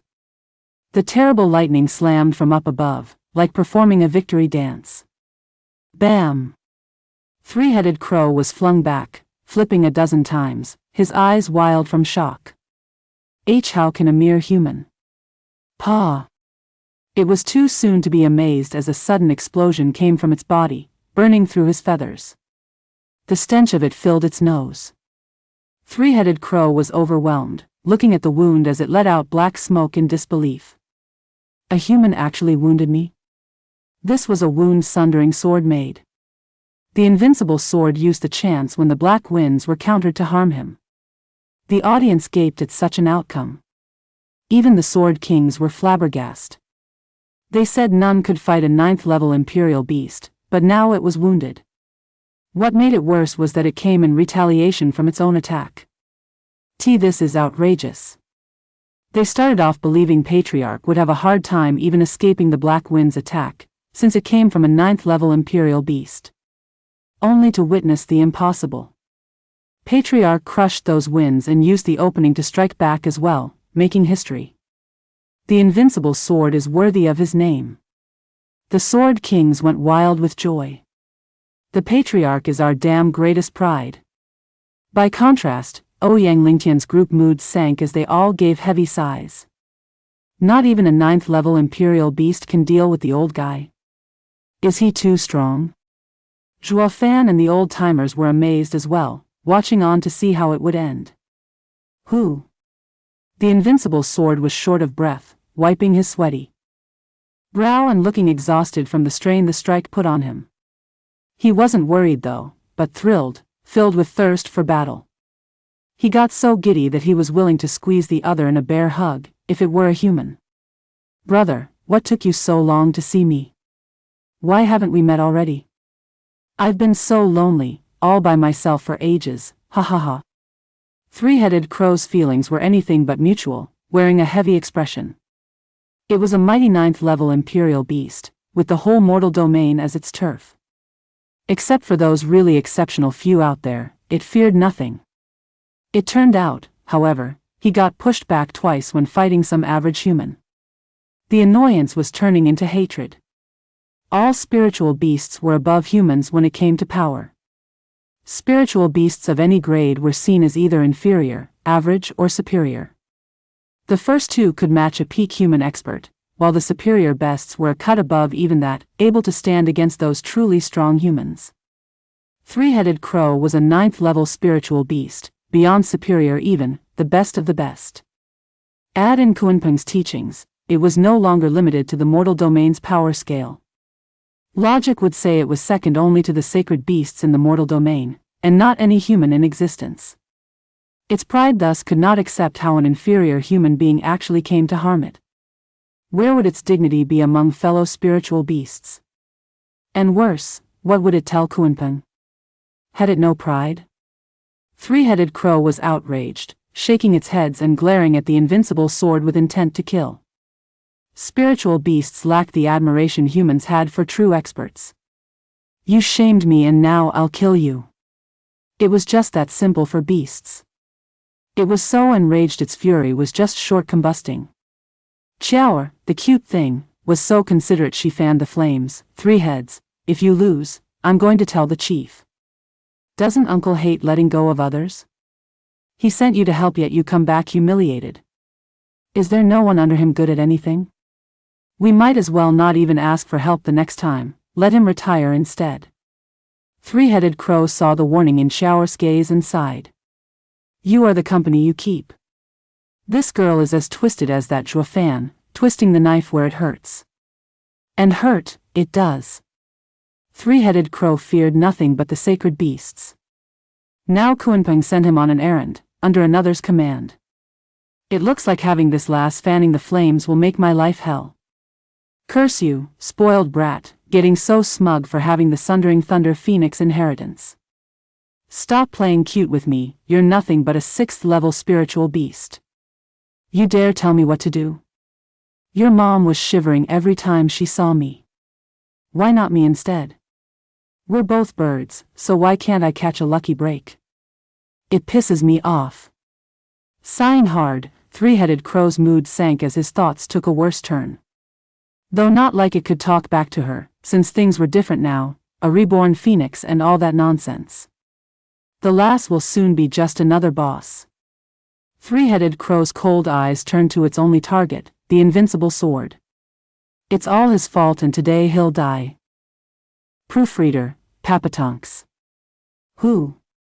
Three-Headed Crow's azure flame above its forehead flickered wildly like candlelight. Its eyes, however, were cold and icy, focused solely on the invincible sword who stood across from it.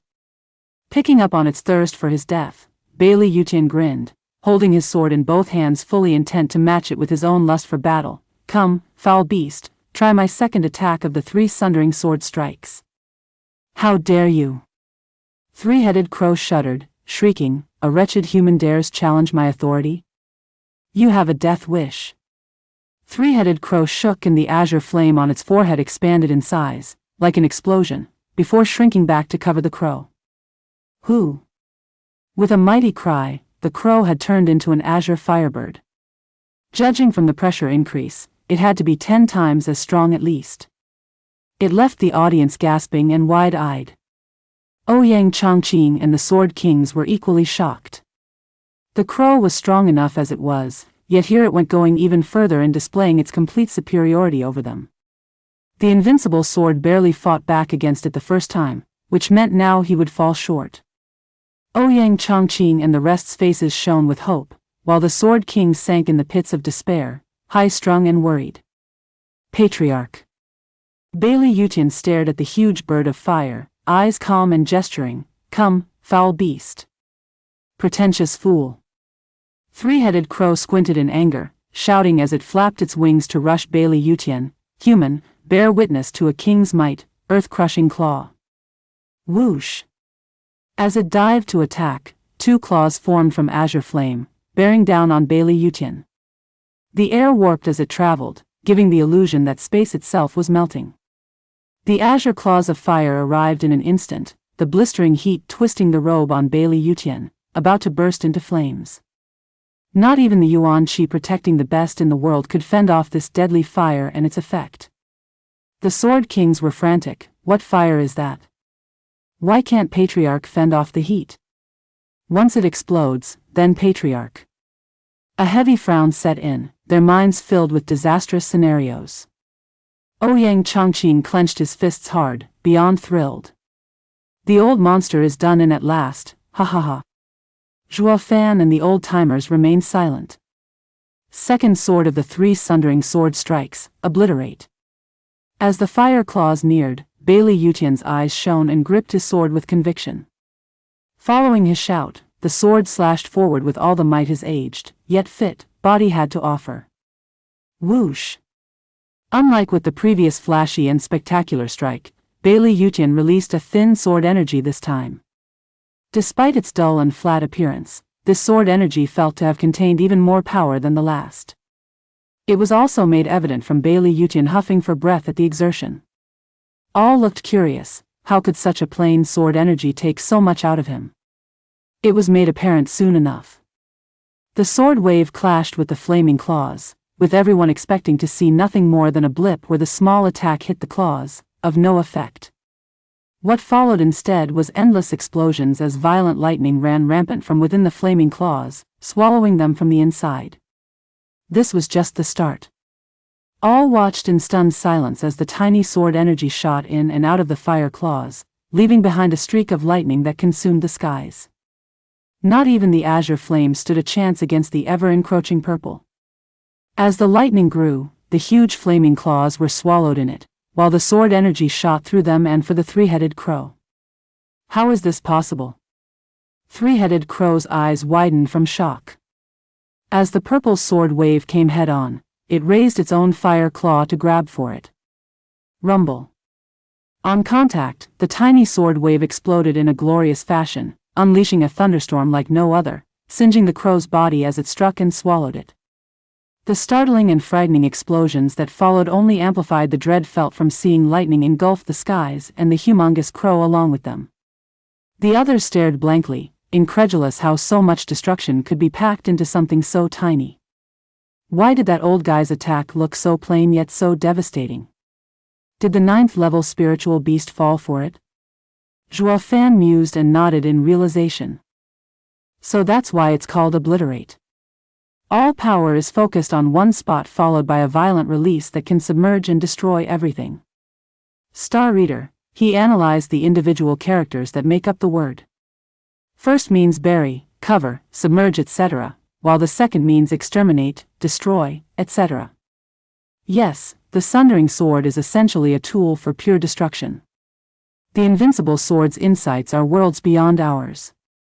Ouyang Lingtian sighed, seeing that focused destructive force only proves it, needing an amazing talent to control such wild power. The Invincible Sword is worthy of his name, the Peak Practitioner. The other two nodded with utter calm, despite this meaning that the Invincible Sword won and would spell doom to them all. They had broken off from the mortal affairs, gleaning into the world's nature. Whoosh! A black shadow streaked across the endless lightning above as three-headed crow used its powerful bulk to fly out. It had lost its majestic air from before, however, now looking worse for wear. The only azure flame remaining burning was the feeble mote on the forehead. Even its plumage was singed, stripping away more of a 9th-level imperial beast's prestige. All of this was caused by one man, the strongest human. Three-headed crow felt its entire honor had been dragged through the mud. Its eyes burned with hatred for the old guy, screeching, "Rotten human, you have slighted me for the last time. Now you die." Three-headed crow shot for the Invincible Sword. Its speed belied its now worse state, filled with power and vigor. Humans had spiritual beasts beaten when it came to smarts, but their bodies were leagues above. It had suffered an affront to his dignity with the Invincible Sword landing 2 strikes on it, but at the end of it all, the damage it suffered was only skin deep. The Invincible Sword, instead, was the one who neared exhaustion from those attacks, panting. This was a gap between spiritual beasts and humans. The spiritual beasts' bodies were just too damn tough. Sword Kings knew this too and cried out, "Patriarch!" Whoosh! Bailey Yutian's wave cut them off. Taking deep breaths, he forced himself, although with a pale face and weakened body, to stand tall. He even smiled in excitement. "I have roamed the world undefeated with these 3 strikes, only ever forced to use the first. Never has the chance presented itself, or required, the use of all 3. It's because no one could take them on. This time, ha ha ha, I'm relishing the fact I can use them all. Truly a joy, ha ha ha. Three-headed crow, thank you for fulfilling my lifelong wish and allowing me to fight with all I have." Bailey Yutian held his sword, his eyes sharp as he gave an effusive smile. Third sword of the 3 Sundering Sword strikes, fatality. Proofreader, Papatonks. Whoosh! The sundering sword in the invincible sword's hand flashed purple and lightning snaked its blade. His eyes stared at it, and he started fading in and out of sight right under everyone's eyes. It gave off the feeling that the world was going along with this strike's build-up. Ouyang Chongqing slapped his head. What kind of skill is the old guy using? Why is his body warping like that? One with the sword and nature? Zhuo Fan cried out, Bailey Yutian's genius is without equal in this world. His insights in the way of the sword are so great, all he needs is the right cultivation level to ascend. Brother Zhuo, he's at the top already, what ascending? There's hardly anyone in the 5 lands that can match up to him, maybe not even a 9th level spiritual beast. I'm not talking about the lands, but... Zhuo Fan's brow shook, shaking his head and letting his voice trail off. Bailey Yutian had achieved the peak in terms of swordsmanship, with cultivation being the only thing holding him back from unleashing its full power.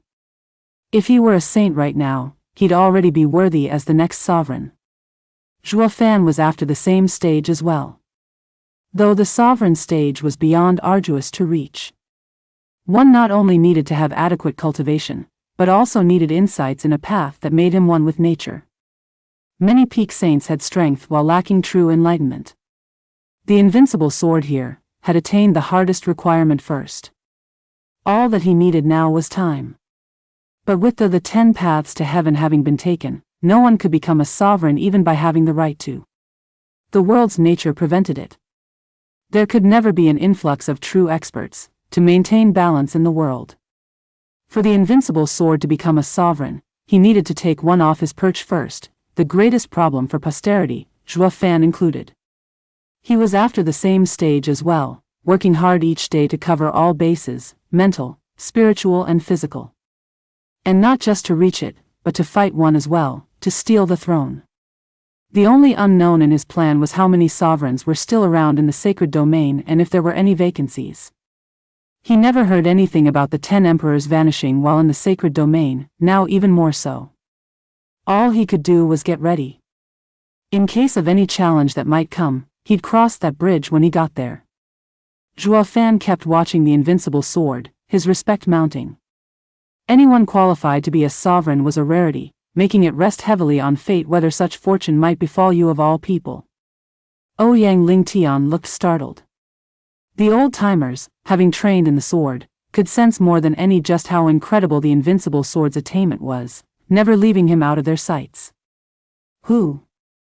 Sending biting winds, 3-headed crow charged head-on with its sharp claws primed to tear Bailey Yutian's skull off his shoulders. Bailey Yutian heard the whistling of the wind and the sword finally moved. Making a completely plain swing, Bailey Yutian faded in and out while lightning exploded as a purple sword wave flew at the 3-headed crow. It laughed in mockery, ha ha ha, have you gone senile, old fool? You saw how your sword energy can't do anything to me. I easily crushed it last time and now you're using it again. A sudden groan cut him off, followed by spraying blood dyeing the skies red as it powered down like rain. 3-headed crow froze, jerking its head to look down in utter shock. How? The majestic claw that whistled through the air with incredible power, and his pride, was now gone, leaving behind a perfect cut. The sword energy had robbed it from it. It was stupefied. It was a 9th level imperial beast, the toughest there was, yet it just got sliced from some sword energy? It saw his sword energy's power already too, those previous 2 strikes hardly did anything to him. So what made this plain sword energy so damn special? This is just too freaky. 3-headed crow's 6 eyes were lost in utter confusion. Its mind had been made aware and became quite smart as well, perfectly capable of judging when to dodge or not. It never got within the range of the sacred weapon, since it would be easy for it to cause harm. While a human wielded it, any sword energy couldn't. This was where it was stuck. Bailey Yutian smirked at its conundrum, his body fading out once more as he unleashed another sword energy on its wing. Whoosh! Blood gushed once more as a huge wing fell and the 3-headed crow stood there too shocked to even sense it. How? Humph, this strike is called fatality, meaning demise. Bailey Yutian grinned, showing his pearly whites, no matter what I face, I will cut it with fatality. I am holding the sundering sword in my hand, sundering the heavens with it. What else is there that can't be severed? Bailey Yutian turned as he shouted, now fading in as he slashed hard at the three-headed crow's head. Wait. Whoosh. Three-headed crow's eyes were wide with dread, about to beg, but the invincible sword's unstoppable attack had already passed. The sword wave flitted through it, leaving behind a motionless three-headed crow.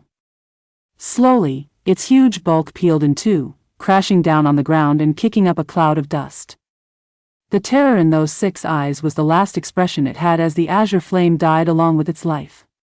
The apex battle between the strongest human and peak spiritual beast had reached a most shocking conclusion that none saw it coming. Everyone was too out of it to speak. Ouyang Chongqing felt like crying, despair coming crashing down harder after having tasted hope. Brother Zhua even used his last card, a 9th-level spiritual beast no less, but this monster just won't die. Doesn't this mean it'll be our turn to kill us? The Sword Kings went wild with joy. Patriarch had crushed a 9th-level imperial beast all by himself. Amazing. The invincible sword's name will travel the far reaches of the world, not just among humans, but even among spiritual beasts. Now nothing can stand up to Patriarch. Now this is the true invincible sword. Zhuo Fan and the old-timers weren't so taken by emotion, looking at the humongous corpse with a heavy heart. They were not relating its fate with theirs, but weighing the challenging future ahead. Before them was the peak power across the lands, and also their goal.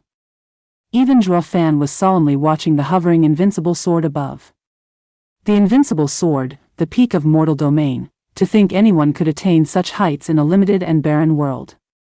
Going further will mean being worthy of the sovereign stage. I strive for the sovereign stage just as well, and to reach it, I need to get to this level before returning to sacred domain.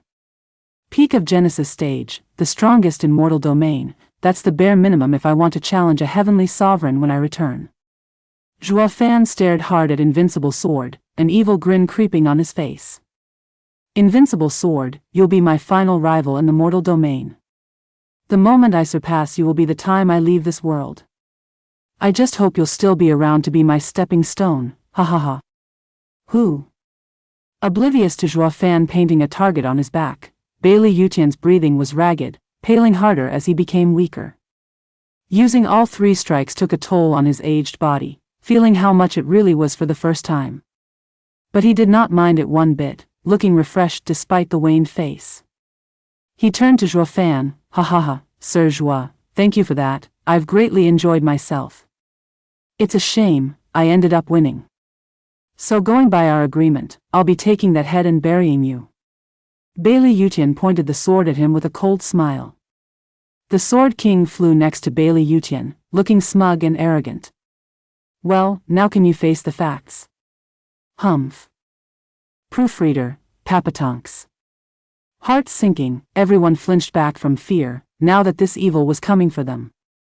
They still gave Zhuo Fan hopeful looks, like looking at their last lifeline to save them from this despair and terror. Bro, do you have anything else? Zhuo Fan muttered under his breath, then raised his hands to give a light clap, not looking the least bit terrified like his peers. Clap. Ouyang Lingtian and the old-timers stood at his side with a grave look, picking up on his intent behind such a gesture. The invincible sword's brow shook, looking confused. Sir, you're too nice, and the right thing to do is thank you for such a favor. The crisp clapping halted and Zhuo Fan said, thank you for making us witness such a rare showdown, of letting me peer into the heights of humanity's cultivation. It allowed me to have a clear goal, and for that, you have my deepest gratitude. Zhuo Fan leaned and offered a sincere bow. Ouyang Lingtian and the other 2 followed along. The Sword King's faces twitched, not getting anything. What's this guy up to this time? Ouyang Chongqing's group were dumbstruck. Big brother Zhuo, Dad, what are you all doing? That monster's here to kill us and you're here bowing? You should be thinking hard on how to get us out of this mess, for crying out loud. You don't get it, Chongqing.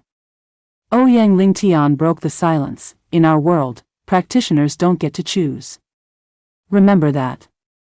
All our affairs belong to this circle, but as a practitioner, a cultivator, this bow is a tribute to the strong. By not bowing now, then the secular world is holding you back and preventing you from ever reaching the top. We have been around for far too long that we've forgotten our initial goal for Tao along the way. Now, having met Sir Jua, his actions and words have opened our eyes. People may be practitioners, but their hearts fall behind. We've been wrong for too long. Murong Lai sighed with wisdom, the trio giving Zhuo Fan another look of respect. As a fellow cultivator, this young man understood this truth better than these old relics, who'd forgotten. That was why they fell short. Ouyang Chongqing gave them a blank stare, then jerked, recalling the monster hanging over their heads. The invincible sword looked to be sympathizing with them, his gaze showing a rare and calm expression, actually coming to see the four as equals. This never would have happened before. The invincible sword was the best of the best, be it among humans or beast. Who could be his equal? This time, however, he had such a gaze. His sword kings were baffled. Putting away the sword, the invincible sword cupped his hands, filled with respect. I've been roaming the lands in solitude, but now I've finally met true fellow practitioners. Sir Jua especially, so young yet so enlightened to Tao, neither arrogant nor impulsive. You have my respect. It's a true loss that our intentions align, but not our positions. I am thus forced, by our circle of practitioners, to take your heads. Especially, Sir Jua, yours is an absolute must. It has been my greatest fortune to have met you today, Sir Jua, but now it's time to say goodbye. Bailey Yutian sighed one last time in regret, but then his eyes steeled, pointing the sword at Zhuo Fan with the intent to end him. Ouyang Chongqing was on the verge of crying. He still thought Zhuo Fan was taking the refined approach with the invincible sword, appealing to his heroism to instill fondness in another hero so they'd all make up in the end. The thing was, the old freak was buying it. That was until he flipped and drew his sword. Brother Zhua, he ruined your last feelings, so what do we do now? If only I knew this, I wouldn't have complimented him and just died. Now I'm not just ashamed but also getting killed. How could he possibly understand these true practitioners' feelings? At the very least, they were all clear on their grudges and affairs, public and private, and respect had no part in this at all. By refusing to admit the opponent's strength, you yourself would never grow either. Your potential would be crushed by your own denials. Easier said than done, such people being rarities. As Zhuo Fan took the lead, Ouyang Lingtian and the old-timers realized this truth as well, earning them the invincible sword's own respect as well, but also fueling his desire to kill Zhuo Fan. He knew the youth would soar and one day would threaten him. He might be searching for a good opponent, but finding one with the potential only filled him with fear. He had to snuff it out. A human heart was wrecked with contradictions and dissonance, something not even the best could escape from. The invincible sword's sword lifted, humming softly, the eulogy of all here into hell. Ouyang Lingtian was wounded heavily, but felt no fear, pointing his sword at the sky. The old-timers were finally doing this not for anyone else, neither to defend, but to challenge the very top, for their own path forward. A Tao heart warded all fears, for having the world within, one understood all. Here and now, the top of their respective land finally showed the strength they should have. The Sword Kings could even sense the trio's change, despite how weakened they were. It was as if energy gathered around them from the world, the same with Patriarch. Their hearts had grown. The Sword King's brows tense, hearts sinking. They must die here and now, before they grow so strong they might even surpass Sword Kings. They have to die now, to avoid a worse future. Ouyang Chongqing was clearly blind to the change, sweating buckets. There's no way 3 wrecked people can defeat that monster. It's over, this is the end. Wait. The one-sided battle was on the cusp of igniting when Zhuo Fan shouted, "Sir, I recommend you don't take it further and just fall back." Afraid, is it? Ha ha ha, not fear, but reluctance. Zhuo Fan sighed, I didn't care much about your fate so far, but seeing your battle made me realize that you're an opponent I'll have to take down myself. My strength is lacking now, so I'd like for you to keep living, for when I personally come to challenge you. I'd hate to end you now. Bailey Yutian started, then cracked up. Sir Joie, you sure know how to speak in riddles. Not even I understand you. If you have the power now, why wait to kill me? If you do not, why then speak of wanting my life? Why on earth would I let you go just to bring me more trouble? Sir Invincible Sword, there's nothing conflicting about it. Joie Fan smiled. I want your life, but would hate to do it any other way than with my own fist. It would rob both of us of an enjoyable battle. So I say Sir should save his energy, to let us live so that we may settle our fight fair and square. The winner enters Devil Mountain and the loser will be buried in the dirt. The Invincible Sword's eyes shook as he cried out, Devil Mountain? Aren't you part of it? Why would you want to enter it? To be frank, I came from Devil Mountain, but can't return due to lack of strength. Shaking his head, Joie Fan opened his heart to the one opponent he recognized. Sir, the 5 lands are tiny. Only when entering Devil Mountain will you know the true world of the strong. There's an endless amount of others above you. Though when it comes to talent, there are rarities. All you need now is a way in. On the day of our battle, you'll get your ticket. If I fail, it proves I'm not worthy to return. You are doing it for me. Bailey Yutian was plagued with indecision. Bailey Yuyun urged, Patriarch, the punk's words are poison. One minute he says he's from Devil Mountain, the other that he can't return. What kind of sect wouldn't allow the return of their disciples? He knows he's on death's door and clings to anything to fool us into letting him live. You mustn't let him get to you. Bailey Yutian glared at Joie Fan, though deciding still came hard. Devil Mountain is filled with experts. Beyond anything you can imagine. Joie Fan nodded, looking nervous as he recalled those days. There's no end to their legends. Your strength could hardly even qualify. The dragon breath pill Sir calls it a toy, ha ha ha, well, it's even less than one in Devil Mountain. But I have something way better, something that would scatter your ashes in the wind. Would Sir like to see? Bailey Yutian stared hard, unable to say a word. It was then that a thick fog spread from the sea inland, carrying biting cold winds. Proofreader, Papatonks. Patriarch, the punk is only trying to confuse us. Bailey Yutian spoke at once, seeing Bailey Yutian sinking in contemplation. The Devil Mountain may be as terrible as he pictures it, but why then is he taking such careful steps with us? Why hasn't Devil Mountain sent even one elder to guard him? It doesn't add up. Is the sect that confident their disciple can roam the world all alone? Even as training, there should at least be some hidden guardian watching over him.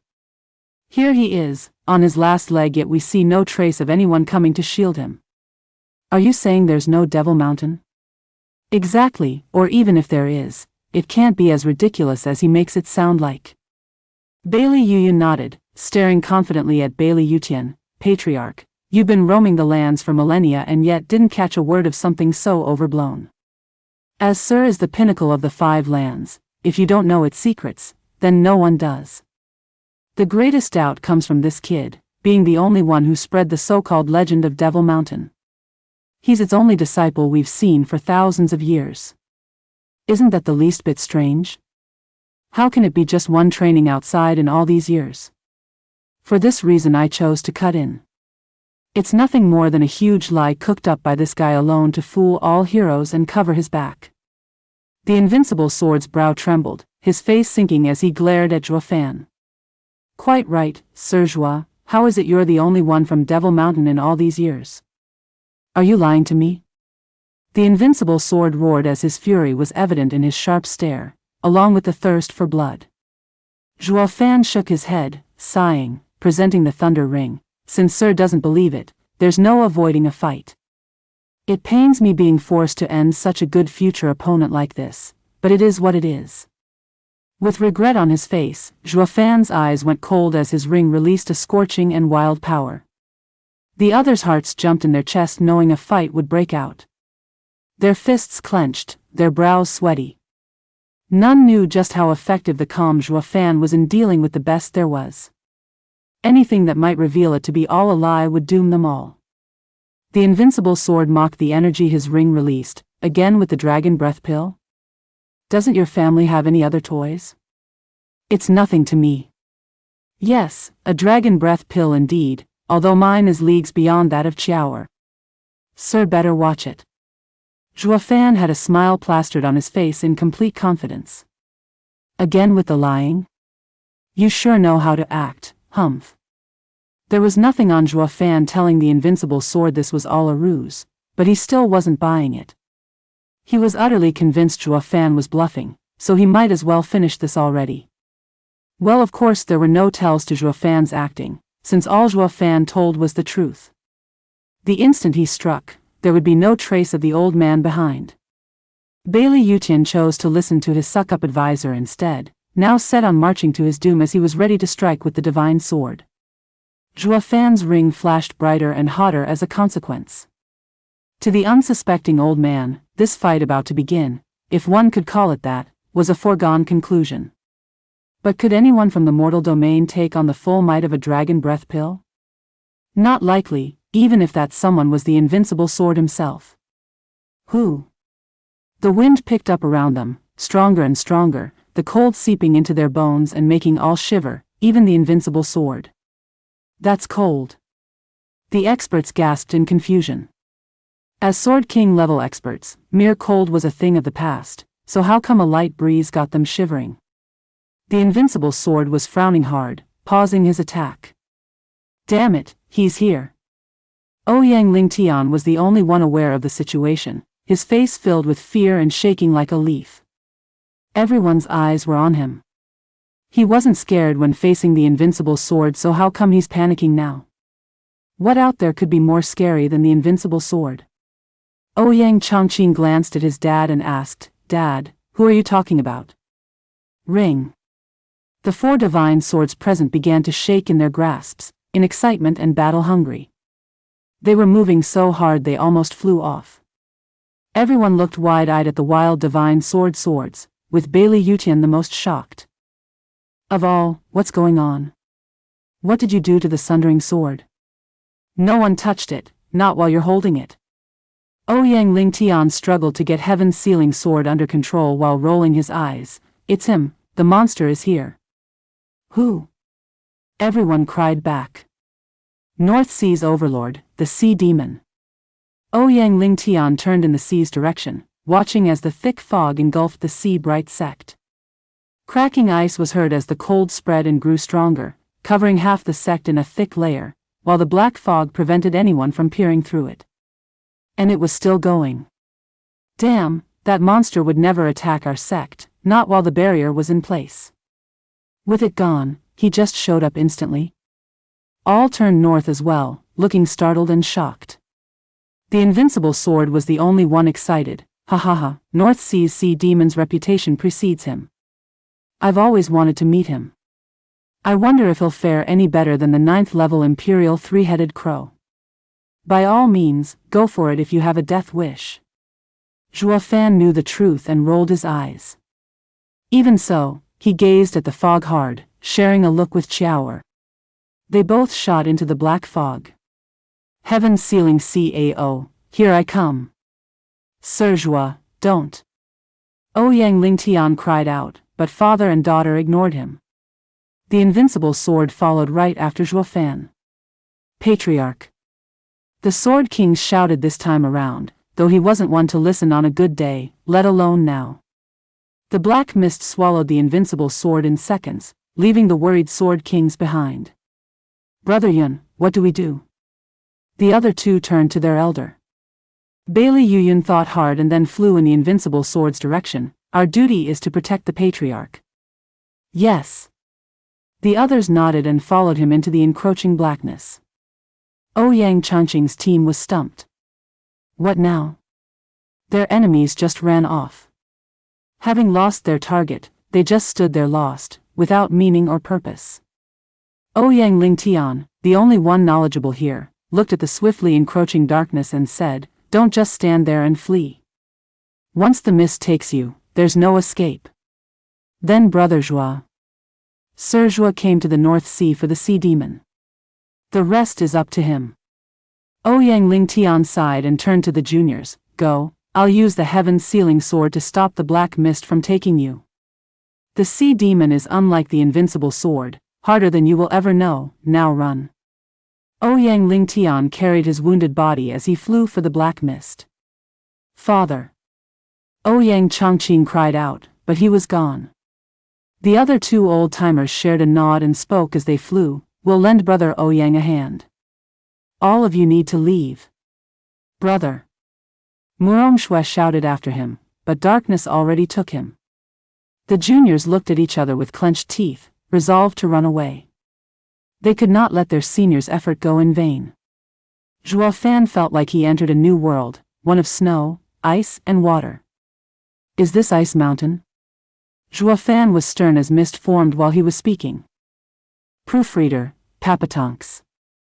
There were large swells turned into icy peaks as far as the Chao's eyes could see. She rubbed her freezing arms and said, Father, is this Cao's world, Ice Mountain? It's one of the 3 deadly danger zones that takes most lives. He turned his eyes from the white skies and the constant snowfall, to clear frozen sea, like a huge mirror. It glimmered with a mesmerizing luster, hiding the horrors beneath, of the thousands upon thousands of frozen bodies, contorted and appalling. Dragon Ancestor was right, Cao hates humanity to the bone.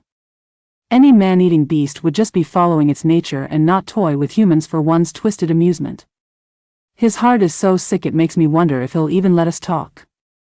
Father, don't forget about me. I'm no human. He's bound to listen to me, he. Chao stuck out her head, putting on a cutely smug look. A creepy cackle echoed all around them in reply, hi, all flee at the sign of my coming, yet you just came straight for me. Is it bravery, or recklessness? It turns out that you knew my nature and came to find me. You also know the old dragon, I take it. He, this should be good. The two jerked and perked up as they nodded. They figured it had to be heaven-sealing Cao who spoke to have mentioned Dragon Ancestor like that. It showed some kind of friendship there. Maybe this won't be too hard. Since he came with words and not to attack, negotiations were still on the table. Senior Cao, I am Zhuo Fan. I have come at Dragon Ancestor's recommendation to ask Senior's help in saving my son. You will have my eternal gratitude. Zhuo Fan cupped his hands at the sky. Cao let another cackle, followed by his eerie voice, saving? Hi, why should I? If Dragon Ancestor sent you, then you know humans have cut me deeper than I could heal.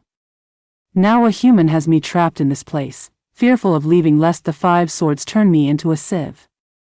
I and humanity are mortal enemies. No amount of killing will ever quench my hatred. And you came to me for help? What a cosmic joke, ha. No, Senior Cao, he is no human, but my brother. Chao rushed to explain. Cao taunted, he, thanks for reminding me, girl. Weren't you saying just moments ago that I'm bound to listen to you? You sure are cheeky, I'll give you that, ha. Do enlighten me then, where does that confidence stems from, when we don't even knowing each other? Old Dragon might have sent you, but that's no guarantee if I'll agree, humph. Senior Cao, I'm the future Thunder Phoenix. We're the same, you and I, help me now and I'll return the favor. Chao's cheeks went red, pondering for a moment before taking a soft approach. In this vast world, there's only 5 of us sacred beasts. We need to unite against the rampant humans. Heaven-sealing Cao was silent. But then it cackled again, little Thunder Phoenix, you only got Thunder Phoenix's legacy and had yet to fill her shoes. You certainly have no shame, calling yourself a sacred beast so soon. A sacred beast is the strongest beast. You, on the other hand, have a long way to go. All you have now is talent, yet you already see yourself on top. He, that's not a sacred beast style. It's more accurate to say it stinks of human cunning. You have gotten too close to them and have taken their foul demeanor. And you dare call yourself a sacred beast? Humph. Chao's heart shrank, turning to Zhuo Fan and shrugging. Little Thunder Phoenix, you came at the recommendation of the old dragon, but did he tell you to use his name when asking for my help? Cao roared.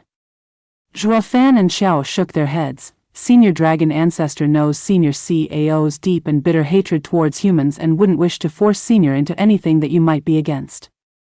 My only hope is that Senior would appeal to our honesty and help us. Shut it. Don't use human conscience on sacred beasts. You know nothing about us.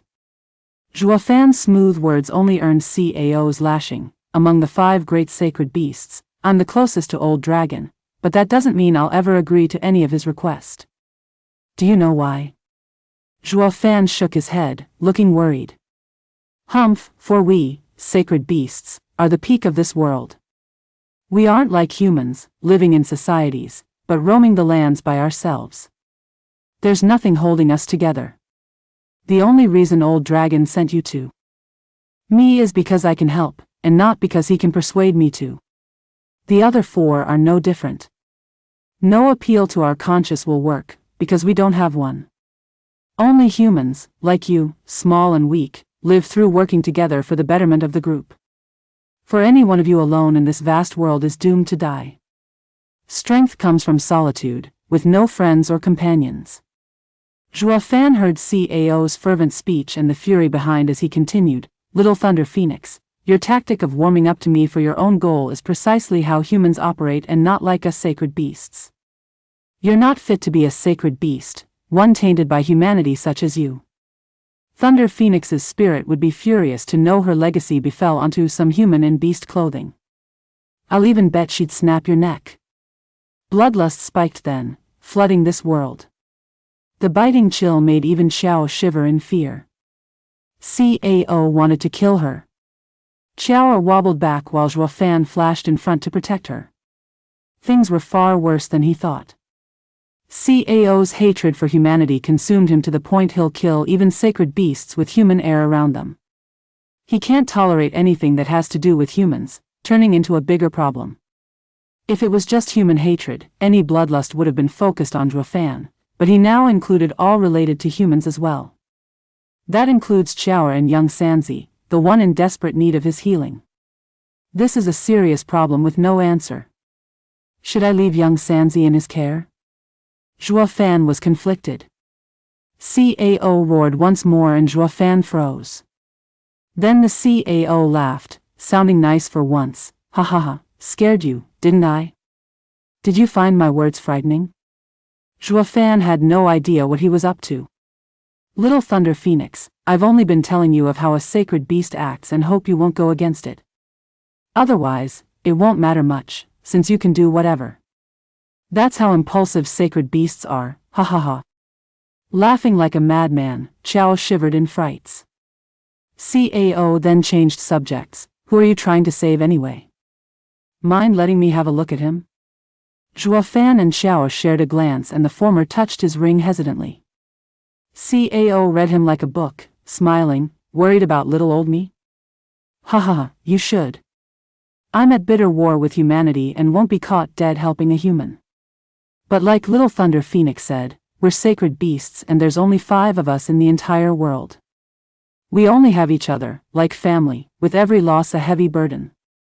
When family comes asking for help, I'm duty-bound to help. That's what I get for being your uncle, of sorts, ha ha ha. Father, will you entrust brother's life to me? Xiao turned to Fan, he is the only one that can save brother. We have to trust him. I can tell from his words that he's sincere. You call that sincere?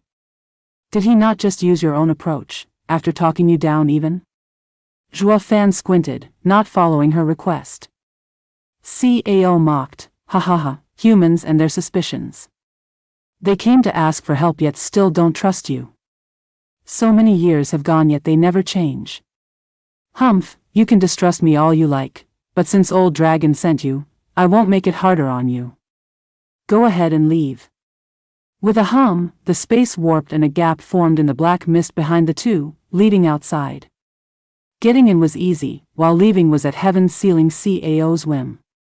By doing this, he also showed the two he was of no threat to them. Father. Xiao turned her hopeful eyes on him. This was a rare chance that might never come again. CAO's domain roamed, unlike dragon ancestors, drifting about North Sea. How were they to find him again? He can also avoid us as well, making our search pointless. This was the best chance to negotiate with CAO, maybe the only one. Proofreader, Papatonks. Who? A huge bird of hundreds of meters was perched on a cliff in Allbeast mountain range, black as night and eyes like ice. On its head was a mote of azure flickering about, the chaos flame. Such a beast was being deferential. A tall man stood before it, taking his finger out of the azure flame, none other than vaulting Kunpeng. Cough. The huge bird coughed twice, then tested its human speech. Its eyes shone with joy, its face smiling as it bowed before the man. Thank you, master, for imparting me your wisdom. I shall never forget such kindness. I'm only doing this because I have a certain need for you. Kunpeng sighed. Midnight War Owl, you're a 9th level imperial beast like 3 heads, and I've been considering you along with it when I chose my aide. Now you shall represent me when leading the beasts. Shivering, Midnight War Owl looked baffled. Master, Brother 3 Heads said he'll be back soon. When it sees me, it... What a good friend you are. Kunpeng shook his head. It won't be joining us, I fear. That's why I had you take his place. Then brother. The azure flame I give you is my seal. I know its condition better than anyone. That old CAO spared no pretense, even taking down my aide. Then again, old dragon should feel the same thing about me, ha ha ha. Kunpeng paced around, turning to watch the clear moon hanging high in the sky. The thought of someone from the mortal domain making away with 3 heads never crossed his mind, not since it was a 9th level imperial beast he raised, pinning all the blame on CAO.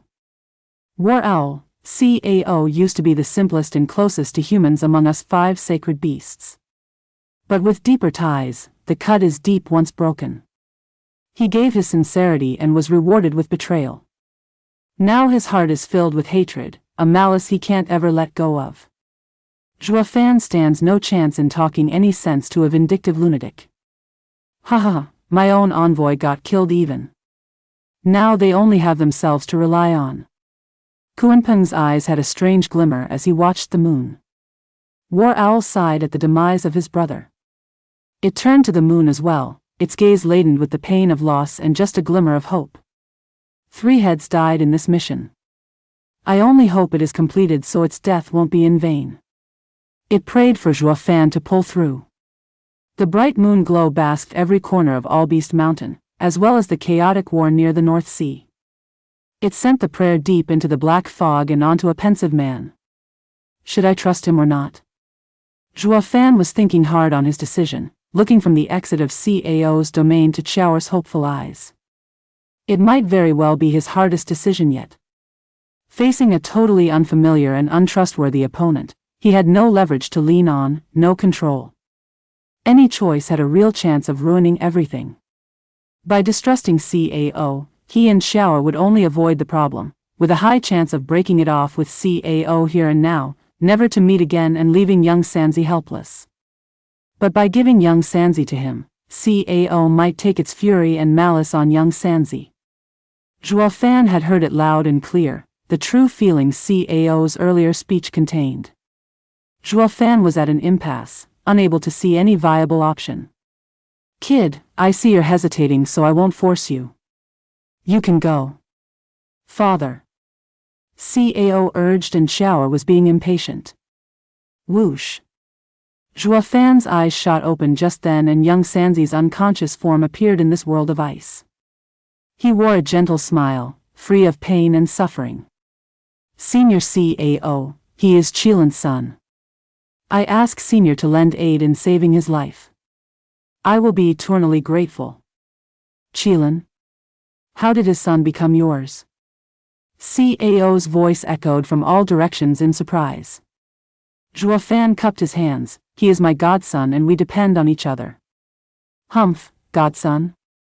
Heaven sealing, CAO mocked. You even took him in. I can overlook taking the girl with the Thunder Phoenix's legacy, but now you have a true Qilin as godson. Planning on rearing them so you can one day rule the world? Hee, you sure know how to curry favor, taking them under your wing at their worst for you to use great sacred beasts when you need it most. You're the most deceitful human I've ever seen. Zhuo Fan did not refute, nodding, yes, those were my thoughts as well. Were? Don't tell me they're gone now. They are my son and daughter, nothing more. Lies. See. A.O. howled, there's no wretched being out there as humans. They'll even turn on their flesh and blood, let alone others. You took them in so you can use them. Zhuo Fan chuckled and shook his head, I won't deny it. I had that idea.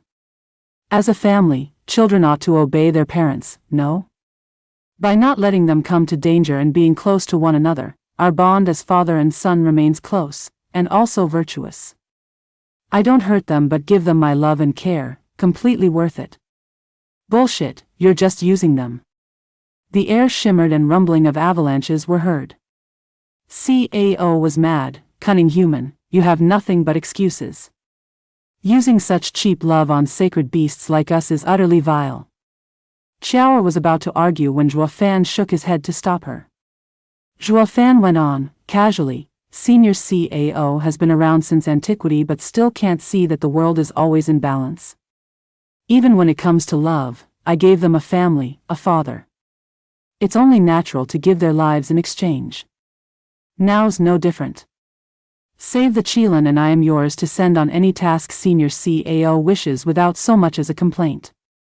Sir is now stuck in this place, like a prisoner. But worry not, I have the solution. It won't be long before the mortal domain will be broken and get you free. Seniors Kunpeng and Dragon Ancestor are behind me all the way as well. You may distrust me, but what about them? Rotten human, always looking to bargain. Those old fools must be blind to put their trust in a bastard like you. I won't make that mistake. I never trusted a human again, not since I have been imprisoned here. Following the roar, a deep cold shot for Zhuo Fan's head. Xiao shot to defend him but something slammed into her and was flung a mile away. Who? Biting and icy winds whistled past Zhuo Fan. Xiao flipped 4 times before she could stop, looking stunned at the sight. Zhuo Fan was encased in ice, frozen and dead. There was no sign of life coming from him. He was stuck with his arm out, like all those stiff bodies trapped in the ice below them. Father. Xiao muttered, then wailed at the top of her lungs, Father. Zhuo Fan was deaf in the block of ice, his eyes blank, his face flat. Hi hi hi. CAO cackled from all around, it's no use, little Thunder Phoenix. When I seal a human, even their souls are trapped. He's no different from a corpse, unable to see or hear. With time, his life will ebb, turning into another one of my samples, hi hi hi. Damn it. Heaven sealing CAO, give my father back now. Xiao shook from pain, her heart torn. Rage took her then as she roared at the air, harm him in any way and I vow to take your life. Hi hi hi, how spunky. CAO patronized, little Thunder Phoenix, I can squash you as easy as a bug the way you are now. But even in your prime, no sacred beast can beat another anyway, ha ha ha. Why you? However. CAO switched tunes when she began, you have a choice. Didn't you come to save the young Qilin?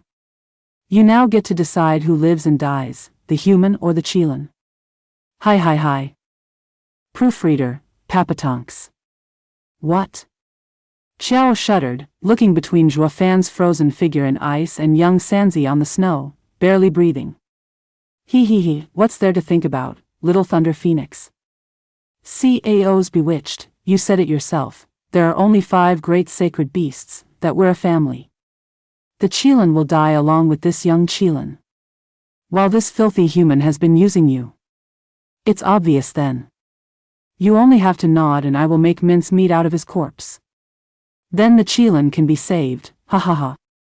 Xiao gave a stiff shake, her eyes turning red as she choked, no, he's my father. I don't want him to die. I take it you'll be saving the human over the Qilin?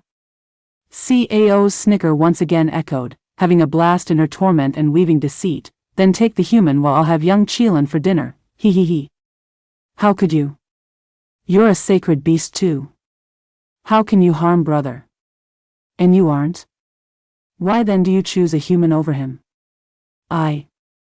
Chiao was stuck, unable to reply as she looked between her father and brother with pain and sorrow.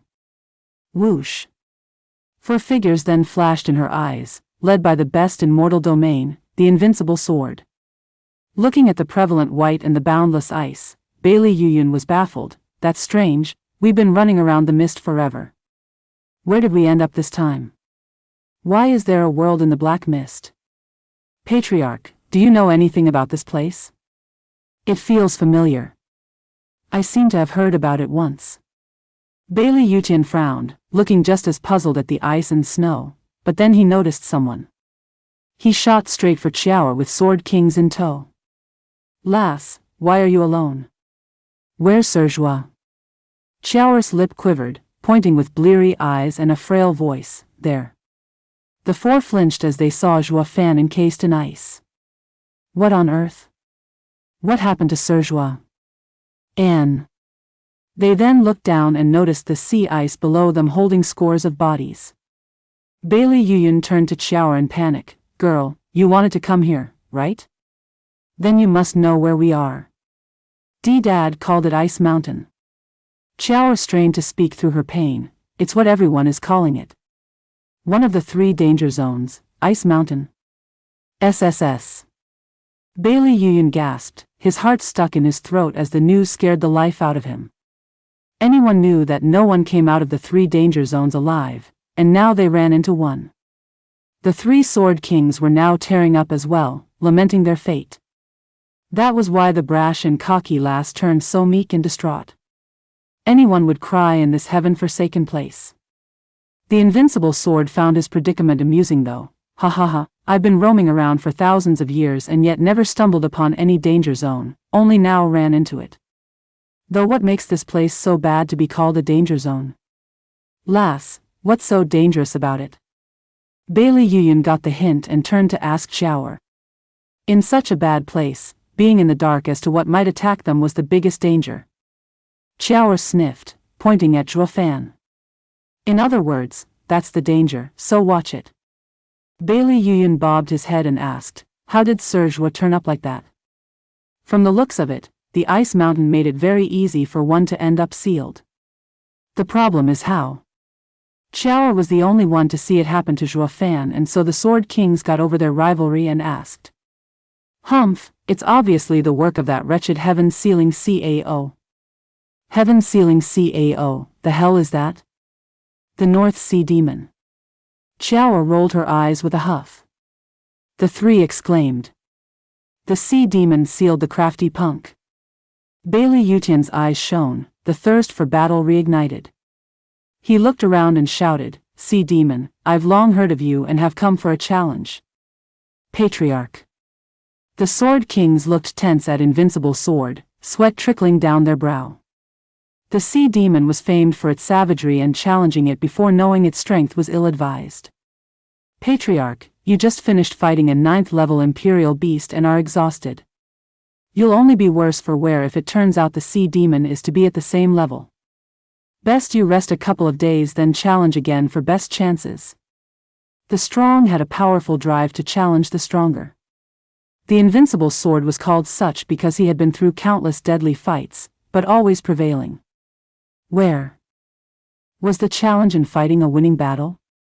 The old guy had a nasty temper too, eager to throw himself into the fray against the Sea Demon, regardless of its power. Sea Demon, I'm the strongest in the 5 lands, the Invincible Sword. Show yourself now, or are you afraid?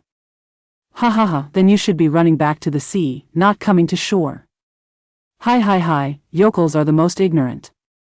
CAO's creepy voice crackled. I'd have turned all you humans to pieces if it weren't for that heaven-sealing barrier. Now someone comes to run their mouths. You have a death wish. Bailey Yutian's eyes shone, resolved to fight no matter what. Anyone can talk, but hardly anyone can put their money where their mouth is and fight me. Stop hiding like a coward and yap along.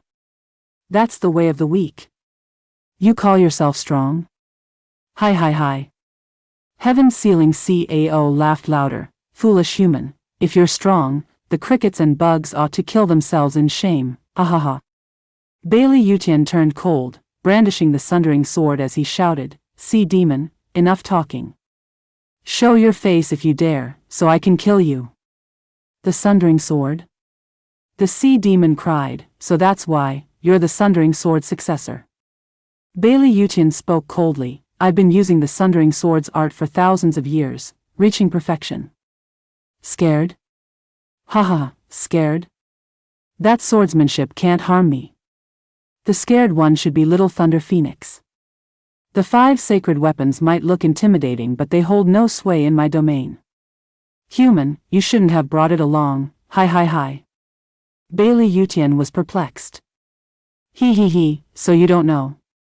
The sword is divine, but your strength is unable to unleash its potential. For the divine swords to restrain us, they need sacred stones. Now, you no longer have that chance. What's that supposed to mean? Bailey Yutian shouted. Rumble. The world shook and the distant mountains of ice and snow crumbled. It was like an omen, that a demon was clawing its way out of hell. You'll be staying here, along with the sword, hi. The rumbling grew more intense, like the world was about to crumble. Even Bailey Yutian began to sweat, his heart seizing.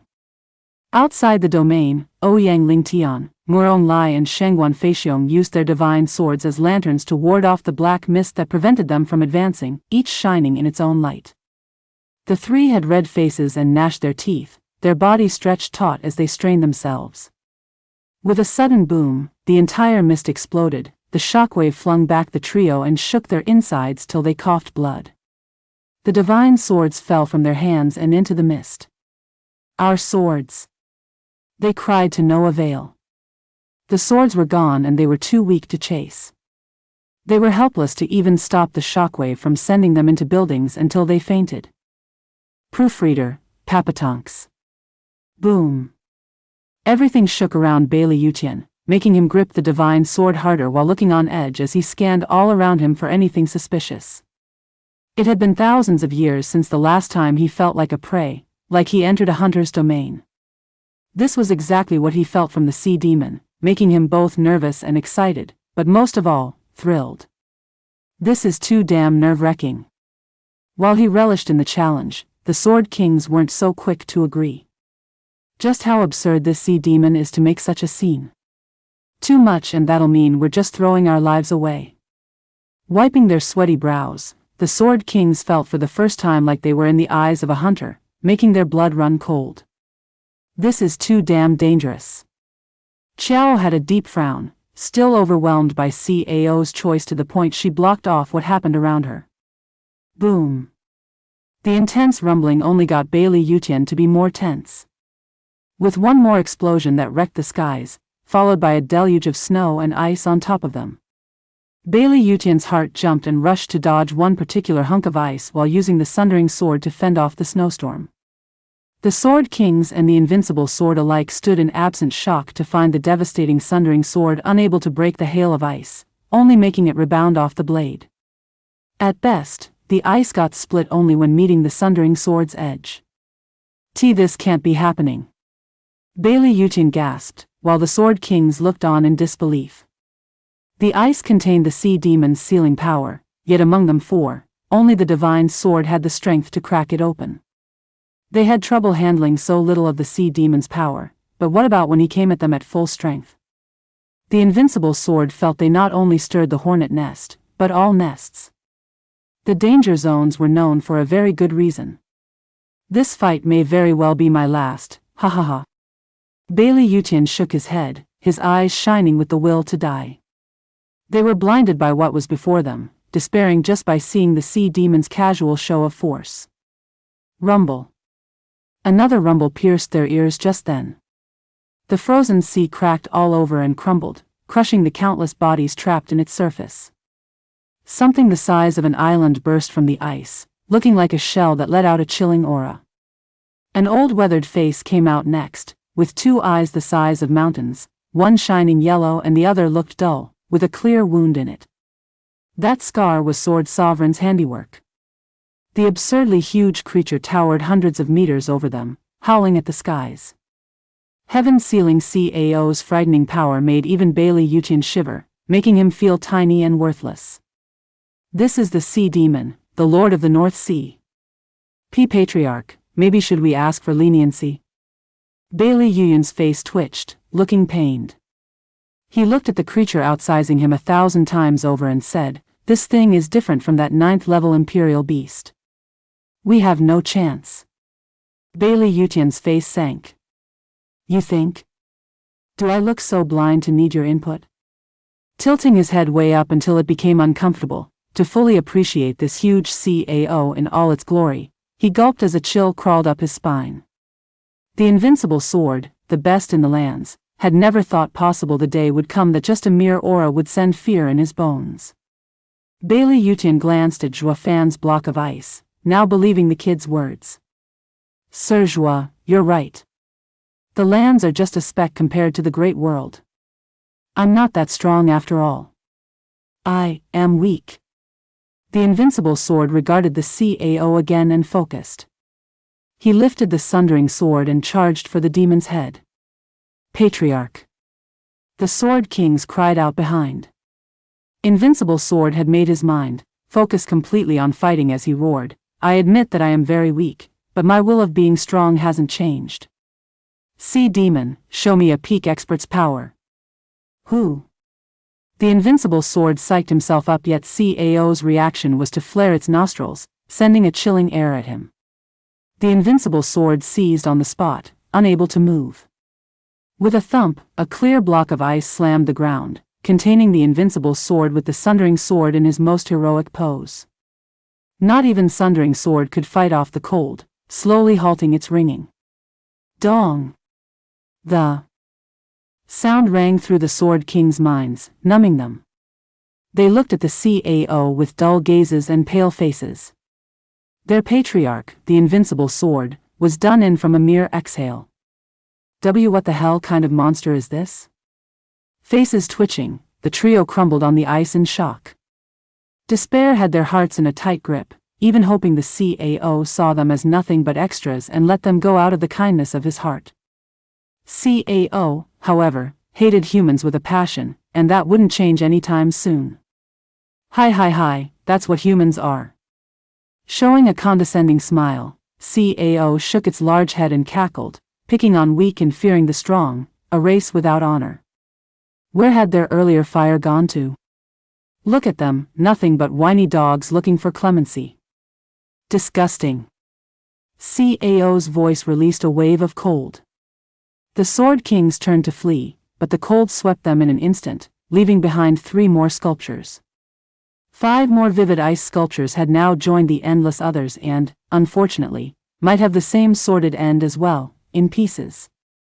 Chower's heart was wrecked with anxiety. CAO chuckled, "Little Thunder Phoenix, now do you see humanity's ignorance? Now choose, will it be your human father, or your Chilean brother?" CAO dove back into the sea, enjoying himself as he pointed out the Zhua Fan sculpture and unconscious Gu Santong. Chower looked left and right, unable to make a decision. Father would have definitely saved brother, because that's why we came here in the first place. But my brother wouldn't want father to be in danger. How is this a choice? You're overthinking it. CAO snickered, "Humans forget kindness and are adept in betrayal. This man admitted to using you too. What's so hard about casting him out? You're only tools to him. Why would he care for some tools? Sacrificing yourself for him is not worth it." Chow sank in a long silence, but then she nodded, "I've made up my mind. I want to save brother." Ha, good choice. Humans can't be trusted and should be abandoned. No. CAO laughed, but Shower cut him off with conviction, "Not abandoned, but chosen. I know father would choose brother, so I won't disappoint him." The cackle stopped, with the CAO giving her the cold eye. "You're saying you're choosing the human?" Shower flicked her hand, "I've made my choice, so save brother. This is what my father and I both agree on. Father's spirit would be gratified. Just how father saw mother losing her mind over him, he would be torn with guilt knowing he lived while brother died, a fate worse than death. Bull. Those vile and dishonorable humans can't feel guilt. Cao roared, with Chao pointing at his nose and shouting back, I made my choice. Are you going to do it or not? Are you a Welsher? So humans are bad like you say, but aren't you the disgrace of sacred beasts for not keeping your promise? Cao squinted and cracked a smile, revealing a deep chill, using humans as reverse psychology. Good one, Little Thunder Phoenix. Having come to this, if I don't agree, what will change? Cao mocked and opened its maw to bite on the ice. Just that where he bit, young Sanzi lay. Cao ate young Sanzi in one gulp. Chao was too stunned to react. Proofreader, Papatonks. Chao's eyes went wide as saucers and turned red from the tears. She pointed a trembling hand at the devious and smug Cao, her lip quivering. Why, you lied. You ate my brother. Give him back now. Hi, girl, no one can tell me what to do, ha ha ha. With a prideful laughter, heaven-sealing Cao gave the little girl a patronizing look, relishing her desolate and crushed expression. Chao's face twitched, the pain in her heart growing. Father and daughter braved many dangers to come save young Sanzi. But they just arrived here and her father sacrificed himself, sealed in ice, while Cao toyed with her emotions, giving her an impossible choice. When she did come to a decision at long last, she found out it was nothing more than a ruse, the bastard not planning to keep his word. She and her father were his entertainment. Chao's eyes were bloodshot, roaring, Cao, you rotten bastard. You used me. You broke your promise. You're not worthy of being a sacred beast. Hi, I sure had to mess around with you. What of it? Don't you humans use these petty tricks all the time? I'm only responding in kind, what's wrong with that? But my brother and I aren't humans. You've been corrupt from being around one, which makes you human all the same. Chao raged, but Cao went cold and flashed its fangs with killing intent. I've said before, that no sacred beast reeking of human stink will be a sacred beast again. You, the Qilin, and that human father you all attach to are nothing but humans. As long as I'm around, no human will ever leave my presence alive, you included. Who? Cao breathed out a wave of frigid mist, turning into a tornado as it shot for Chao. Chao was unable to move from shock. She had no chance as she was against the heaven-sealing Cao, since she hadn't matured. The three of them would find their end on this very day. Ice spread over her body, creaking as it formed. Chao stared into space, her eyes filled with tears of despair. Forgive me, Father, I failed. I couldn't save my brother. You and I are helpless as well, with me about to join you. Father, brother, see you again below. Chao closed her eyes, having given up all hope, and sank in despair. All that remained of her defiance were those hot tears, evidence of the indignity she suffered. Cao mocked as she turned to ice. Hi, I told you, Little Thunder Phoenix, I never planned on helping either one of you. All I did was use you for the best entertainment. Sorry, but it seems I've given you false hope, ha ha ha. I just love to see my prey squirm, the thrill of seeing that hope broken, the horror, is to die for, hi. Ah. Chao cried out in powerless defiance, feeling victimized. She hated Cao and his guile. He never planned on letting them live, yet he imposed on her an impossible choice. He made her see her father and brother as they would die. And when she did finally decide, she came to realize that it didn't matter. She felt utterly powerless. It was better if all three of them had been sent to the hereafter from the start. At least they would go together. Now, she had went through all that torture for nothing. Chao cried out her pain, only feeding Cao's twisted hobby. The cold wind soon took her, about to encase her in ice. Bam! A black sword with black flames then shot from the ice and shielded her. The frigid wind struck the sword instead of Chao, letting out loud hissing of steam instead of freezing over. The tornado was now turned into steam that spread everywhere, enveloping Chao as well. CAO's mad laughter came to an abrupt stop, its eyes shaking as he gave an odd look at the sudden steam. The mist soon cleared and Xiao was safe and sound, with a black longsword covered in black flames hovering in front. It gave off an aura that struck fear even in the heaven-sealing CAO. Where did the sword come from? Who did that? Heaven-sealing CAO flinched, turning grave. Xiao looked at the familiar blade and hope rekindled in her eyes, muttering, "F father." SSS. The hissing drew their attention to a block of ice, now sporting webbing cracks with black flames seeping out of them, only to explode at the very end. Someone walked through the ice pieces and stood next to Xiao. He reached out to take the sword and grin. "Xiao, forgive me for putting you through that. Leave the rest to me." "Father." Xiao cheered, "You're all right?" "Not possible. I sealed you." "I did. How did you break out?" Heaven-sealing CAO gaped in shock, its claws slamming the icy sea, sending violent winds in all directions. Zhuofan had been sealed, yet now was standing like nothing happened. He grinned, but his eyes were cold as ice. "Senior CAO, I've been nothing but courteous ever since I came to Ice Mountain. You wanted to kill humans and iced me. You wanted Xiao to choose and she did.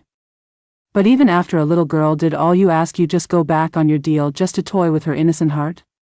That's where I draw the line. How are you any different, with your slyness? If you'd have been sealed, you'd never know what happened after."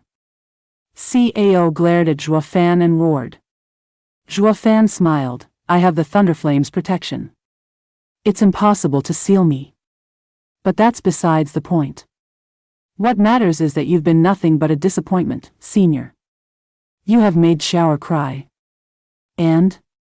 Nothing, just." Zhuofan's eyes flashed with bloodthirst. He flicked the sword, pointing it at the huge head. "You stirred a father's rage. You toyed with my daughter and took my son. I'll have you pay for that." Heaven-sealing CAO eyed him, then cracked up in disdain. "Ha ha ha, you make me pay? Getting out of my seal changes nothing. I hardly need to lift a finger to squash bugs like you. You can't do anything to me.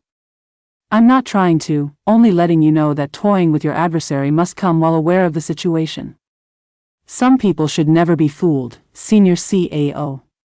Zhuofan's eyes shone as he shouted, charging for the heaven-sealing CAO, like the invincible sword did before. This time though, it was Zhuofan who challenged the greatest sacred beast. Xiao cried, "Father, be careful." Zhuofan's eyes were grave. "Humph, screw careful. You're nothing but an arrogant bug. You can only be careful against a worthy match. You, human punk, have nothing on me." "Who?" CAO breathed out another wave of cold towards Zhuofan, the winds swirling into twisters. It was more than enough to freeze him into an icicle once more. Xiao watched with her heart in her throat, worried sick for Zhuofan. Boom! Zhuofan had no intent to even dodge, slamming into the twister with a bang and letting the cold seep in his bones. "That's that."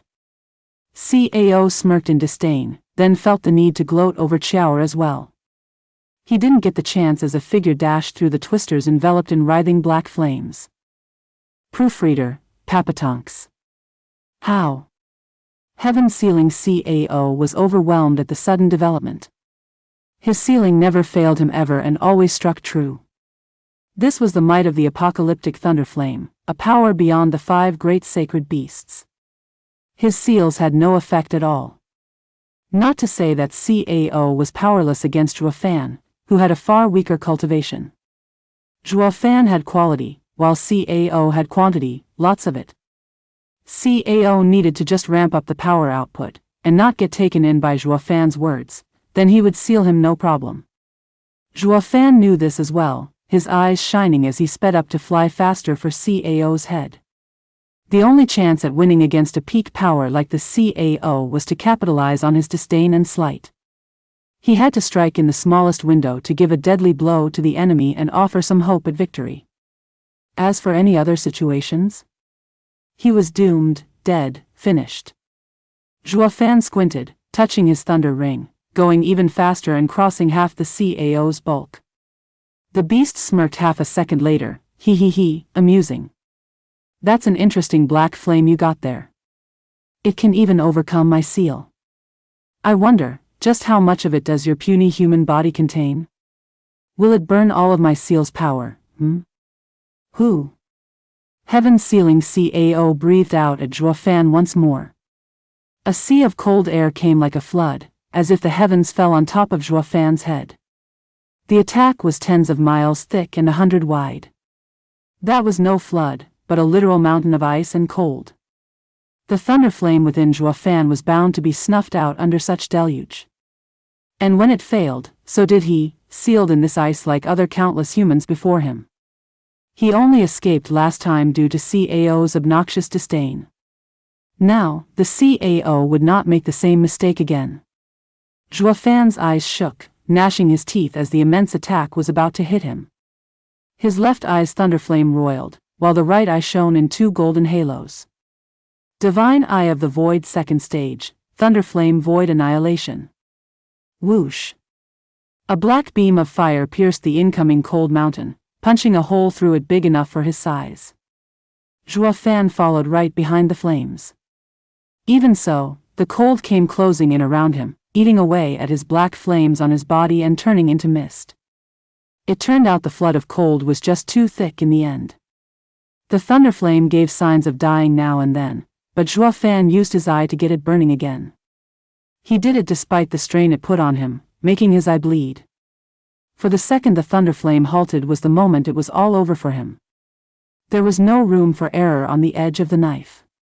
Chiao was anxious, unable to provide any bit of help to her father. CAO rose an eyebrow, looking piqued. Why is his skill so familiar? Where have I seen it? Bam! The beam of black flames punched through the thick deluge of cold. Juofan flew right out, covered in sweat and huffing. His left eye was bleeding hard, erased as it met the black flames. Juofan still charged ahead recklessly, without regard for his safety. He was at chest level of CAO and next would be his target, the head. That would be when he had the advantage to grasp victory. Juofan stepped forward while ignoring his exhaustion. Chiao eased a heavy breath, now knowing her father had come through. Right, Heavenly Sovereign. It's Heavenly Sovereign's divine eye of the void. A howl of fury wrecked the world as CAO's bloodlust spiked. Why, you're with the Heavenly Sovereign. I'm going to crush you to a pulp. CAO slammed with its huge claw, making it look comical compared to the bug-sized Juofan. With rage burning in his bloodshot eyes, it roared, Heavenly Sovereign trapped me in here all my life. I'll never forget this debt for as long as I live. For being Heavenly Sovereign's inheritor, you shall die all the same. I'll ground your bones to dust and throw it all away. Who? The huge claw whistled through the air, its pressure stealing Juofan's breath away. He then felt his sternum snap and had to spurt blood from the damage. Shocked, Juofan turned grave. Just his pressure made me suffer already. That means the moment the attack lands, there'll be nothing left of me. Sweating buckets, Juofan was at an impasse. Chiao paced in worry, powerless to help. She could only watch and pray for him. Juofan was now near the neck, just 1,000 meters to go. Juofan's right eye shone with 1 golden halo. Whoosh! CAO's claw slammed down, hitting nothing. Juofan had jumped on top of CAO's head with an evil grin. Divine Eye of the Void's first stage, shift. CAO cried out. It had let anger get to him and Juofan's action slipped unnoticed. But then his intact eye squinted and yellow shone from it. Humph, rotten punk, don't think for a second that popping around the place will stop me. Your skill is crude at best compared to Heavenly Sovereign's. Void Seal. Hum. Ripples flew in all directions, giving Juofan the impression there were walls all around him. Now there was no way of escaping through shift. Not that he cared, having reached his target.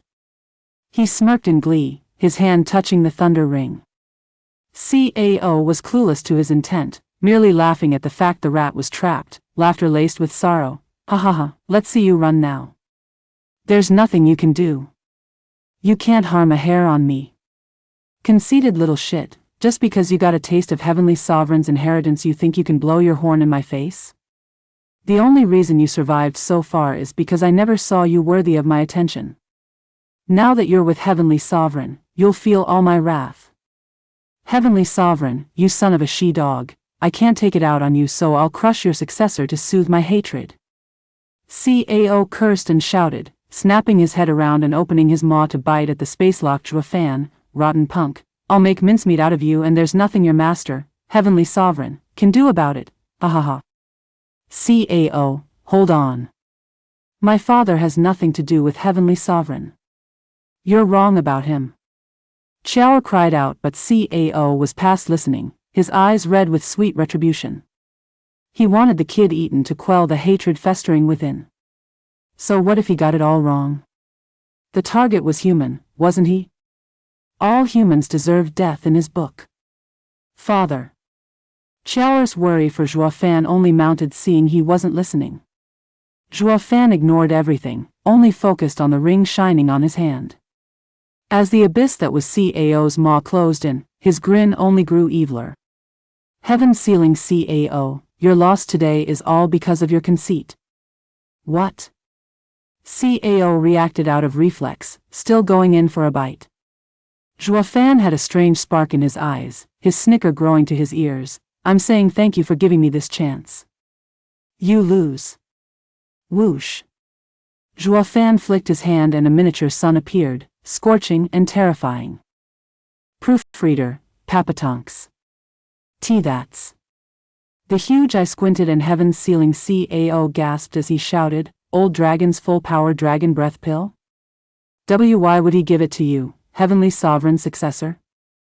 Ha ha ha, he'd never trust me if I really was Heavenly Sovereign's successor. But there's a difference between being a successor and learning his ultimate skill. I agreed to help him and he shields me. Like you said, they're all after something and not noble like you. As for now. Juafan's eyes shone cruelly, ready to throw the dragon breath pill. CAO was shaken up, scrambling to flee. He rushed to close his mouth and stammered, Now hold on, let's talk about this. Don't. Talking only works among equals. But you, sir, are too strong. Juafan didn't fall for his stalling so he could escape. So Juafan threw the fireball without qualms, shouting coldly, Here's my gift, Senior CAO, for looking after my children. Also, Senior Dragon Ancestor sent his regards. May you eat well and stay healthy, ha ha ha. The dragon breath pill crushed any barrier in place as it swirled straight into CAO's gaping abyss. Boom! Everything was dyed orange as the flames unleashed a sea of flames. Dragon Ancestor's full-powered dragon breath pill went off in CAO's mouth and the raging torrents of heat and fire shot in every direction. The terrible flames melted all ice in an instant, turning the sea into steam before it as well was erased in the scorching heat. CAO's fangs broke off then and there, ruined. The fire made its way deeper and into his body, every nook and cranny, engulfing his organs in boiling lava. Only when all his being was saturated with fire did it leak out, sending plumes of blood high in the sky in a mist of red. His body was now in dire straits as tons of blood spewed out of his mouth. His proud visage now paled greatly, his scales black, singed or burned. With one strike, Juafan was close to taking his life. As CAO was on the same level as Dragon Ancestor, taking such a blow had serious consequences. Only this time, it was even worse. The only way Dragon Ancestor could reduce CAO to such a state was by risking his own life in battle. It all came down to how cautious they were of each other. When fighting, they always kept their senses sharp. While Juafan was fairly easy to look down on, being a puny human and all, working in his favor. He used his own weakness to his advantage, making the other show the perfect target to strike by opening his pie hole. This was something no being in the world, and in their right mind, would make such a monumental mistake. The inners would always be weaker than a thick skin. If left with no choice, taking Dragon Ancestor's full-blown attack on his body was much better, at least it would leave a bruise or a cut. As for taking it out with his mushy insides, that was positively life-threatening. Then again, who could blame Cao if in his shoes? Zhuo Fan was just too weak to even tickle his stomach if he detonated inside. Who'd ever saw it coming that he'd deliver Dragon Ancestor's attack instead of himself into the maw of the beast? It was no different than Dragon Ancestor breathing fire down his gullet. In a duel of peers, why would one expose their weakness? To die? Zhuo Fan hit him more than good this time, practically destroying him, since that was the plan all along. Using Dragon Breath Pill from the start would hardly make Cao even twitch, only making him angry instead. The best course was to be a patient hunter for the right moment to strike, as he did. His plan involved using 2 Dragon Breath Pill, one on the face to pry the jaws open and the second down the hatch. It was like a boon from heaven itself how the guy simply offered himself from the start. That was why Zhuo Fan even drove the nail in by saying he lost, since he exposed his weakness. And now Cao was paying the full price for it. Heaven-sealing Cao roared in pain, tearing up even. He swore on his life that such disgraceful defeat had never happened to him in his long, long life. He never suffered so much ever. Yet the day finally came that a bug from the mortal domain did him good. He, the overlord of the sea, a sacred beast. He was enraged, he lost all his honor, and howled with bloodlust, "You little shitty bastard. You're not getting out of here alive. Ha ha ha, Senior Cao, do you think you're in any position to make threats?" Zhuo Fan mocked as he watched the black scales fall off, the maimed body, and smelled the burn coming out from that blood spurting from him. With another spray of blood in tons, the sea took darker shade of red. Heaven-sealing Cao glared at Zhuo Fan, "Don't get cocky, bastard, I haven't keeled over just yet. Wounded as I am, it's still more than enough to deal with the likes of you. Die." Heaven-sealing Cao reached with his claw to slap Zhuo Fan out of existence. Bam! All Cao did in the end was break an iceberg into ice cubes. Zhuo Fan flashed on the singed and wounded claw, sporting a smug and evil grin. "Ha ha ha, Senior Cao, I see you don't feel like talking. The feeling is quite mutual, I assure you. I have no intent of settling this peacefully, our debt is far from over." Zhuo Fan's eyes shone and waved his long sword. The black flames on it roiled as he then shoved the pointy end into the claw. Pa! The deadly black flames and the sharp edge of the sacred weapon went through the tough scale without a hitch, letting out booms after booms. "This is for young Sanzi." Even more wounded, Cao wailed. He slammed with the other claw, but Zhuo Fan was long gone, now appearing on a shoulder. He slashed this time and the black thunderflame licked the scales and blew many away. That earned another howl from the sacred beast. "This is for Chiaoer." Pitiless, Zhuo Fan lashed out all over the huge body and leaving gaping bloody wounds in his wake. Zhuo Fan was not about to let this bastard toy with his own daughter and had her suffer in vain. "Senior Cao, you're hanging by a thread at this point and can hardly muster the strength to seal me at this point. Your huge body now became a burden. Now I ask you what you asked me, what can you do to me?" "Ha ha ha." Zhuo Fan cackled, buzzing around the huge Cao like an annoying flea, slashing and poking at every chance. Cao was powerless to swat him, reduced to roaring and crying in pain. He was a proud sacred beast, among the best in the sacred domain. Even the sovereigns were weary of him. His stride must have come to an end since now even he ended up toyed by a nobody. It was a disgrace. No matter how humiliating it felt, he could do nothing for he was on the verge of dying. And that was due to Zhuo Fan's grace too, or he could have just thrown another dragon breath pill and be done with heaven-sealing Cao. He would be the first in the mortal domain to kill a sacred beast. His name would go down in history. Ha ha ha. Ah. Zhuo Fan laughed like mad while Cao cried out in pain. Thanks to the early searing heat wave and the endless rumbling, the 4 sealed experts were thawed. The invincible sword gripped the sundering sword and suddenly coughed blood with ice and fire. The Sword Kings had it worse, spurting a couple more times. They turned worried towards him. Patriarch, are you all right? I'm fine, just a serious wound. The invincible sword took a deep breath and spewed blood with flame and ice again. What happened anyway? The trio shrugged in confusion, right as the symphony of wails and laughter reached their unfiltered ears. Curiosity got the best of them, and now they were witnessing a most bizarre play that left them dumbstruck. Before them was a battle of the strongest. Proofreader, Papatonks. Ah! Heaven-sealing CAO shouted in rage and pain, twisting and jerking from every attack.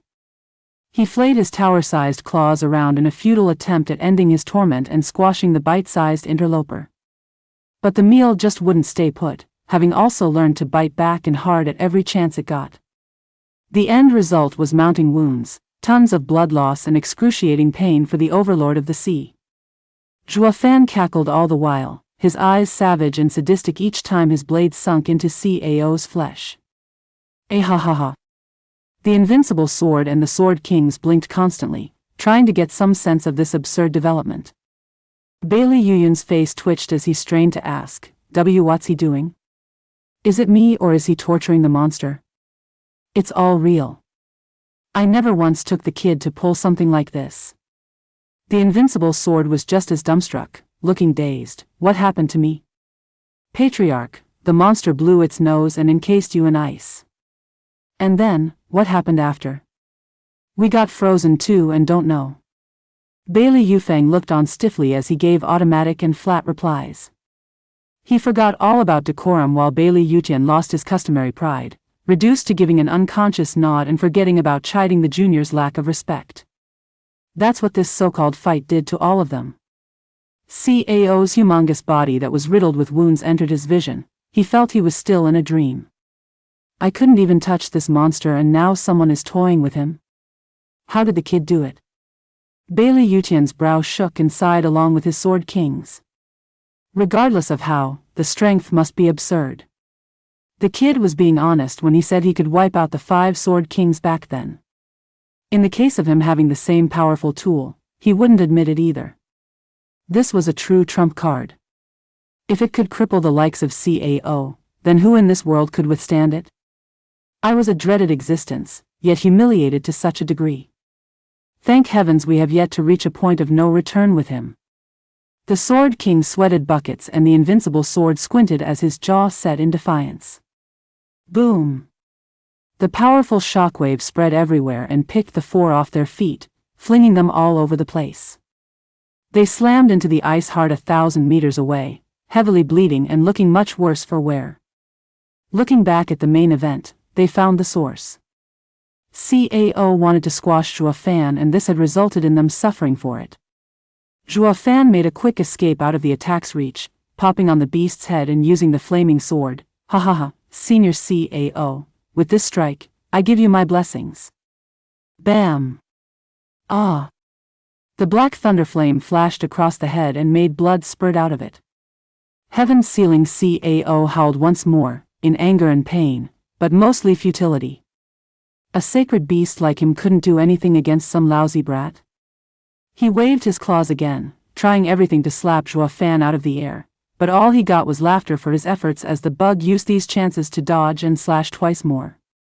CAO unleashed twisters with every wave, shaking the world around him, but what gave the greatest horror was the constant cackle of Juafan from within the winds. Like a devil from hell, he clawed his way out to toy with his prey while flaying it alive. The Sword Kings gulped hard, their hearts running wild as they made sure to dodge an errant ice block blown their way while keeping their eyes on Juafan. What was most prevalent was the terror in their eyes. Why didn't anyone tell us this kid is a freak of nature? The monster is like a child compared to his sadistic streaks. Is he the devil? Patriarch, we'd better run before we get caught up in that kid and see demons battle. Looking behind, he saw the thick black fog filled with holes from the searing heat wave. Bailey Yuyun perked up and urged Bailey Yutian. Bailey Yutian cursed, "Humph, are you in that much of a rush to flee for your life, you weakling? In all my long years roaming the world, I've not once feared another's fight." "You're right, Patriarch. No man in the 5 lands can stop Patriarch, but these two are anything but humans. Better to be safe than sorry, sir. Bailey Yuyun was hopeful as he shook all over while pleading. He knew Patriarch was not one to listen, but this was not the time to throw a hissy fit. They were all sporting deep wounds and they might very well meet their end from CAO's stray attack. Patriarch, let's just go, please. Bailey Yuyun was sweating all over. Bailey Yutian turned from him to the battle between man and beast and sighed, "We're leaving." "Great, Patriarch."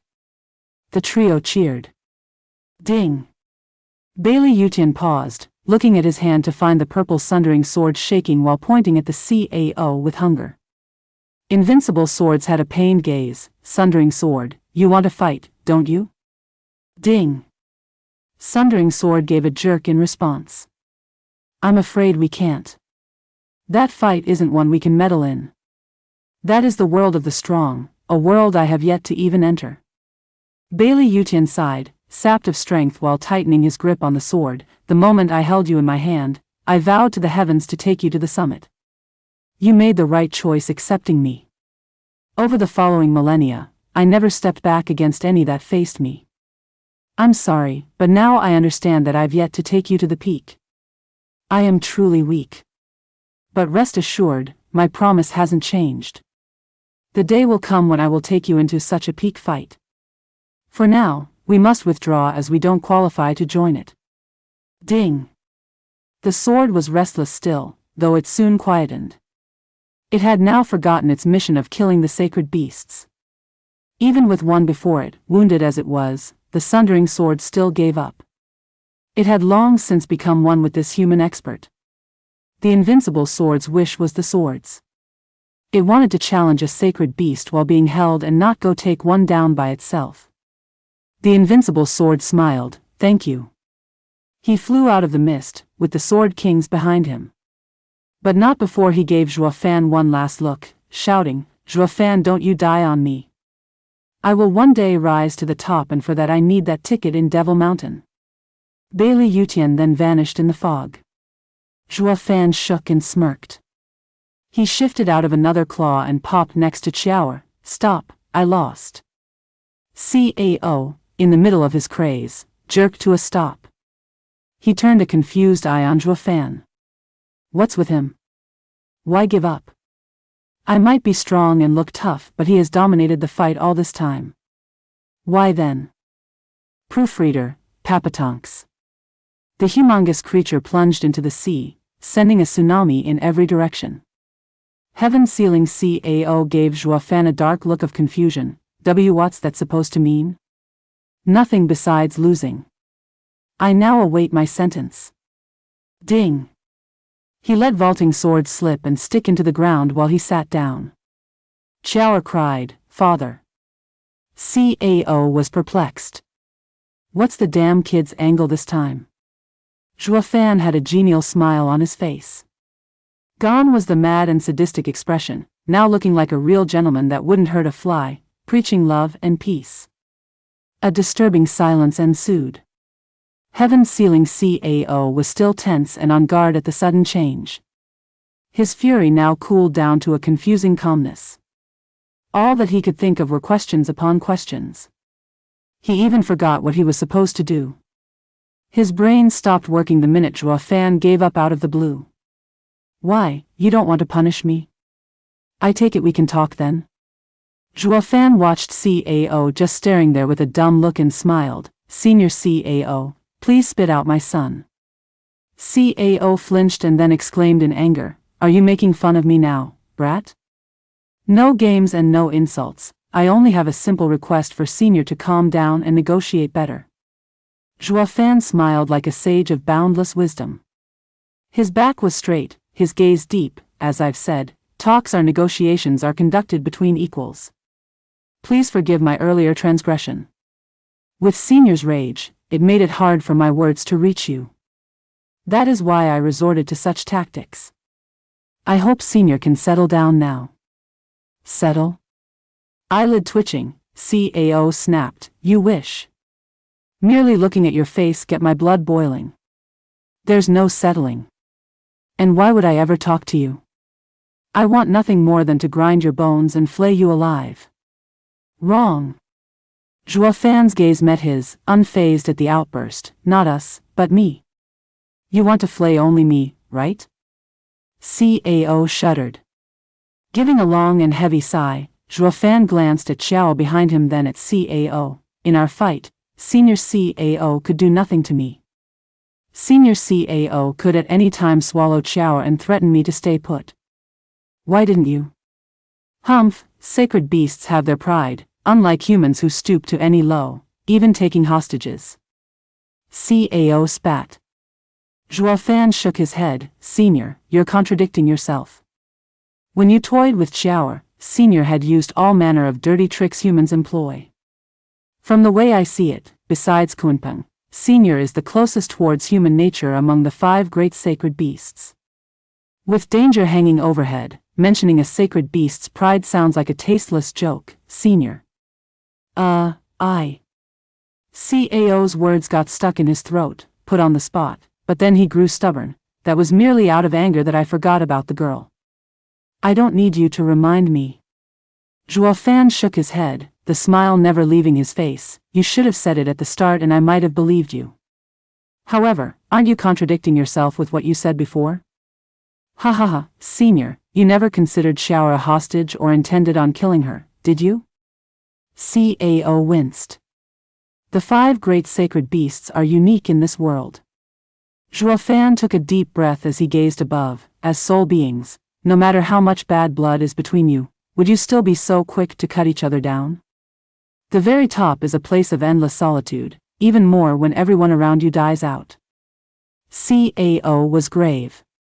Joafan continued, Senior does indeed hate humans to the bone, willing to even take it out on the sacred beasts that humanity corrupted. That bloodlust directed at Xiao did not lie.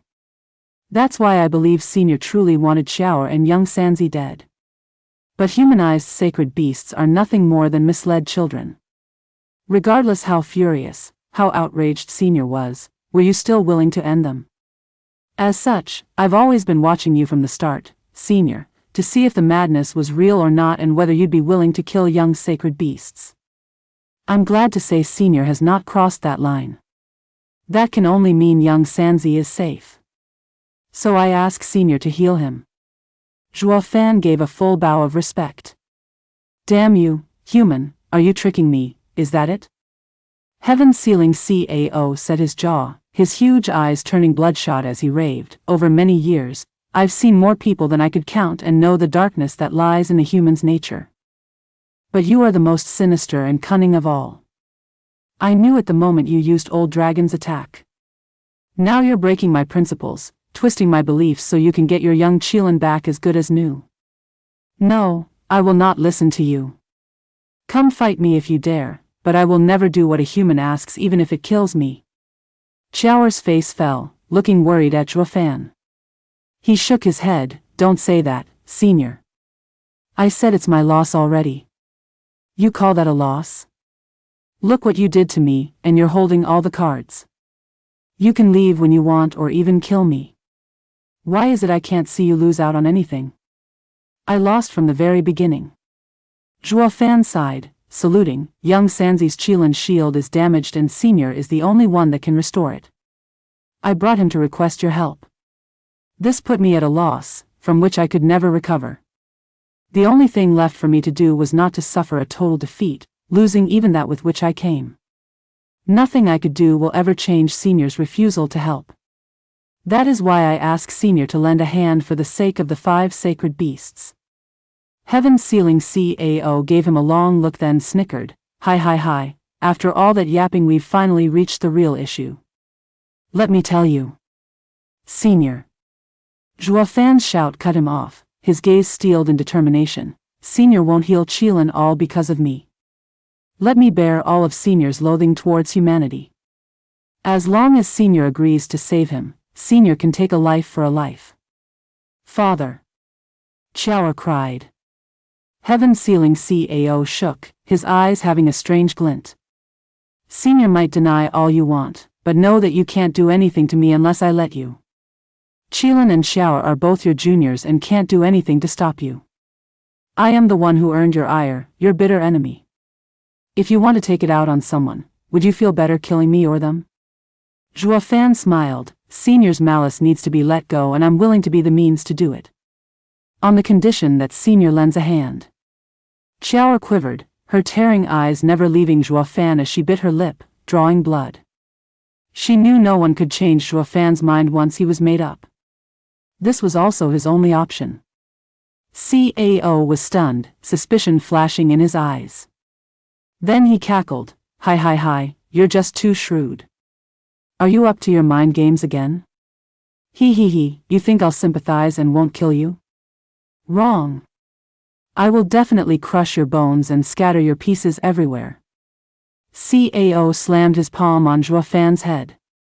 The violent winds were sharp enough to rend the ice around. Xiao's tears flowed down her cheeks. Wait! A shout came just as the palm reached Zhuo Fan. The heavy palm grounded to a halt. Cao parted the claws to peek at Zhuo Fan with a mocking smile. Hi, I just knew you were working an angle. You played the noble sacrifice thinking you could earn my sympathy. Once I save the Qilin, you can just use it for your mind games, making these two pups want to die for you.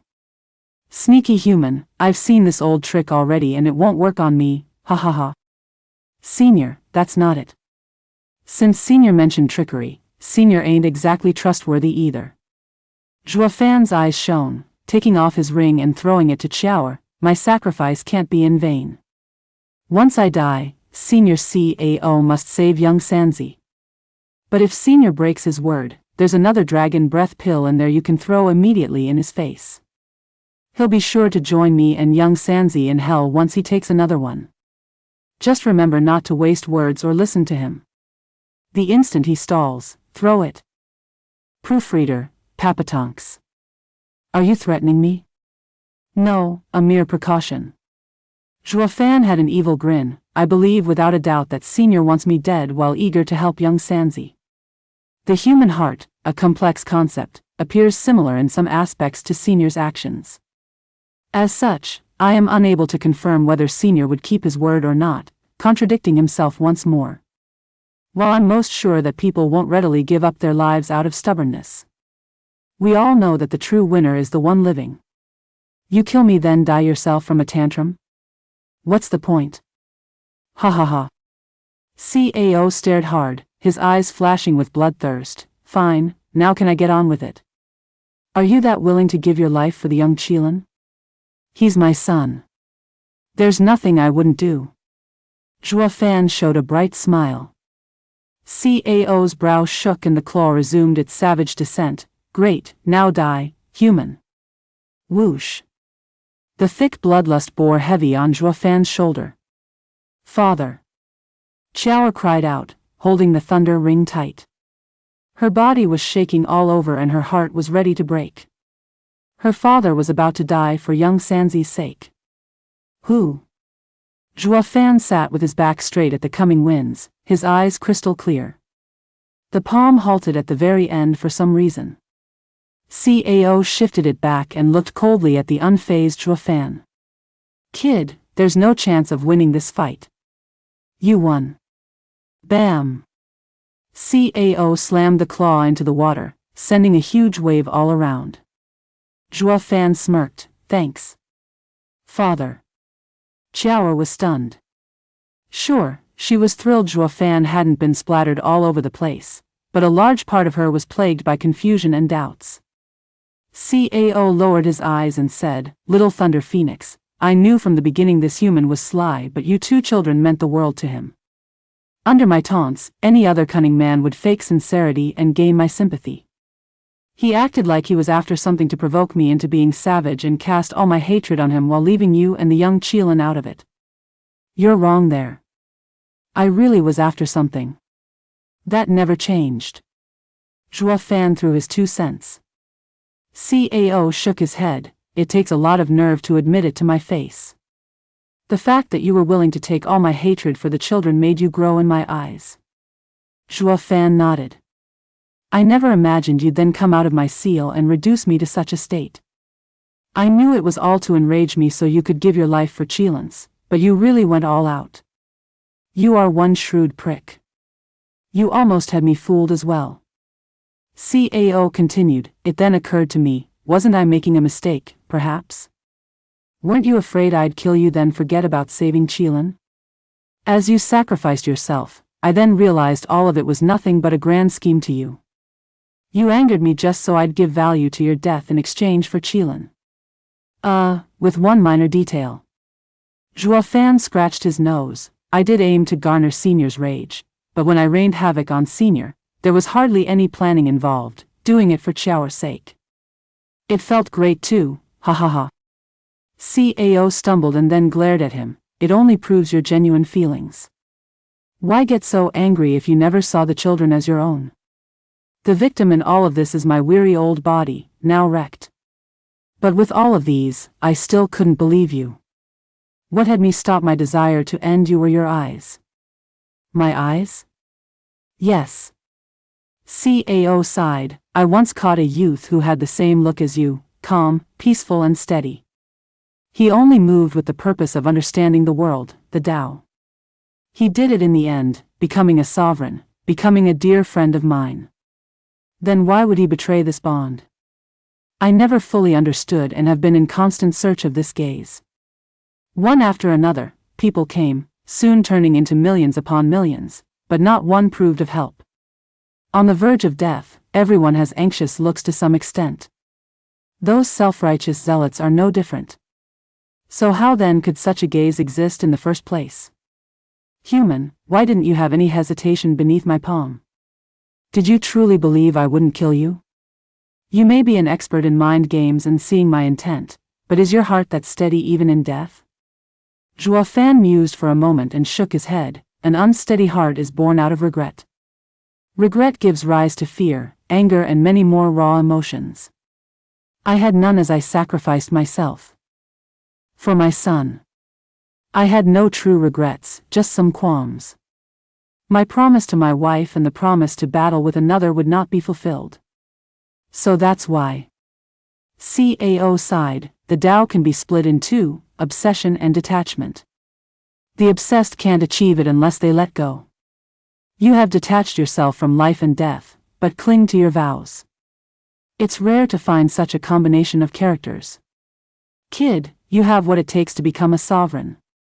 I'm sure of it. Now it all comes down to you if you can grab one of the 10 paths to heaven. Juafan nodded. Cao raised its head and, with a rumble, something flew out of his mouth. A blue and clear ice landed on the ground. In the 1 by 2 meters, young Sanzi rested. Brother. Chow cried in joy, with Juafan looked on with hope. Cao wiped his mouth. He only survived by luck. I put him inside a pocket in my body or he'd have died from the dragon fire. Senior. My stomach makes the heaven-sealing coffin. Cao said, his Cheelan shield is damaged and to heal it I needed my gastric juices to permeate his body. The child will stay in the ice coffin for 49 days. The moment it thaws will be the day he is healed. Juafan bowed and cupped his hands in gratitude. Thank you, Senior. I shall never forget this. Chow bowed as well, all smiles. You were right. As a sacred beast myself, we're unique, and it would bring me solitude in a world less of one. But us, old ones, are stuck in our prisons and can't look after them and need someone reliable. Uncle Cao, weren't you hating humans? Now you're entrusting us to one. Chow started then giggled. Cao shook his head. This is hardly a solution, forced into taking the lesser evil. Humans are hateful, but having been so close to them at some point, I could feel their deep love and sense of duty. For my hatred to be so strong, my love had to be just as strong. In any case, it's better to give you over to someone I can trust than to some twisted people. Juafan, these two shall be in your care. In this whole wide world, there's only 5 of us sacred beasts left. Senior, be at ease knowing I only have them as children. Juafan nodded. Cao nodded and smiled back. This human is similar to the first, both pursuing Tao. I hope he'll never change. Pa. A sudden sharp sound echoed and Zhuo Fan's eyes bled out. What's wrong, kid? I don't know. Zhuo Fan's brow shook, his face hard. Pa. The second time, Zhuo Fan felt his eyes burning in their sockets and held them. Again and again, cracking sounds echoed, with the black thunder flame leaking from between his fingers and going berserk. It spread like a tide of destruction as it covered Zhuo Fan, just how when he fought Cao. Only this time, the thunder flame was out of control, the pain growing so bad he had to wail. Ah! Apocalyptic thunder flame, something that should never be in this world ran amok. Proofreader, Papatonks. Who? Cold winds blasted and a thick black fog dyed everything in shades of gray, looking akin to purgatory. Bali Yuyu watched with worry as the black mist stopped its invasion. Behind her was Shui Ruohua helping Chu Qingcheng. She looked behind her, at the open teleportation array and worried as well. What's taking them so long? Did something happen? Rustle. The grass moved and Wu Qingxiu with Ouyang Changqing and the rest dragged their feet over to their salvation. But seeing the girls, they started, "You should have been long gone by now. Why are you still here? The guy's slow wife refused to go, so we decided to wait for you. I would simply force her through if worst comes to worst." Bali Yuyu rolled her eyes and pointed at Chu Qingqing behind her. And where is he, anyway? Is he all right? Ouyang Changqing knew who she mentioned and sighed in exhaustion. He went after the sea demon. It's going to take a while before he arrives. We'd better leave first. The sea demon? Haven't you noticed the creeping black fog? Ouyang Changqing nodded and asked, "Big sister, you should have seen how good Big Brother Zhuo is. He beat up 3 sword kings and after challenging Invincible Sword, dashed straight in to face the sea demon. Invincible Sword must have followed after Big Brother for a fight as well without delay, all plunging straight into the black fog. You're telling me Patriarch is after Zhuo Fan?" Bali Yuyu gasped in fright. Is he going to survive with Patriarch on his heels? Ouyang Changqing smirked, "Big sister, take it easy. Dad said the sea demon is worse by a mile than Invincible Sword. Since Big Brother went for the sea demon, then what's there to fear some Invincible Sword? I'm sure that with a savage beast before him, Invincible Sword would be sure to turn into a sniveling coward. The only danger to Big Brother can only come from the sea demon. It would make Invincible Sword look like an amateur by comparison, he. Ahem, look who you're speaking to." Wu Qingxiu glared and cleared his throat before speaking heavily. "Frigid Rain Sword King, Ouyang Changqing is crude in his meaning. Brother Zhuo is level-headed and would not come all the way to face the sea demon without precaution. If he can handle the sea demon, that means Invincible Sword is of no consequence. Yeah, so lighten up. You're better off worrying about our situation. Dad said once the sea demon's black fog spreads, everyone is done for. They're now trying to stop it. We better take the chance and run, so as not to drag them down. Then leave, coward." Bali Yuyu bore her sharp stare into him. "I don't know how dangerous the sea demon is, but I am clear on Patriarch's strength. No, once Patriarch is after him, no begging from my part will spare him." Bali Yuyu shot for the black fog, shouting behind her, "Leave. I've escorted you here, so I fulfilled his request. Now even Big Sis left. With all of us injured, we'll be dead for sure if anything happens." Ouyang Changqing chuckled and shrugged, staring hard at the open teleportation array. "So we're going, right? Right?" Wu Qingxiu sighed with a twitching face. "Do you have to ask? Staying won't do any of us any good." And made the first move towards leaving, with others close behind. "Wait, Senior Brother Wu. Qingqing won't leave." Shui Ruohua cried after him. "We've been here for a while but Qingqing refuses to budge. It feels like she won't leave until Zhuo Fan returns." Wu Qingxiu sighed in understanding. "Junior sister Chu won't be pleased, but staying here will only burden Brother Zhuo. We're leaving, even if we must force junior sister Chu to come along." Wu Qingxiu and Yilin shared a look and flanked Chu Qingcheng. Ouyang Changqing was most eager, joining them with a bright smile. sister-in-law, pardon me. It's for your own good. Big brother Zhuo doesn't want you hurting. I know you can't understand me, so, sorry. The guys grabbed her shoulders. Ah. Akin to divine intervention, Chu Qingqing heard a most familiar wail. She shuddered and the guys were blown away. Ouyang Chongqing even staggered before smacking his rear on the pavement. The sharp pain made him wince and tear up.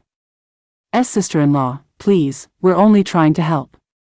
Why shield yourself with Yuan Qi and hurt us? Don't you know how injured we are? We can't take your... While he was whining, the Western Lands group looked at Chu Qingqing in shock. In all these years Chu Qingqing had lost her mind. She hardly showed any reaction, let alone using Yuan Qi for anything. Did this mean she was back? They all lit up, with Shui Ruohua grabbing her shoulder in excitement. Qingqing, why you're awake. Zijua Fan, after all these years silent, she stammered a familiar name, her eyes flashing now and then. Everyone was overjoyed. It's a miracle. Or maybe triumphant love? In only a few days Brother Zhuo did what we couldn't in years of trying. A heart can heal only with the right medicine. Shui Ruohua was ecstatic, tears of joy brimming in her eyes. Chu Qingqing's lips trembled, while her eyes took on a look of horror. Zijua Fan is in danger. He's in danger. She then shot in the air, straight into the black mist. Qingqing, wait. Shui Ruohua panicked and rushed right after her, but the minute she tried using her energy, she coughed blood, falling back. None of the ethers could do anything, too weak to follow. They came out wounded from the fight with the 10 princes and merely walking was a miracle. Flying was out of the question. Watching Chu Qingqing vanish, Ouyang Chongqing sighed, where's big sister when you need her? Sister-in-law hasn't been hurt like us, making it impossible to catch her. Did she snap? She's not crazy, just her mind dulled. Since she woke up just now, why take off like that? Wu Qingxiu frowned as he pondered. She mentioned Zhuo Fan being in danger. Did you hear her too? Ouyang Chongqing shrugged. Maybe she's hearing things or restless. Big brother Zhuo is definitely in danger in the black mist, but how could we ever know? We're not only miles away but even standing before the mist, there's no way to notice whatever's going on in there. How is sister-in-law so sure then? She totally snapped. Then I fear. Wu Qingxiu looked in the distance then sighed, their hearts are connected. That means brother Zhuo is in serious peril. The rest tensed, looking grave and worried. Bali Yuyu was rushing through the dark fog when she stumbled upon 4 people flying out. She gasped in recognition. Ugh, can I just pretend I didn't see them? Bali Yuyu shook, conflicted between Zhuo Fan in the mist and the 4 people. She wanted to make sure Zhuo Fan was safe, which was impossible if the 4 caught up to her. So she spotted some ruins around and wanted to avoid them like a plague. But that blasted Bailey Yuyun just had to spot her just then, shouting, "Is that Yuyu? Come quick, Patriarch's hurt." Proofreader, Papatonks. Damn you and those blasted eyes of yours. I was this close to dodging you. Just you wait. The moment I get the chance, I'll be sure to gouge those shifty eyes out of your skull. Bali Yuyu's heart raged while flying over to the 4 in annoyance disguised as shock. Patriarch is hurt? How? Is this how you 3 protect him? Bailey Yuyun sighed, not even our best was enough. The sea demon is absurd. He couldn't even touch him. The SC demon is that strong, for even Patriarch too. Bali Yuyu's heart sank, knowing Zhuo Fan was in there alone with that beast. How could Zhuo Fan stand a chance where invincible sword failed? Filled with worry, Bailey Yuyu turned to the black fog with tense fists. Bailey Yutian failed to notice Bailey Yuyu's shift. Maybe the deep wounds scrambled his senses. He coughed iced and burning blood and sighed, I've never seen strength like the sea demons. I have suffered a complete defeat. But this is only the beginning. One day, I will come to challenge ugh. Invincible sword coughed fire and ice again, his face white as paper. Patriarch, don't speak. We better look for a quiet place to heal. We can't ignore your wounds, Bailey Yuyun urged. Invincible's sword waved him off, sighing and looking at the black fog behind with determination. No, I'm staying. I have lost, but I want to see with my own eyes the result of such a powerful showdown and its victor. Powerful showdown? Bailey Yuyu lit up. Patriarch, is someone still in there fighting the sea demon? Bailey Yutian took a deep breath and nodded. Bailey Yuyun sighed with a grumble. Yuyu, speaking of, I have something to say to you. How in heaven's name did you even do your investigation? Because of you we were this close to making a mess of this and getting wiped out. What did I do? Bailey Yuyu was baffled. Bailey Yuyun spat. You have the nerve to ask? Did you not say that Zhua kid is in soul harmony stage at best, a trifle? Yeah, why? Why? Did it ever occur to you that the missy next to him might have a powerful bauble to give us, Sword Kings, heavy wounds? That child almost had all three of us killed. Bailey Yuyun shot a reproaching glare, with the two nodding along, feeling victimized. It was utterly mortifying for a wee girl to make them scramble away in fright. If word got out in the central area, they'd have no self-respect left to even walk outside. Bailey Yuyu gave a confused shake of her head. You mean Xiaoer? But she's adorable. How can she be tough? Adorable? That's news to me. Bailey Yuyun's face twitched, fuming along with his two brothers, like father like daughter, like master like disciple. With the small one godlike, the parent couldn't be any lesser. Did you not know she has a trinket to handle Sword Kings? What's worse, her dad had something that could end Patriarch. Heaven almighty, he just took out a 9th level Imperial beast for crying out loud, his spirit animal no less. That's a damn 9th level Imperial beast.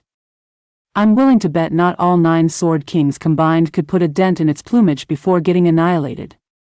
SSS. Bailey Yuyu gasped, a 9th level Imperial beast? Wasn't that just a myth?